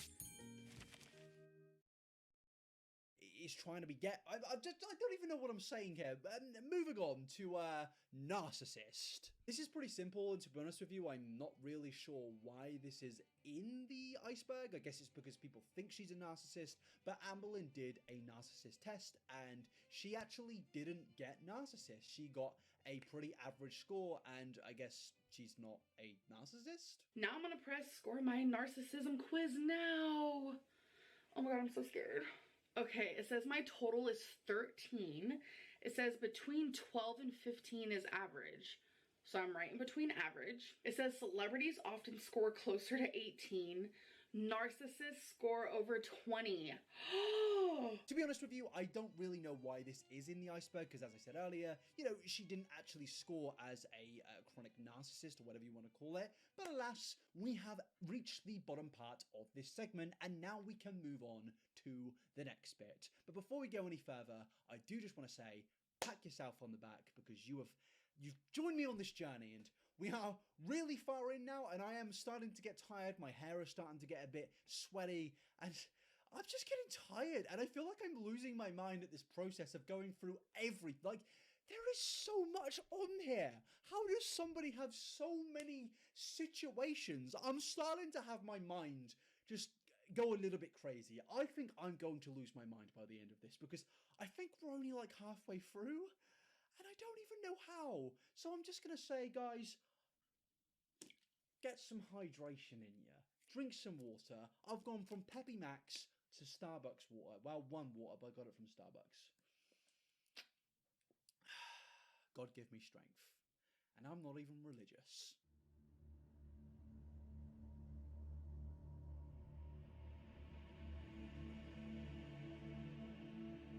Her name is Amber Reed. Now, this for me personally is another really obscure one, but another extremely funny one, and it actually weirdly connects to an adult movie star. I'm not going to say what the actual word for those movies that this person stars in, not because I'm against it, but because YouTube will strike this video and say you are now age restricted, so not going to do that. But basically, a adult movie star was getting really mad because people started tweeting about Amberlynn Reed at her because her name was Amberlynn. And weirdly enough, apparently, now I'm not 100% too accurate on this, but apparently the star got so mad that she decided to send a cease and desist to Amberlynn Reed to let her know that she can no longer use the name Amberlynn.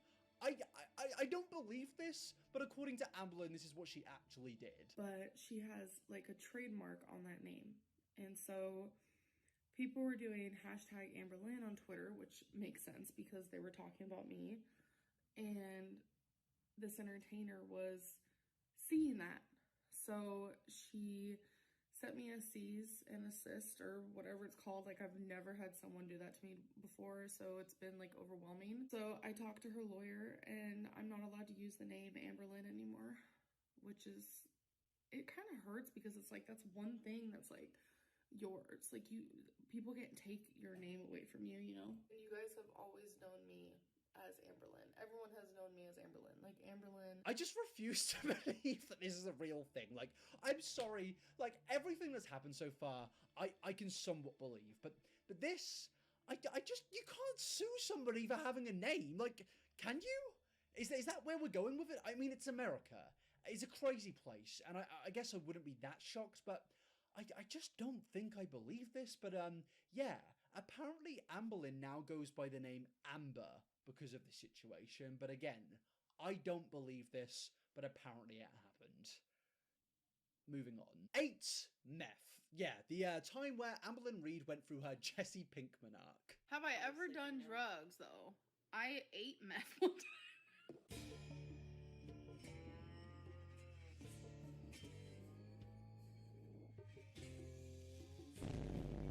Yeah, this is a really weird season of Breaking Bad, but moving on to Killed Destiny's Cat. Now, this was... Look, I shouldn't laugh, because apparently a cat actually went missing in this, but Amberlynn was accused of deliberately, I guess, killing a cat of her ex-girlfriend, and I'm just going to play some clips from this. Earlier, I was letting Leia out, the puppy. I had the door open, and I swear to God, a giant-ass spider hopped into the living room. I was like, oh my God, what do I do? And Leia was already outside.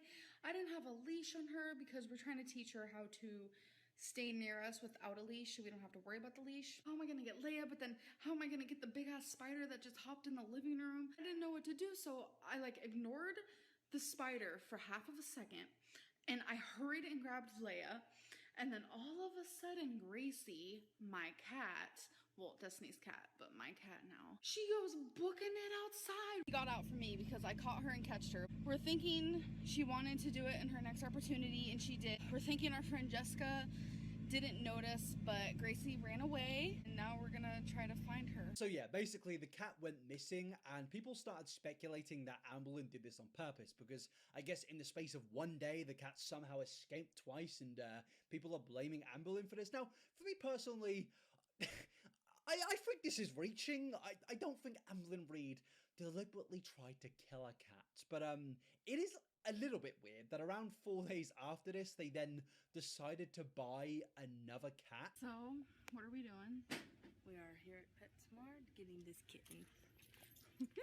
He's going I potty. sure hope so. I put Again, or he's playing in his poop. Now, with this video being uploaded 4 days after the cat actually went missing, I can't help but notice a reoccurring trend here of Amberlynn being a little bit suspicious or just in general badly treating animals. Firstly, there was the whole accusation of Amberlynn allowing her dog to become obese, and then there was the accusations of in general animal abuse, and now I found this clip of Amberlynn seemingly, I guess, not allowing the cat to escape, but just in general not being, I guess, a good owner and making sure that her cats don't escape.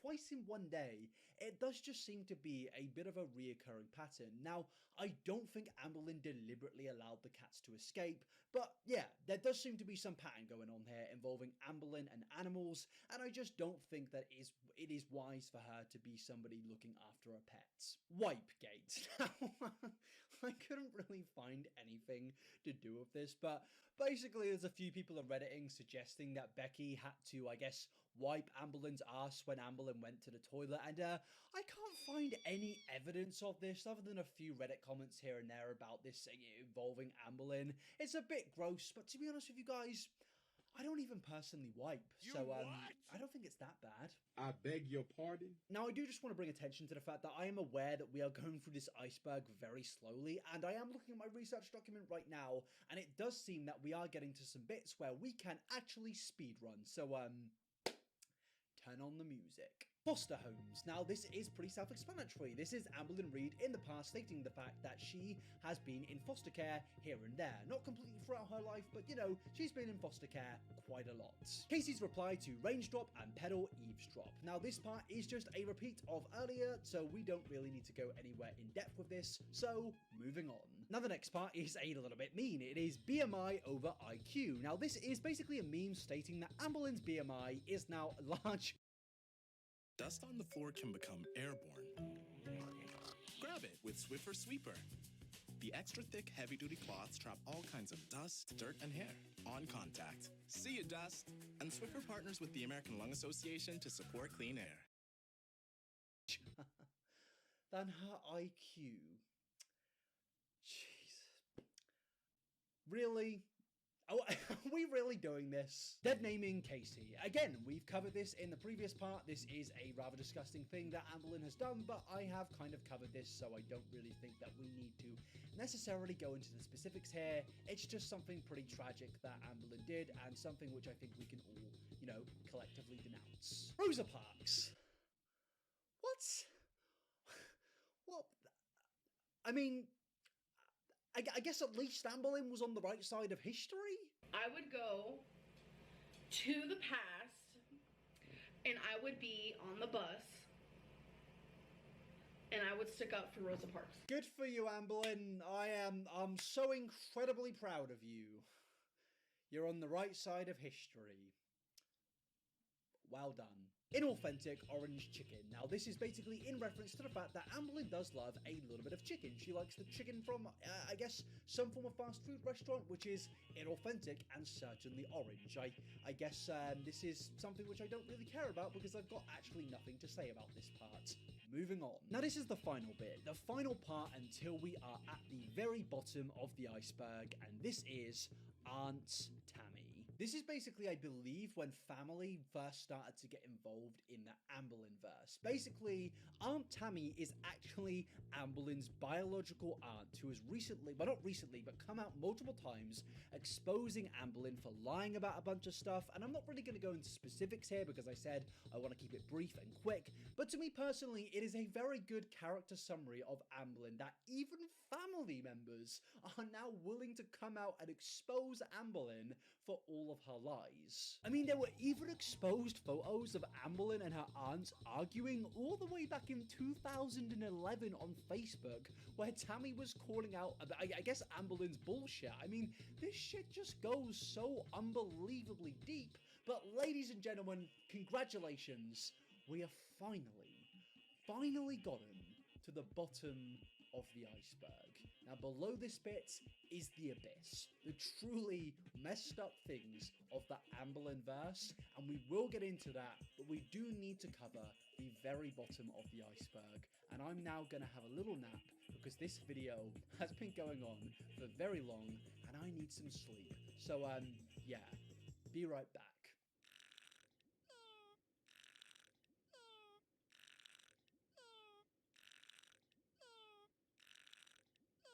Hello. It's another day. For me personally, it's another day. For you, it's like a second. It's been a few days for me actually, and I've had time to recuperate my thoughts. I've had time to just really kind of have some form of therapy after what I've just gone through for the last hour in this video. But now we're going to go into the final parts of this. We're going to delve into the abyss, I guess, and honestly, I am just so absolutely done, and I've only just started recording this segment, so without further ado, let's get into it.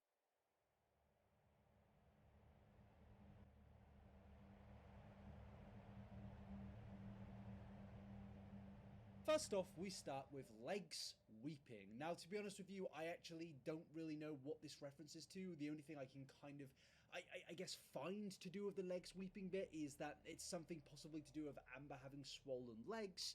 To be honest with you, I don't really think this is a significant thing, and yeah, moving on to the next bit. Dad in jail. Now, there has been a lot of speculation about the good old Amberlynn Reid family, because a lot of people have been doing some digging, and they've been finding some suspicious, sussy-wussy things about Amberlynn Reid's family, with her mother, and some people also speculating about her father going to jail. And now, if this is the case, if Amberlynn's dad has gone to jail, that doesn't necessarily make him a bad person. A lot of people out there go to jail for doing some silly things which they regret, but it doesn't make them a bad person. But maybe he went to jail for some bad things. Personally, I don't know if this is true, but it's just on the Amberlynn Reid iceberg, and as I said, I'm gonna go through all of this.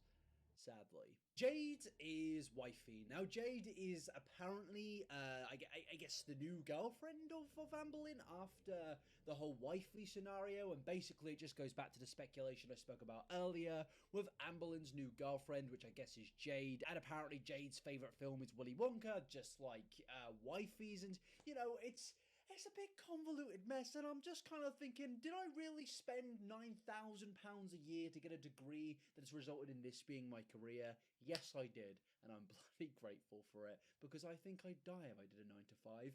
But yeah, this is just a little bit confusing, and I'm going a little bit off topic, but we should just get on to the next bit, which is rotten tooth. Now, this bit is pretty simple.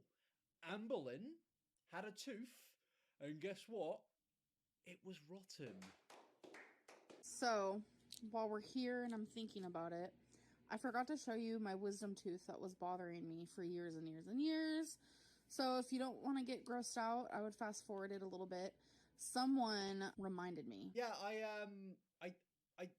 honestly don't care about this, and nobody really needs to see this shit, so moving on to the next bit, which is wrong shoes. Now, this is a widely speculated rumour amongst the Amberlynn verse. Basically, a lot of people have noticed that throughout a lot of Amberlynn's videos, when she is, I guess, going around in an electric scooter, people have started to point out that every single time she's in these scooters, Amberlynn likes to point out that she's wearing the wrong shoes, and because of that, her feet are now hurting. Amberlynn's little feety weeties, her little toesy woesies are aching a little bit, so she has to drive around in I can't speak. Drive around in a mobility scooter. So we've had a long day. I'm wearing the wrong shoes and my feet hurt, and so do hers. So my heel spur hurts right now. Whew. I'm wearing the wrong shoes, fellas. Oh, and if you guys are new to my channel and wondering why I use this, it's because it's 2 a.m. Destiny just does it because, like, I feel stupid doing it, but I really do it because of my heel spur. And I guess people's whole argument here is Amberlynn is embarrassed by this whole thing of her being in a mobility scooter. Personally, I don't really see why you'd be embarrassed by that, because in my dream world, we all get mobility scooters and we don't have to walk anywhere. It sounds absolutely glorious, and Amberlynn, you could be at the forefront of that movement. Now, if there's one thing I've noticed about this iceberg, is the surprising lack of dramatic and serious events amongst this iceberg. To me personally, it does just seem to be more memey, fun, quirky things amongst the whole iceberg. Like, yeah, there are a few things on this, like the whole rumor of her lying about cancer, for example. That's a pretty serious accusation. That's a little bit edgy, and then some other edgy things on there. But for the most part, a lot of it is a lot of fun, quirky things, and that's kind of taken me by surprise. It's kind of restored my faith, I guess, in Amberlynn Reed. Well, no, it hasn't, but I'm just kind of glad that there are some funny things on here. Funny things like the next one, Cocoa Puffs aggression. Because Amberlynn, like me, I'm a big defender of my food. Amberlynn, like me, loves the munchies. She loves the food, and not in a mean way. She just gets a little bit defensive when people are eating the food that she likes to consume. And I can understand that, because I like my food too. Is this going on for a bit long? Maybe.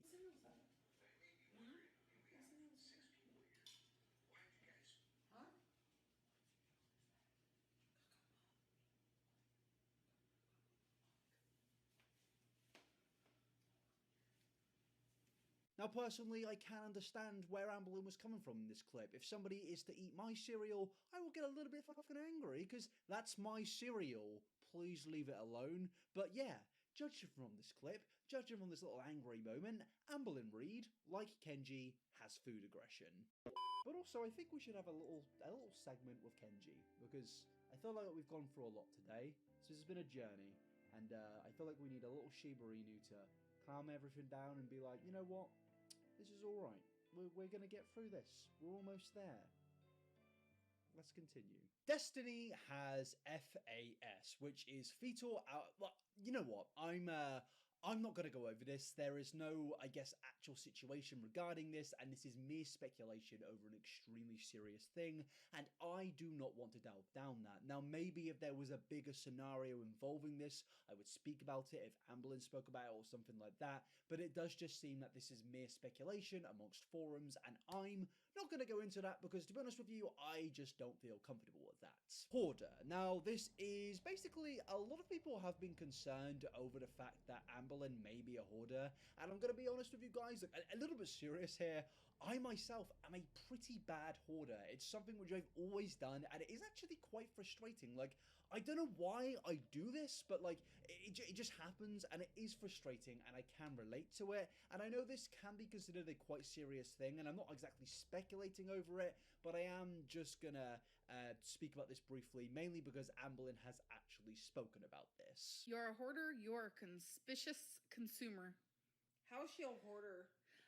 I get rid of stuff like there's leave. no tomorrow. I have a shopping addiction for certain items, but I'm not a hoarder. Look up the you know what? I'm gonna look up the definition of hoarding right now. Hoarding, definition. Let's see. A large board, huh? Okay. A billboard? That's not the right thing. Okay. It probably means more than one thing, so. Okay. Hoarding is a disorder. It's a persistent difficulty of discarding or parting with possessions because of a perceived need to save them. A person with hoarding disorder experiences distress at the thought of getting rid of items. The complete opposite of Amberlynn Reed. Now, this is weirdly a very big thing, which I've seen discussed amongst a lot of people. Even Nikocado Avocado has, I guess, referenced Amberlynn's apparent hoarding problem. And to be honest with you, I don't really get why that's a problem. If it's getting to a point of where, you know, it's affecting others, maybe I can get it. But as far as I've seen, I can't really find anything to even suggest that. But, you know, it's on the iceberg. And the iceberg is something we need to worship and appreciate. Moving on, pronunciation issues due to education. Now, this does refer to a thing that we were speaking about earlier with Amberlynn Reed's pronunciation of the English language not exactly being up to a very good standard. And this is kind of suggesting that this is because of, I guess, some education issues of Amberlynn possibly not having education, leading to her pronunciations not exactly being too good. But to be honest with you, I have an honours degree and I can barely speak the English language, so I don't exactly think that this is an education issue. But now, ladies and gentlemen, we have finally made it to the abyss.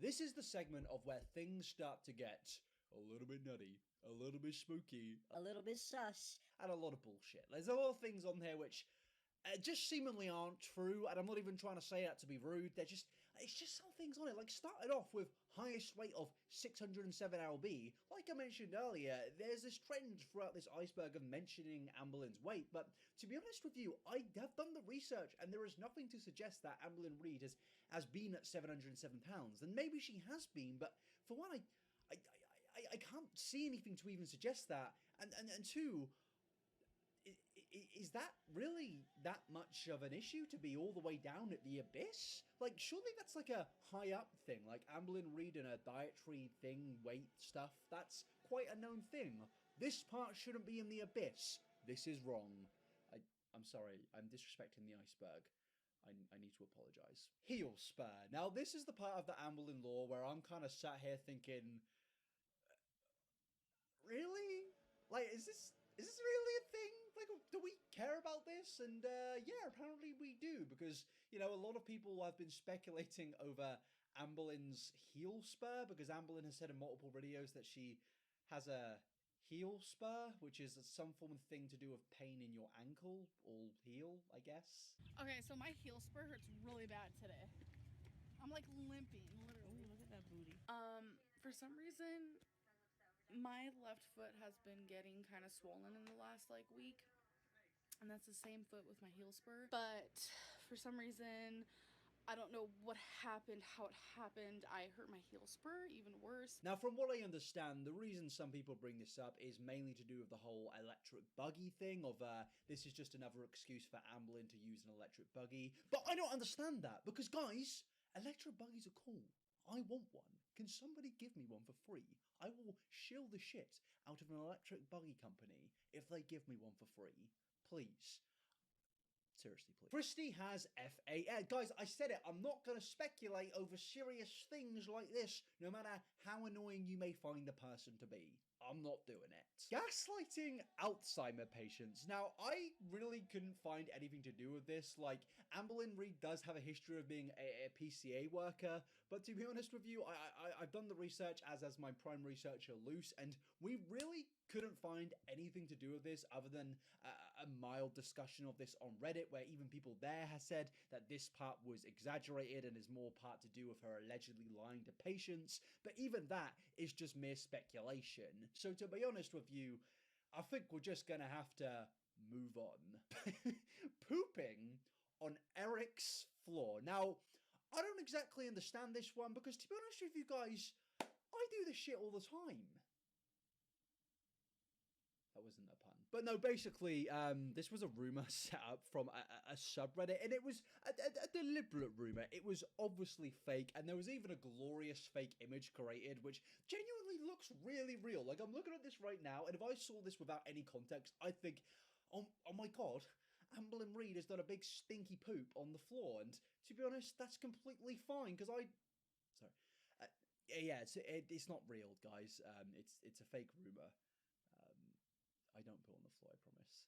I promise. Seriously, guys, I don't poo on the floor. Bleeding for a year. Now, again, this is a very personal thing, and to be honest with you, I don't really know why this is in the iceberg. This is just something Amberlynn has spoken about in videos to do with her cancer, saying that she bled every day for a year during the whole process of having cancer, and to be honest with you, I think this is a very believable thing. Whilst I don't really know the symptoms of some forms of cancer, I can definitely see this being one of them, and yeah, I don't really have anything more to say than that is a very tragic thing, and I'm glad that Amberlynn has healed and gotten through this. Eric blogs. Now, I think this is just a reference to a character in the Amberlynn verse, somebody called Eric Vlogs, so I guess this was just a little bit of a spelling mistake, but who knows, I could be perfectly wrong here. If I am, be sure to correct me in the comment section, because I'm sure a lot of you will do that throughout this entire video, because I've probably got quite a few things wrong. But, you know, I'm not perfect.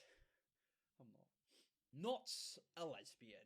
Look, based on the romantic history we've gone through of Amberlynn Reid throughout this video, if she turned out to not be a lesbian, that would be, I mean, that would be a plot twist of the century, and this is something, I guess, a lot of people are speculating over, but to be honest with you, no, that, I don't think that's true, and yeah.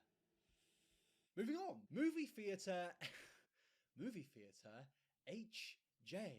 And because of the YouTube monetization system, I'm just going to allow you to work out what HJ actually means. Please do not go to the comment section and comment what you think it means, because actually no, go to the comment section and comment what you don't think it is. Just something which is completely incorrect and put it in the comment section.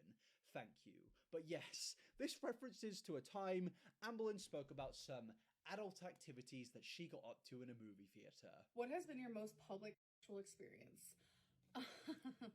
I had relations in a movie theater in high school with a boyfriend, and it was a crowded movie theater, and that's all you need to know. I did not need to know this. Moving on.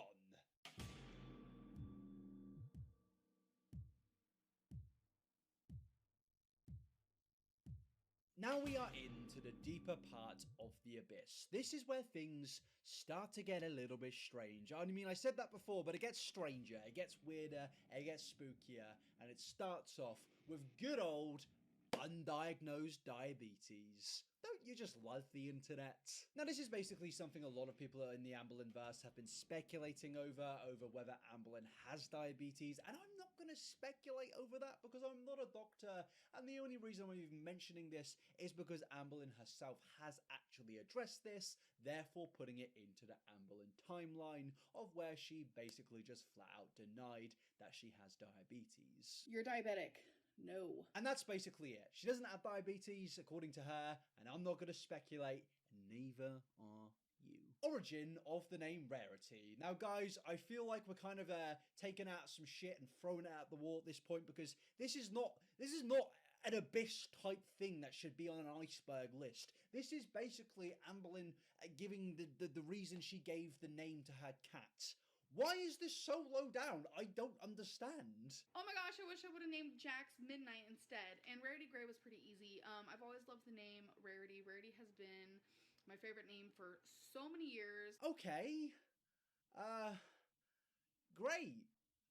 I guess. Destiny's 21st birthday. Now, this references a photo shoot that Amberlyn and Destiny had, which I guess became a meme, and I can kind of see why. There's nothing really anything of relevance here, but, you know, I guess it goes into the iceberg. Rejected TLC. Now, this is one I definitely have heard of, and to be honest with you, Amberlyn appearing on TLC would not shock me. She's somebody that clearly loves money, so I wouldn't be surprised to see her on TLC, but apparently she decided to not do anything to do with TLC.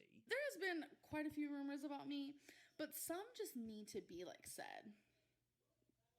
Like, some really do. Gotta be honest, if I was 600 pounds, I would not apply to be on that show.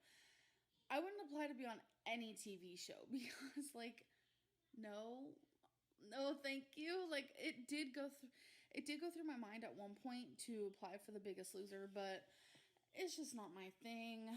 I don't think I would last in a TV show. I don't think I'd be good for it. I do feel like this is one of the more surprising parts of this, because on a serious note, based on everything I've seen, based on Amberlyn's history with diet culture and exploiting it for money and monetization, I'm quite surprised that she doesn't want to do something like TLC, because she would get paid a big old stinking bag, and I'm quite surprised that she wouldn't want that bag. I mean, maybe in the future she will, because, you know, as the internet does, it forgets about people, and eventually they stop making money because nobody actually cares anymore. We've seen it with The Onion Man, and I wouldn't be surprised to see it with Amberlyn Reid. So if she appears on TLC, just say that your boy predicted it. Wifey who? Now, this is just a reference to a community post that Amberlyn made when she took a selfie with Destiny, who had just publicly broken up with her ex. Again, I don't really care. Moving on. Size 6XL. This is a clothing size. Amberlyn has wore this clothing size. Moving on.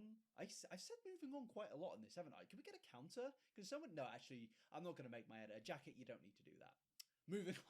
Doesn't have BED. Now, this is a reference to a lot of people, I guess, speculating over that Amberlyn doesn't have a diagnosis to do with her eating habits. And I'm not going to speculate, and I need to even stop saying that I'm not going to speculate, because obviously I'm not going to speculate. But Amberlyn has actually addressed this and actually stated that, I mean, she does have some form of a diagnosis to do with her eating habits. So obviously I talked to my counselor about my eating habits and such, and he straight up told me the words binge eating disorder. And we talked more about that, and so when he told me, oh yeah, binge eating disorder, da da da da, I was like, holy shit, like, I've been right this whole time. That's exactly what's going on with me. Because at nighttime, I eat large, I'm talking about large quantities of food, and I feel out of control. Now, maybe it's not an official diagnosis. I don't really know. I don't really care. As long as she's getting help with that, that's absolutely great. But, you know, I kind of doubt that she's getting help with it, because it's Amberlyn Reid, and she knows her weight is a big thing to make money on the internet. But yes, now we move on to Ruined Pride Vacation. Has Amberlyn Reid upset the gays?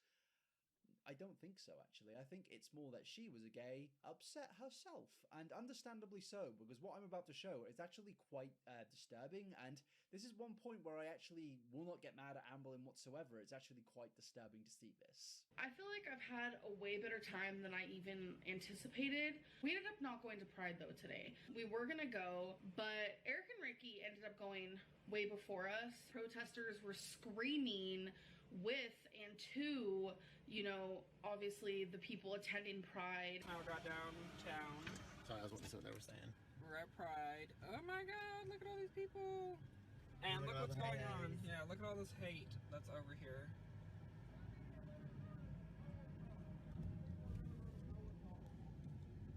So I think we're just gonna find a spot. It's genuinely crazy to me that these people exist in 2021 when this happened, I believe, or 2020. People will be like, but my free speech, man! I don't care! You're a freak! You're a weirdo! If you're going to a pride festival to protest, oh my god, my brother in Christ, please just get laid. Because I don't think you can complain about a gay person's sexuality when you yourself, in a heterosexual sexuality where there are quite a lot of heterosexual people on the planet, you're not getting laid, so you're now taking that anger out on the gays. And why? Just go get laid, my friend. It's not that difficult. Actually, it probably is for you. No, it's actually impossible for you. So maybe just take your anger out on video games. I don't know. It's just disappointing that this exists, and it's disappointing that Amberlynn Reid had to deal with that, regardless of my opinions on her. Lonely Mans. Yeah, so apparently Amberlynn, at a point of time, had a Lonely Mans. She doesn't have it anymore, but, oh, I would pay for that shit. I would pay. And there's also a thing to do with her having the name of an adult movie star, which we have spoken about before, and it is being repeated in this iceberg. And I definitely didn't just say that thing about the Lonely Mans. I did not say that. Lemon juice. It's bloody lovely. Now, I needed some of that lemon juice because the next bit we're moving on to is probably one of the worst things on this list.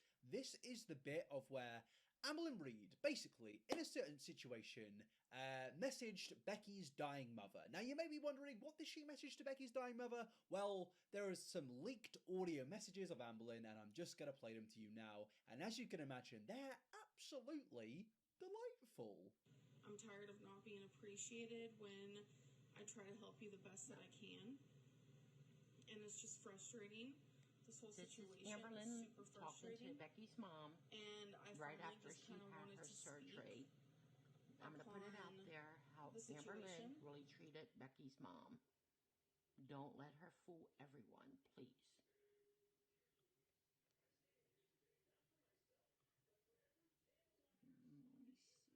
I am not trying to argue with you.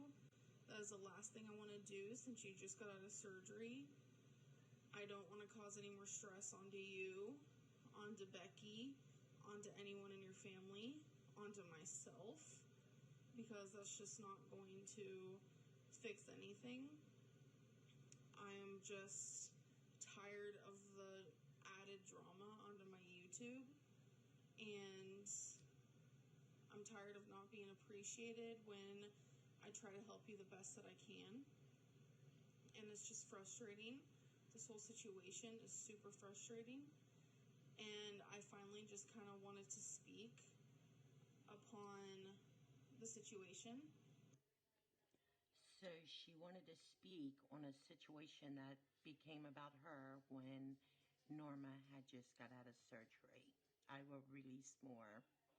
When we were Facebook friends, I have left comments on your Facebook regarding your cancer. I have asked how you're doing. I have been there in that sense. And, you know, we don't have to really go down the line of, oh, you didn't message me, because I can say the same about you, where not once have you thanked me personally for the money I was going to give you, for the video I made, You heard for the that. backlash I'm getting for sticking up for you. Not once did you say sorry for any of the things that you have brought to my channel that is in a negative light. So for the context here, basically Amberlynn sent these voice messages shortly after Becky's mother had some pretty serious surgery. And I think this is a great character summarization of Amberlynn. She is so ego-driven and so unbelievably childish that she thought it would be a good idea to send somebody an audio message just after they had surgery saying, I just don't think you appreciate me enough. Amberlynn, what's there to appreciate? Like, I'm not trying to sound like a dick, but you don't seem to be like the nicest of a person, especially based on that alone. But I personally don't see much to appreciate here. Quick! The quicker picker-upper. Bounty. This was a very big controversy, and I believe I have actually spoken about this before, and it's just a little bit mad. Like, I don't understand how anyone, even if they think they're right in this situation, even if they have some justifiable reasons to say these things, would think that it's a good idea to send that after somebody has surgery. Like, that's insane. It makes no sense.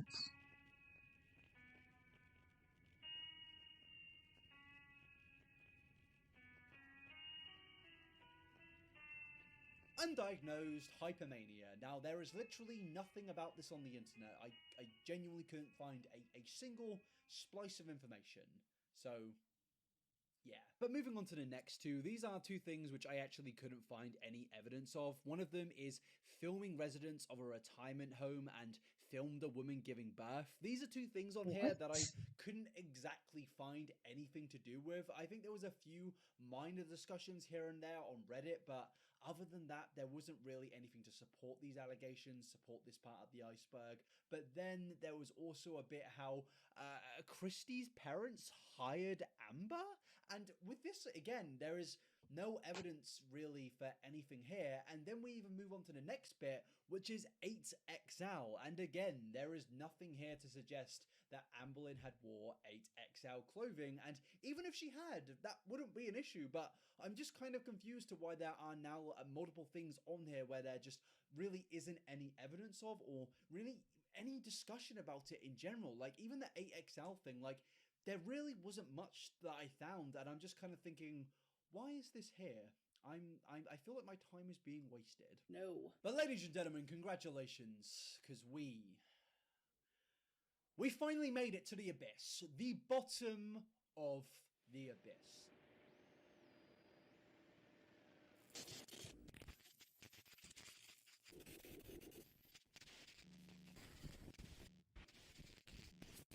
This is the area of Amberlynn Reid's, I guess, multiverse, of where things start to just get a little bit kooky, a little bit crazy, even slightly quirky. And that moves us on to the first thing being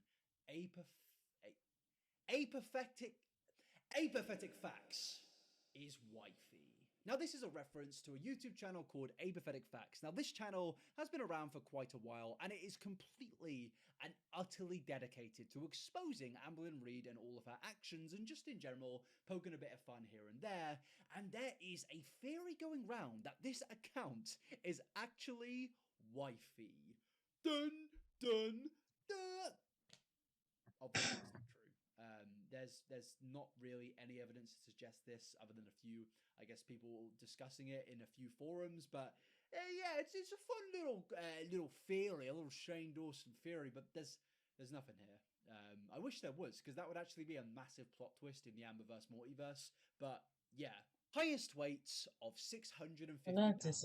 Again, this is just more mere speculation about how Amberlynn has lied about her weight, and she actually has been much heavier than she's actually allowed people to know. But again, if that was the case, I really wouldn't care. I honestly wouldn't. But, you know, the internet's got our internet. Now, the next one is one of the most biggest and debated things throughout the entire Amberverse. This is something which in the last year has really been discussed quite a lot. And to me personally, this is actually an incredibly insensitive thing. This is the allegation of Amberlynn faking her cancer.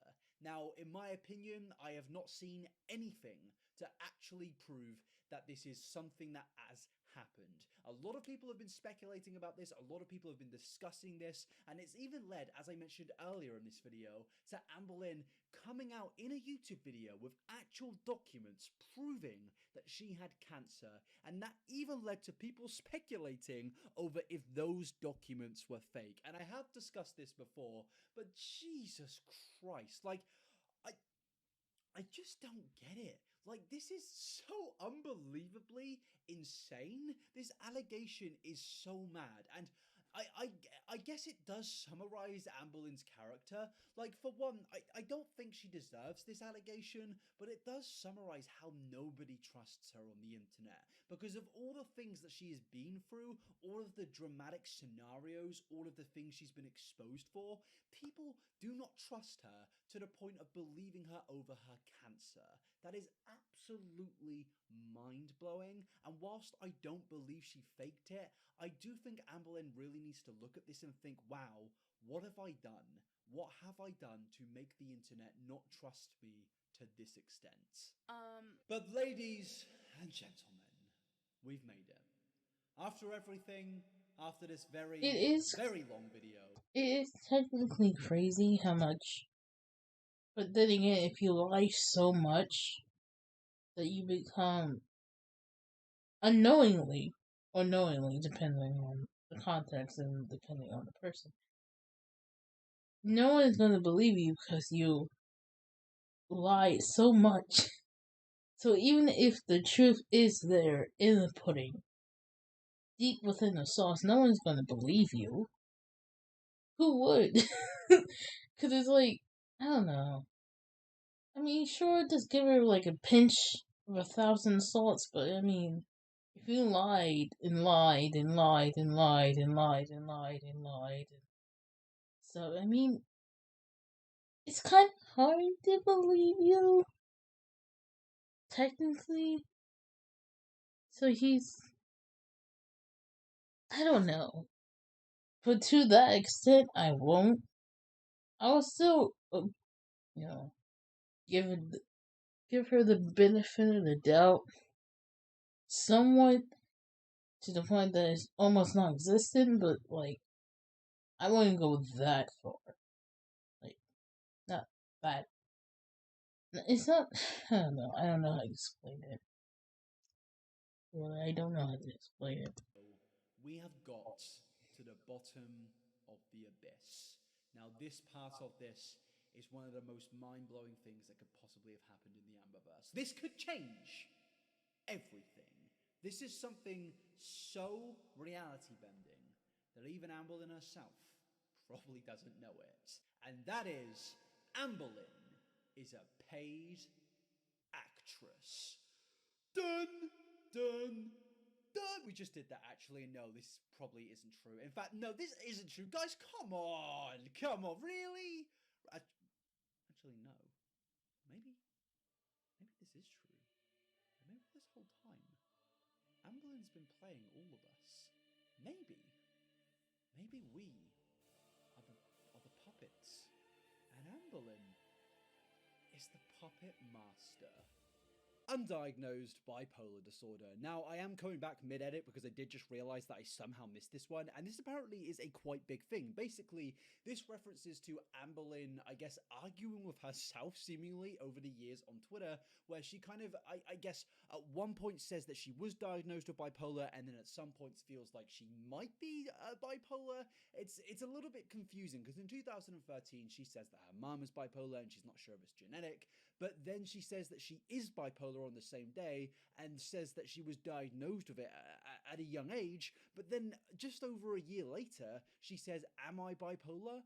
Probably, it's hereditary. And then another year later, she says, I feel like I'm bipolar, it runs in the family, so I wouldn't be surprised if I was. This is very confusing, and I feel like when it comes to diagnoses, it's very difficult to get a diagnosis of pretty much anything. I think like self-diagnosis can be actually surprisingly healthy. I know a lot of people disagree with that, but given the healthcare system in America and a lot of other countries in the world, it sometimes is okay. There is this thing inside of me that's always hungry, and I can't stop.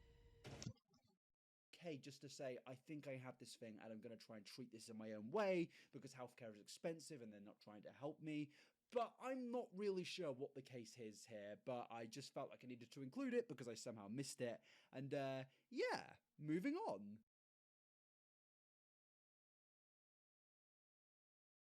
Okay, that's basically that.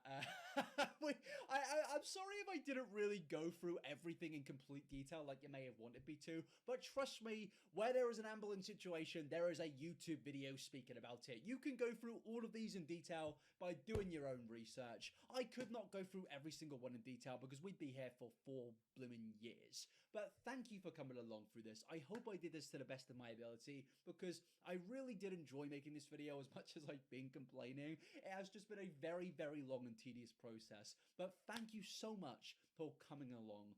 Please, for the love of God, share this video, get it out there, like this video, and It's so crazy.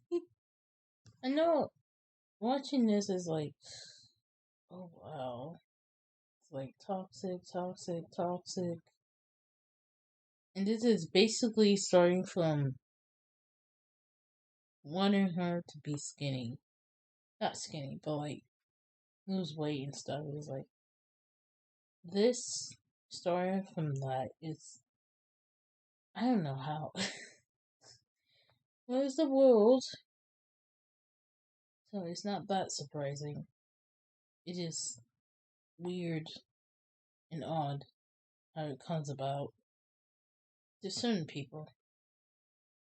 Makeover and breakover is whatever they choose to make it be. Really? I don't know. It's weird. It's crazy. Just crazy.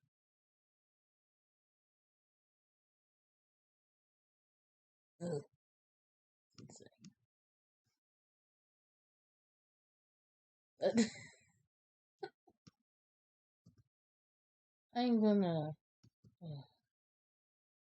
I don't know. What? I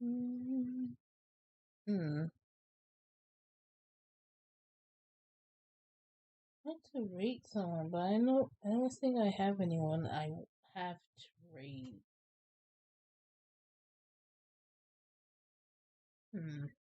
I don't know.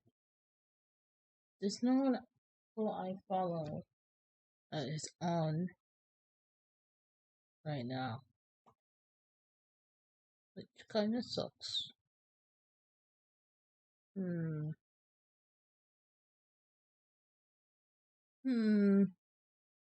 me see. Let me see if there's anyone.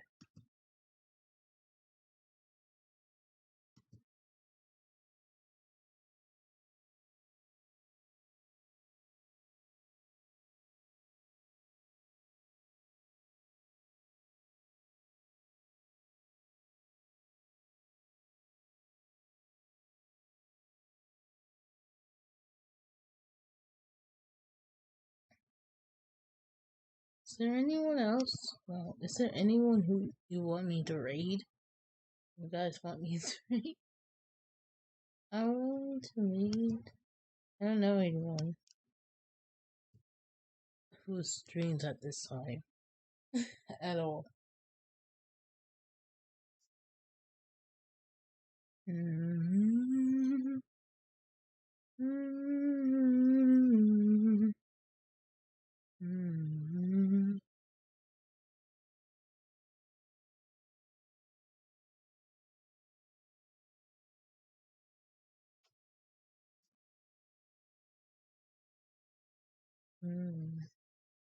Let me see.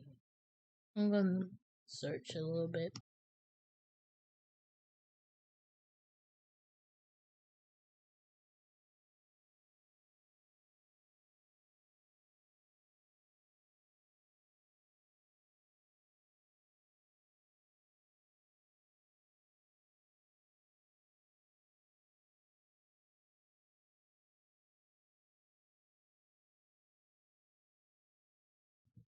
Let's see.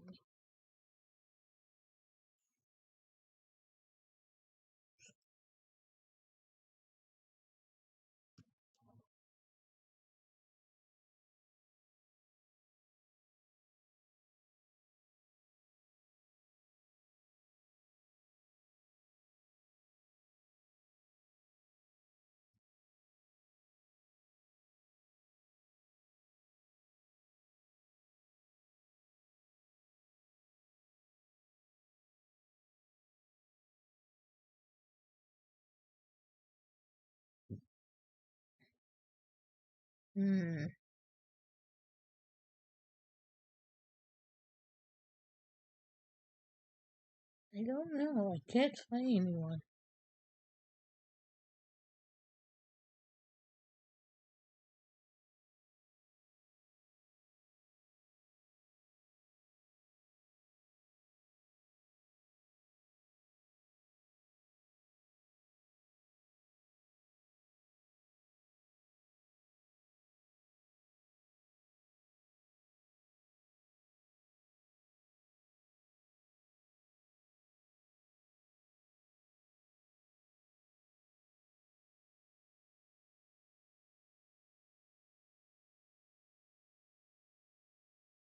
I don't know.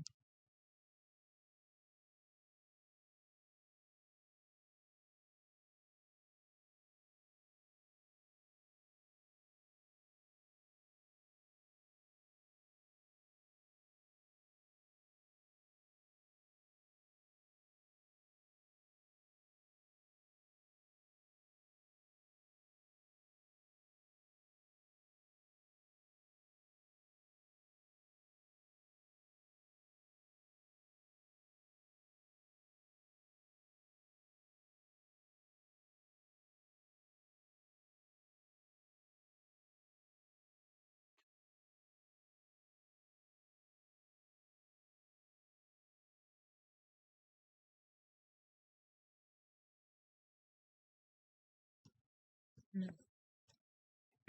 Can't find anyone. Cannot.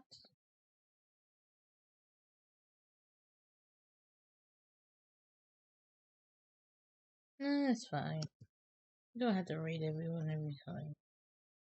So I would just be ending the stream. Hopefully I'll be able to finish the Arts Cyber Sadness 9000. If not, I will have a mental breakdown because I just can't do it. I will keep trying though, because my god. But thank you all for coming for this stream. I shouldn't say that on stream, but besides. Thank you all for coming. Hopefully I'm streaming around at least 12:30. At least close to 1:30 in the afternoon. Hopefully, no promises though. It changes. See you